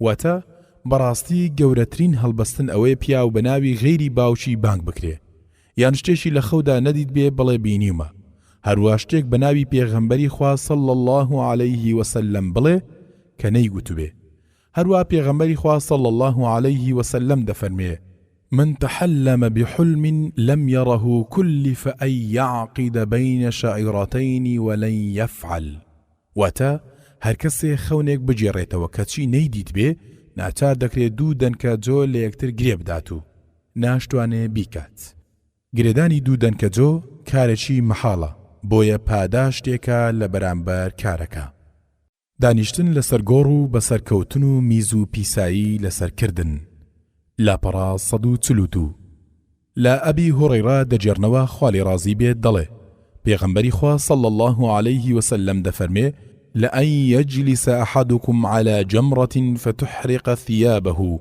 فتخلص إلى جلده خير له من أن يجلس على قبر واتە بەدڵ نیاییەوە کە یەکێک لە ئێوە لەسەر پشکویەک دابنیشێ جلەکانی بسووتێ و بگاتە گۆشتەکەی باشترە لەوەی لەسەر گۆڕەیەک دابنیشێ بەڵام بەسەرکەوتنی گۆڕەکان دەبینی کەسانێک کاتێ مردوەکانیان دەنێژن گوێ بەو کارە نادەن و بەسەر گۆڕان دەکەون هەندێک جاریش بەسەر گۆڕی دراوسێکەی دەکەون بێ ئەوەی ڕێز بۆ مردوەکانی تر بنوێنن دەربارەی گەورەی ئەو گوناهە پێغەمبەری خوا صلی الله عليه وسلم دەفەرمێ لأن أمشي على جمرة أو سيف أو أخسف نعلي برجلي أحب إلي من أن أمشي على قبر مسلم واتە بەدڵ نیاییەوە ئەگەر بێت و لەسەر پشکویەک یا شمشێرێک بڕۆم یا نعلەکەم بە پێیەکانمدا بچێتە خوارەوە خۆشترە بەلامەوە لەوەی بەسەر گۆڕی موسڵمانێکدا بڕۆم چ جای ئەوەی کەسێک دەست بەسەر زەوی گۆڕستاندا بگرێ و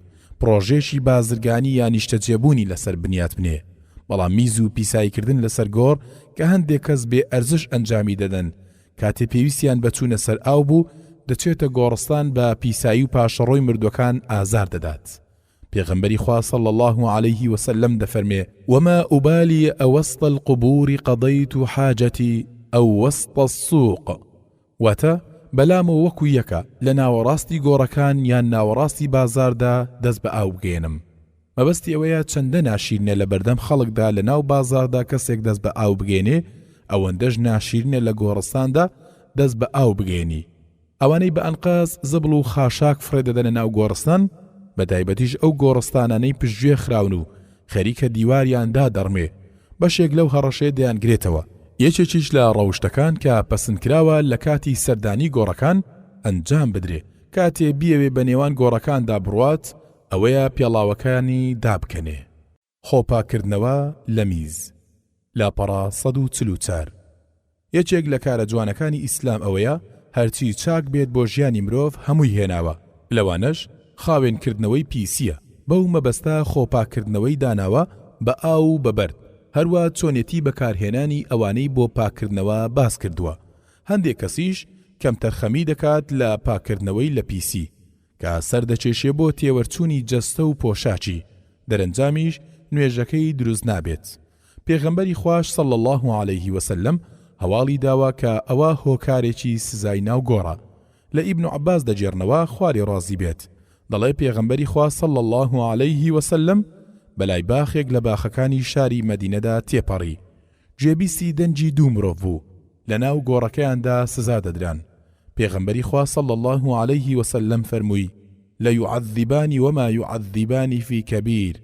ثم قال بلى وفي رواية وإنه لكبير كان أحدهما لا يستتر من البول وأما الآخر يمشي بالنميمة وتا ئەو دوو کەسا سزا دەدرێن دەربارەی گوناهی گەورە سزا نادرێن پاشان فەرمی بەڵێ لە ڕیواتێکدا هاتووە بێگومان ئەو گوناهە گوناهێکی گەورەیە یەکێکیان لە میزەکەی خۆی پاک نەدەکردەوە ئەوی تریشیان قسەی دەهێنا و دەبرد لە نێوان خەڵکدا مەبەستی ئەوەیە کە گوناهی گەورە سزا نادرێن لای خەڵک گوناهەکە گچکەیە و گەورە نییە بەڵکو پێغەمبەری خوا صلی الله عليه وسلم هەواڵی داوە ئەکثەر عەذاب القبر في البول واتە زۆرترین سزای گۆڕ دەربارەی خۆپاک نەکردنەوەیە لە میز خۆپاک ڕانەگرتن لە میز ئەوانە لە خۆی دەگرێ ئەو کەسەی زوو لەسەر میزکردن هەڵبستێ بەر لەوەی کۆتایی پێبێت یان بە ئەنقەس بە شێوەیەک میز بکات یان لە جێگایەک میزەکەی پێ بکەوێتەوە یان بە ئاو یا بە بەرد خۆی پاک نەکاتەوە یا کەم تەرخەمی لە پاکردنەوەی بکات. بێگومان لە سەردەمی ئێمەدا لاساییکردنەوە گەیشتووەتە ئاستێک لە هەندێ ئاودەستخانە و جێگای دەستنوێژ شوێنی میزکردن لە دیوار دانراوە بەبێ پەردە و کەسێ دێت بەبێ شەرمی لە بەرچاوی خەڵکی ژوورەوە و دەرەوە میز دەکات پاشان خۆی دادەپۆشێتەوە بێ ئەوەی خۆی پاک بکاتەوە. ئینجا دوو شتی ناشیرن و حرام بەیەکەوە کۆ دەکاتەوە. یەکەم پارێزگاری شەرمی خۆی نەکردووە لەوەی خەڵک سەیری بکات. دووەمیش ئەو خۆی لە میز و پیسایی خاوێن ناکاتەوە. گوێڕاگرتن لە قسەی خەڵکێک کە ئەوان پێیان ناخۆشە. لاپەڕا 146 خوای گەورە دەفەرمێ وەلا تەجەسەسوو واتە بە شوێن کەم و کوڕی و عیب و عاری یەکتردا مەگەڕێن و سی خوڕی مەکەن. لە ئیبن عەباس دەجێڕنەوە خوا لێیان ڕازی بێت فەرموودەکە بەرز دەکرێتەوە لای پێغەمبەر صلی الله عليه وسلم کە دەفەرمێت من استمع إلى حديث قوم وهم له كارهون صب في أذنه الآنك يوم القيامة. واتە هەر کەسێ گوێ لە قسەی خەڵکێ بگرێ کە ئەوان پێیان ناخۆشە ئەوە لە ڕۆژی دواییدا مسی تواوەی لە دوو گوێیەکان دەکرێ. جا ئەگەر بچێ قسەکەیان بگوازێتەوە بێ ئەوەی ئاگیان لێبێت بۆ ئەوەی زیانیان پێ بگێنێت وێڕای گوناهی جاسوسی و شۆفاری گوناهێکی تری بۆ زیاد دەبێت کە ئەو فەرمایشتەی پێغەمبەر صلی الله عليه وسلم دەیگرێتەوە لا يدخل الجنة قتات. واتە ئەو کەسەی گوێ لە قسان دەگرێ بێ ئەوەی ئاگیان لێبێت پاشان بیژێڕێتەوە ناچێتە بەهەشت. خۆپاکردنەوە لە میز. لاپەڕا 144 یەکێک لە کارە جوانەکانی ئیسلام ئەوەیە هەرچی چاک بێت بۆ ژیانی مرۆڤ هەمووی هێناوە لەوانەش خاوێنکردنەوەی پیسیە بەو مەبەستە خۆپاکردنەوەی داناوە بە ئاو و بەبەرد هەروە چۆنێتی بەکارهێنانی ئەوانەی بۆ پاکردنەوە باس کردووە. هەندێک کەسیش کەم تەرخەمی دەکات لە پاکردنەوەی لە پیسی کە سەردەچێشێ بۆ تێوەرچوونی جەستە و پۆشاچی دەرەنجامیش نوێژەکەی دروست نابێت. پێغەمبەری خوش صلی الله عليه وسلم هەواڵی داوا کە ئەوە هۆکارێکی سزای ناو گۆڕە. لە ئیبن عەباس دەجێڕنەوە خواری ڕازی بێت دەڵێ پێغەمبەری خوا صلی الله عليه وسلم بەلای باخێک لە باخەکانی شاری مەدینەدا تێپەڕی. گوێبیستی دەنجی دوو مرۆڤ بوو لەناو گۆڕەکەیاندا سزا دەدران. پێغەمبەری خوا صلی الله عليه وسلم فەرمووی ليعذبان وما يعذبان في كبير ثم قال بلى وفي رواية وإنه لكبير كان أحدهما لا يستتر من البول وأما الآخر يمشي بالنميمة. واتە ئەو دوو کەسا سزا دەدرێن دەربارەی گوناهی گەورە سزا نادرێن. پاشان فەرمی بەڵێ لە ڕیواتێکدا هاتووە بێگومان ئەو گوناهە گوناهێکی گەورەیە. یەکێکیان لە میزەکەی خۆی پاک نەدەکردەوە ئەوی تریشیان قسەی دەهێنا و دەبرد لە نێوان خەڵکدا. مەبەستی ئەوەیە کە گوناهی گەورە سزا نادرێن لای خەڵک گوناهەکە گچکەیە و گەورە نییە. بەڵکو پێغەمبەری خوا صلی الله عليه وسلم هەواڵی داوە ئەکثەر عەذاب القبر في البول. واتە زۆرترین سزای گۆڕ دەربارەی خۆپاک نەکردنەوەیە لە میز. خۆپاک ڕانەگرتن لە میز ئەوانە لە خۆی دەگرێ ئەو کەسەی زوو لەسەر میزکردن هەڵبستێ بەر لەوەی کۆتایی پێبێت یان بە ئەنقەس بە شێوەیەک میز بکات یان لە جێگایەک میزەکەی پێ بکەوێتەوە یان بە ئاو یا بە بەرد خۆی پاک نەکاتەوە یا کەم تەرخەمی لە پاکردنەوەی بکات.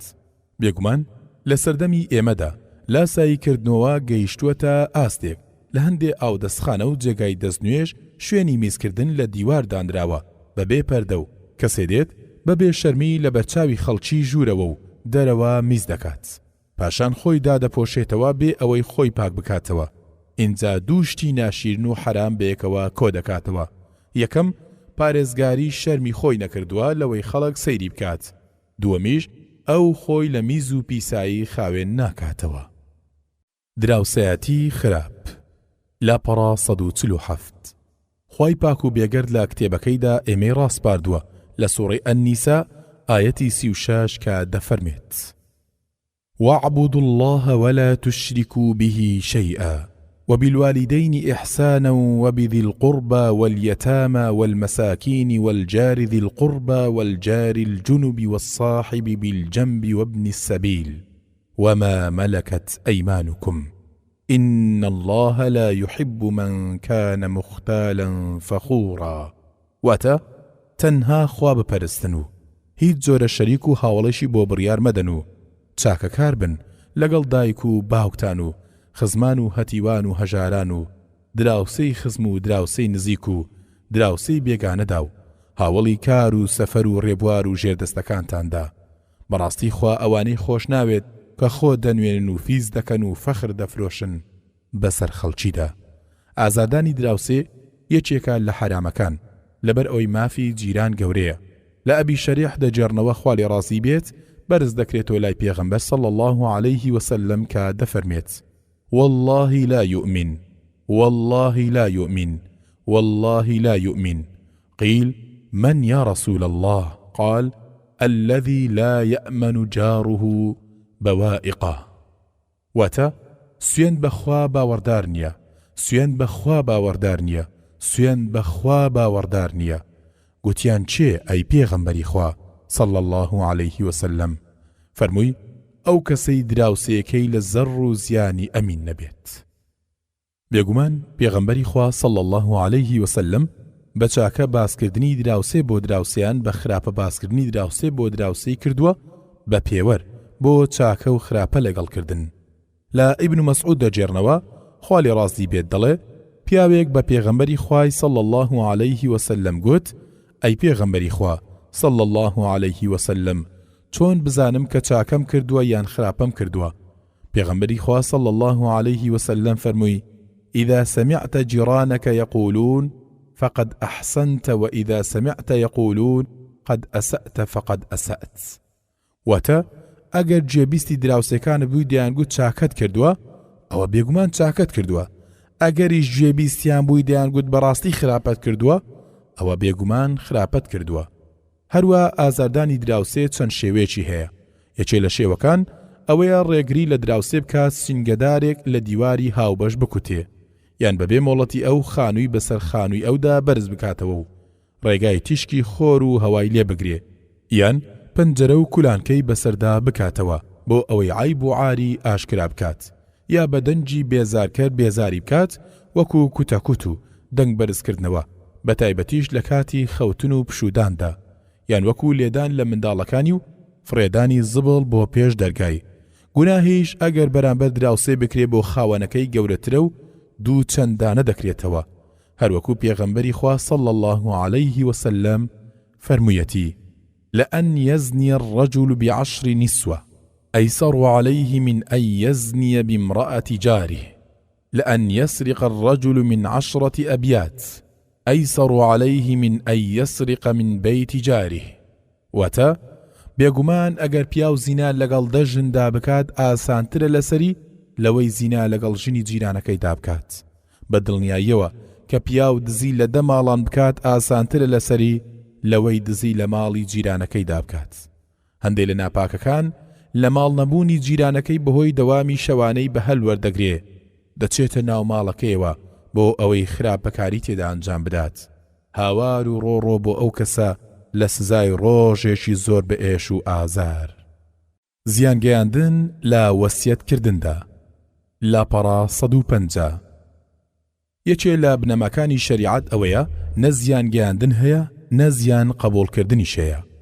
یەکێکیش لەو نمونانە زیانگەیاندنە بە میراتگرانی شەرعی یان بە هەندێکیان.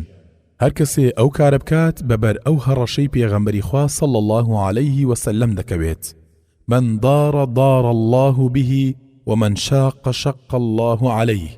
هەر کەسێ زیان بگەێنێ خوا زیانی پێدەگەێنێ و هەر کەسێک زەحمەتی و بارگرانی دروست بکات خوا لەسەری گران دەکات. یەکێکیش لە وێنەی زیانگەیاندن لە کاتی ڕاستپاردن و وەسیەتکردندا بێبەشکردنی یەکێک لە میراتگرانە لە مافی شەرعی خۆی یان وەسیەت بۆ میراتگرێک بکات بە پێچەوانەی ئەوەی شەریعەت بۆی داناوە یان بە زیاتر لە سێیەک وەسیەت بکات. لەو شوێنانەی خەڵکان ملکەتی بڕیار و دادگای شەرعی نابن زەحمەت و گرانە بۆ خاوەن ماف ئەو مافەی خوای گەورە پێیداوە وەری بگرێتەوە بەهۆی ئەو دادگانەی دانراون کە بە پێچەوانەی شەریعەت بڕیار دەدەن و فەرمان دەکەن بە جێبەجێکردنی وەسیەتی ستەمکارانە کە لە لای مەحامی تۆمار کراوە جا هاوار بۆ ئەوانە لەوەی نووسیویانە بەدەستی خۆیان و هاوار بۆ ئەوانە لەوەی ئەنجامی دەدەن. یاریکردن بە نەرد واتە زار لاپەڕا 151. زۆرێک لەو یاریانەی بەربڵاون و لە نێوان خەڵکدا ئەنجام دەدرێن لەسەر چەند شتێکی حرام. یەکێکیش لەوانە نەردە کە بە زار ناسراوە. ئەوەی جوڵە و گواستنەوەی ژمارەیەکی زۆری یاریەکانی پێدەکرێت وەکو یاری تاوڵە و غەیری ئەویش. بێگومان پێغەمبەری خوای صلی الله علیه وسلم هۆشداری لەو نەردە داوە کە دەرگاکانی قماری پێدەکرێتەوە. دەفەرمێ من لعب بالنرد شير فكأنما صبغ يده في لحم خنزير ودمه. واتە هەر کەسێ یاری بەزار نەرد شیر بکات هەروەکو بڵی دەستی بە گۆشت و خوێنی بەراز ڕەنگ کرد بێت وایە. هەروە لە ئەبی موسا دەجێڕنەوە خوا لێ ڕازی بێ بەرز دەکرێتەوە لای پێغەمبەر صلی الله عليه وسلم کە دەفەرمێ من لعب بالنرد فقد عصى الله ورسوله. واتە هەر کەسێ یاری بە نەرد واتە زار بکات ئەوە بێگومان سەرپێچی خوا و پێغەمبەرەکەی کردووە. نەفرەتکردن لە بڕوادار و نەفرەتکردن لە کەسێ شیاوی نەبێ. لاپەڕا 152. زۆرێک لە خەڵکان زمانی خۆیان پێناگیرێ ئەگەر تووڕەبوون دەست بەجێ نەفرەت دەکەن. نەفرەت لە مرۆڤ و گیاندار و بێگیان و شەو و ڕۆژ و کاتەکان دەکەن. لەگەڵەوەشدا نەفرەت لە خۆیان و منداڵەکان دەکەن. هەروە پیا و نەفرەت لە ژن دەکات و بە پێچەوانەوەش ئەوەش کارێکی ترسناکە. لە ئەبی زەیدی ثابتی کوڕی ضەحاکی ئەنساری دەجێڕنەوە خوا لێ ڕازی بێت بەرز دەکرێتەوە بۆ لای پێغەمبەر صلی الله عليه وسلم کە دەفەرمێ ومن لعن مؤمنا فهو كقتله. واتە هەر کەسێکیش نەفرەت لە بڕوادارێک دەکات ئەوە وەکو کوشتنی وایە. لەبەرەوەش نەفرەتکردن لە ناو ژناندا زۆرە. پێغەمبەری خوا صلی الله عليه وسلم ڕوونی کردوتەوە کە ئەوە یەکێکە لە هۆکارەکانی چوونی ژنان بۆ دۆزەخ. بە هەمان شێوە لە ڕاستیدا نەفرەت کارەکان نابن بە تکاکار لە ڕۆژی دواییدا. ترسناکتریش لەوە ئەوەیە نەفرەتکردن ئەگەر بە زوڵم بکرێ ئەوە دەگەڕێتەوە سەر خاوەنەکەی وەکو ئەوە وایە دوعای لە خۆی کرد بێت بەوەی فڕێ بدرێت و دوور بخرێتەوە لە ڕەحمەتی خوا. شین جێڕان لاپەڕا 153. یەکێکە لە بێشەرعیە گەورەکان کە هەندێک لە ژنان ئەنجامی دەدەن بە هاوارەوە دەنجیان بەرز دەکەنەوە و لە دەم و چاویان دەدەن بە مردوودا هەڵدەڵێن. بە هەمان شێوە جلدا دڕین و پرچتاشین یان پرچ بەستان و پارچە پارچەکردنی. ئەوانە هەمووی بەڵگەن لەسەر ڕازی نەبوون بە قەزا و قەدەری خوا و ئارام نەگرتن لەسەر بەڵا و ناڕەحەتی.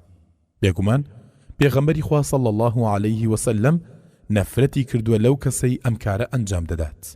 لە ئەبی ئومامە دەجێڕنەوە خوا لێ ڕازی بێت کە پێغەمبەری خوا صلی الله عليه وسلم نەفرەتی کردووە لەو ژنەی دەموچاوی دادەماڵێ و ئەو ژنەی بەرۆشی دادەدڕێ و ئەو ژنەی هاوار و ڕۆڕۆ دەکات. هەروەها لە عەبدوڵای کوڕی مەسعود دەجێڕنەوە خوا لێ ڕازی بێت بەرزی دەکاتەوە لای پێغەمبەر صلی الله عليه وسلم کە دەفەرموێ ليس منا من لطم الخدود وشق الجيوب ودعا بدعوى الجاهلية. واتا لئێمە نییە ئەو کەسەی بەدەست لە دەم و چاوی دەدات و یەخەدا دەدڕێ و بە داوای نەفامی بانگ دەکات. پێغەمبەری خوا صلی الله عليه وسلم دەفەرمێ النائحة إذا لم تطب قبل موتها تقام يوم القيامة وعليها سربال من قطران ودرع من جرب. واتا ژنی سەردولکەبێش ئەوەی بە مردوواندا هەڵدەڵێ و دەگریێ ئەگەر بەر لە مردنی تۆبەی نەکات ئەوە شەڕواڵێکی لە قەتران و زرێکی لە جەرب زۆرە نەخۆشیێکی پێستیە لەبەر دەکرێ. لێدان لە دەم و چاو و نیشانەدارکردنی لاپەڕا 154. لە جابیر دەجێڕنەوە خوا لێ ڕازی بێت دەڵێ پێغەمبەری خوا صلی الله عليه وسلم ڕێگری کردووە لە لێدان لە دەم و چاو و نیشانەدارکردنی ڕوخسار. بەڵام دەربارەی لێدان لە دەم و چاو ئەوە ژمارەیەک لە دایک و باوک و وانەبێژەکان لە کاتی سەرزەنشکردنی منداڵەکان هەڵدەستن بە لەپی دەست یان شتی تر لە دەم و چاویان دەدەن. هەروە هەندێک کەس لەگەڵ خزمەت کارەکەی ئەوە دەکات. ئەوە ئەگەرچی سوکایەتی تێدایە بەو دەم و چاوە خوا ڕێزی لە مرۆڤ ناوە بە هەمان شێوە سەر دەچێشێ بۆ لەدەستدانی هەندێ هەستەوەری گرنگ کە لە دەم و چاودا کۆبووینەوە. اینجا پەشیمانی بە دواوەیە و جاری وایە داوای تۆڵەسەندنەوەشی لێ دەکرێت. بەڵام نیشانەدارکردنی ئاژەڵان لە دەم و چاودا ئەوەیە نیشانێک لەسەر دەم و چاوی دادەندرێ، پێی جیا دەکرێتەوە، هەر خاوەنەکەی ئاژەڵەکەی پێدەناسێتەوە. یان کاتێ بزر بوو بەو نیشانەیە بۆی دەجێڕنەوە، ئەوە حرامە و شێواندن و ئازاردانی تێدایە. ئەگەر هەندێک کەس بەڵگە بۆ بێننەوە کە ئەوە نیشانەی تیرە و هۆزەکەیانە و پێی جیا دەکرێنەوە، دەکرێت ئەو نیشانەی لە شوێنێکی تر بێت جگا لە دەم و چاو. دەنگدابڕین لە موسڵمان زیاتر لە 3 ڕۆژان بێ هۆکاری شەرعی. لاپەڕا 155. یەکێک لە هەنگاوەکانی شەیطان دابڕین لە نێوان موسڵماناندا دروست بکرێ. زۆرن ئەوانەی بە دوای هەنگاوەکانی شەیطان دەکەون، پشت لە برا موسڵمانەکانیان دەکەن بە هۆکاری ناشەرعی، یان لەبەر ناکۆچی مادی یان هەڵوێستەیەکی کەمبایەخ. ماوەیەکی زۆر ئەو دابڕانە درێژەی دەچێشێ، جاری وایە سوێن دەخوا قسەی لەگەڵدا نەکات و لەسەر خۆی نەزر دەکات نەچێتە ماڵی. کاتێ لە ڕێگایەکدا دەیبینێ ڕووی لێ وەردەجێڕێ. ئەگەر کاتێکیش لە کۆڕێکدا پێی گەیشت، ئەوە تۆقال لەگەڵ ئەوانەی پێش ئەو دوای ئەودا دەکات، ئەو دەبوێرێ. ئەوە یەکێکە لە هۆکاری بێتوانایی کۆمەڵگەی ئیسلامی، هەر لەبەرەوە بڕیاری شەرعی لەوبارەوە یەکلاکەرەوەیە و هەڕەشەکە توندە. لا ئەبی هوڕەیرە دەجێڕنەوە خوا لێ ڕازی بێ بەرز دەکرێتەوە لای پێغەمبەر صلی الله عليه وسلم کە دەفەرمێ: لا يحل للمسلم أن يهجر أخاه فوق 3 فمن هجر فوق 3 فمات دخل النار. واتە بۆ مسلمان نییە، حەڵاڵ نییە زیاتر لە 3 ڕۆژان پشت لە برای خۆی بکات. جا هەر کەسێ زیاتر لە 3 ڕۆژان پشتی تێکرد ئەگەر مرد دەچێتە دۆزەخەوە. هەروەها لە ئەبی خەراش الئەسلەمی دەجێڕنەوە خوالی ڕازی بێت بەرزی دەکات و لای پێغەمبەر صلی الله عليه وسلم: من هجر أخاه سنة فهو كسفك دمه. واتە هەر کەسێ ساڵێک پشتی لە براکەی کرد وەکو ئەوە وایە خوێنی ڕشت بێ. ئەوەندە بەسە لە گوناهەکانی دەنگدابڕین لە نێوان مسلماناندا کە ببێتە هۆی بێبەشبوون لە لێخۆشبوونی خوای گەورە و بەدەسەڵات. لە ئەبی هوڕەیرە دەجێڕنەوە خوالی ڕازی بێت بەرز دەکرێتەوە لای پێغەمبەر صلی الله عليه وسلم کە فەرموویەتی: لە هەموو جومعەیەکدا کردەوەکانی خەڵک 2 جار دەخرێتە ڕوو، ڕۆژی دووشەم و ڕۆژی پێنجشەم. چاوپۆشی لە هەموو بەندێک دەکرێت، تەنیا بەندێک نەبێت لە نێوانی ئەو براکەیدا کینە هەبێت. دەگوترێ واز لەو دوانە بێنن یا دوایان بخەن هەتاوەکو بە ئاگا دێنەوە. هەر کەسێکیش لەو 2 کەسە ناکۆکەکە تۆبەی کرد پێویستە لەسەری بگەڕێتەوە لای برادەرەکەی و سەلامی لێ بکات. جاگەر ئەوەی کرد و هاوڵەکەی ڕەتی کردەوە، ئەوە تاوان لەسەر ئەو نامێنێت و تاوانەکەی دەکەوێتە سەر ئەوەی سەرپێچی دەکات. لە ئەبی ئەیوب دەجێڕنەوە بەرز دەکرێتەوە لای پێغەمبەر صلی الله عليه وسلم کە دەفەرمێت: لا يحل لرجل أن يهجر أخاه فوق 3 ليال يلتقيان فيعرض هذا ويعرض هذا وخيرهما الذي يبدأ بالسلام. واتا حەڵاڵ نییە بۆ پیاوێک زیاتر لە 3 شەوان پشت لە براکەی بکات، بەیەکتر بگەن و ئەو پشت لەو بکات و ئەو پشت لەو بکات. باشترینیان ئەو کەسێ یەکەم جار سەلام لەوی تر بکات.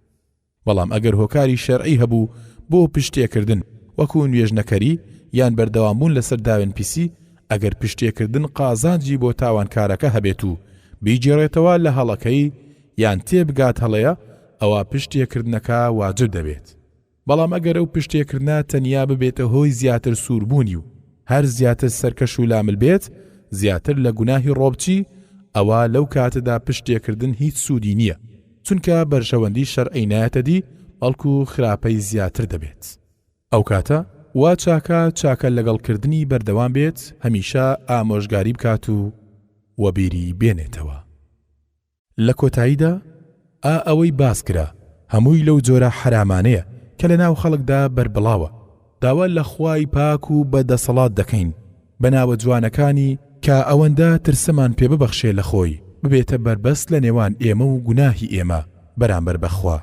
ئەوەندە لە گوێڕالی خۆیمان پێ ببەخشێ بەسای ئەوە بمانگێنێتە بەهەشتەکەی خۆی، لە گوناه و تاوانەکانمان خۆش بێت و لە زێدەڕۆیی بمان بورێ، بە حەڵاڵی خۆی لە حرامەکەی بێمرەتمان بکات، بە بەخشندەی خۆی لە غەیری خۆی بێپێویستمان بکات و تۆبەمان لێگیرا بکات و گوناهەکانمان بشواتەوە، چونکە بەڕاستی ئەو بیسەر و وەرام دەرەوەیە.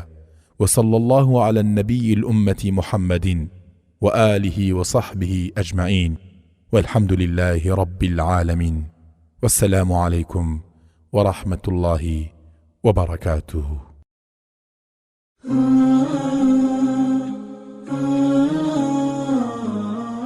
بسم الله الرحمن الرحيم. کتێبخانەی دەنجی ڕۆشنایی.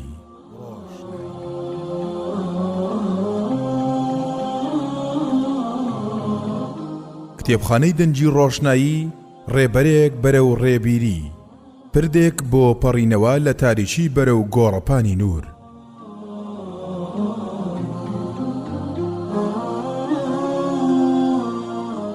ڕۆشناییە بۆ ڕۆشنکردنەوەی هێزر و بیر، پاڵفتەیەکە بۆ پاڵاوتنی زانیاریەکان، ڕێنوینیە بەرەو ڕێدینی حەقیقەت.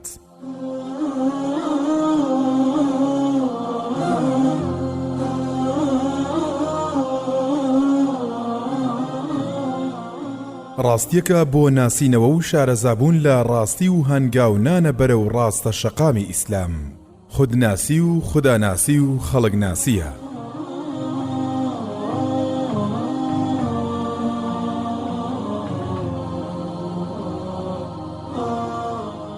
دەستپێشی بەختەوەری و هەوڵدانە بۆ سەرفرازی.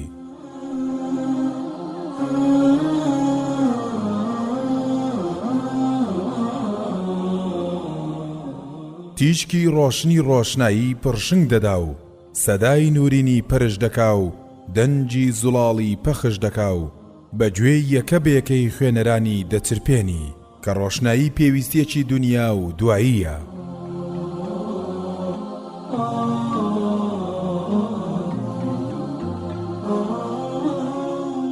ڕۆشنایی لە سەحەردا لەگەڵ شنەی دەریادا ئاوێتە دەبێ و دەبن بە شنەبای ئیمان، لەگەڵ ئاوابوونی خۆردا ڕەنگ وەردەگرێ، دەبێ بە مانگی چواردە لە ئاسمانی تاریکی شەودا.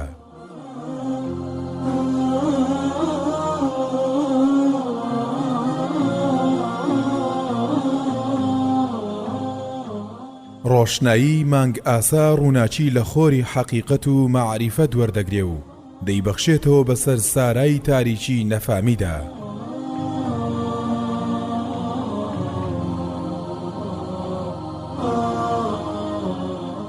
ڕۆشنایی ئەستێرەی نەخشێنرا و بریسکەداری ئاسمانە کە تابلۆیەکیان لە ڕۆشنبیری و هۆشیاری و زانست و مەعریفەت و کامەرانیدا دروست کردووە. لەگەڵ ڕۆشنایی شادیە و شادبوونە بە شادومانی. کتێبخانەی دەنجی ڕۆشنایی.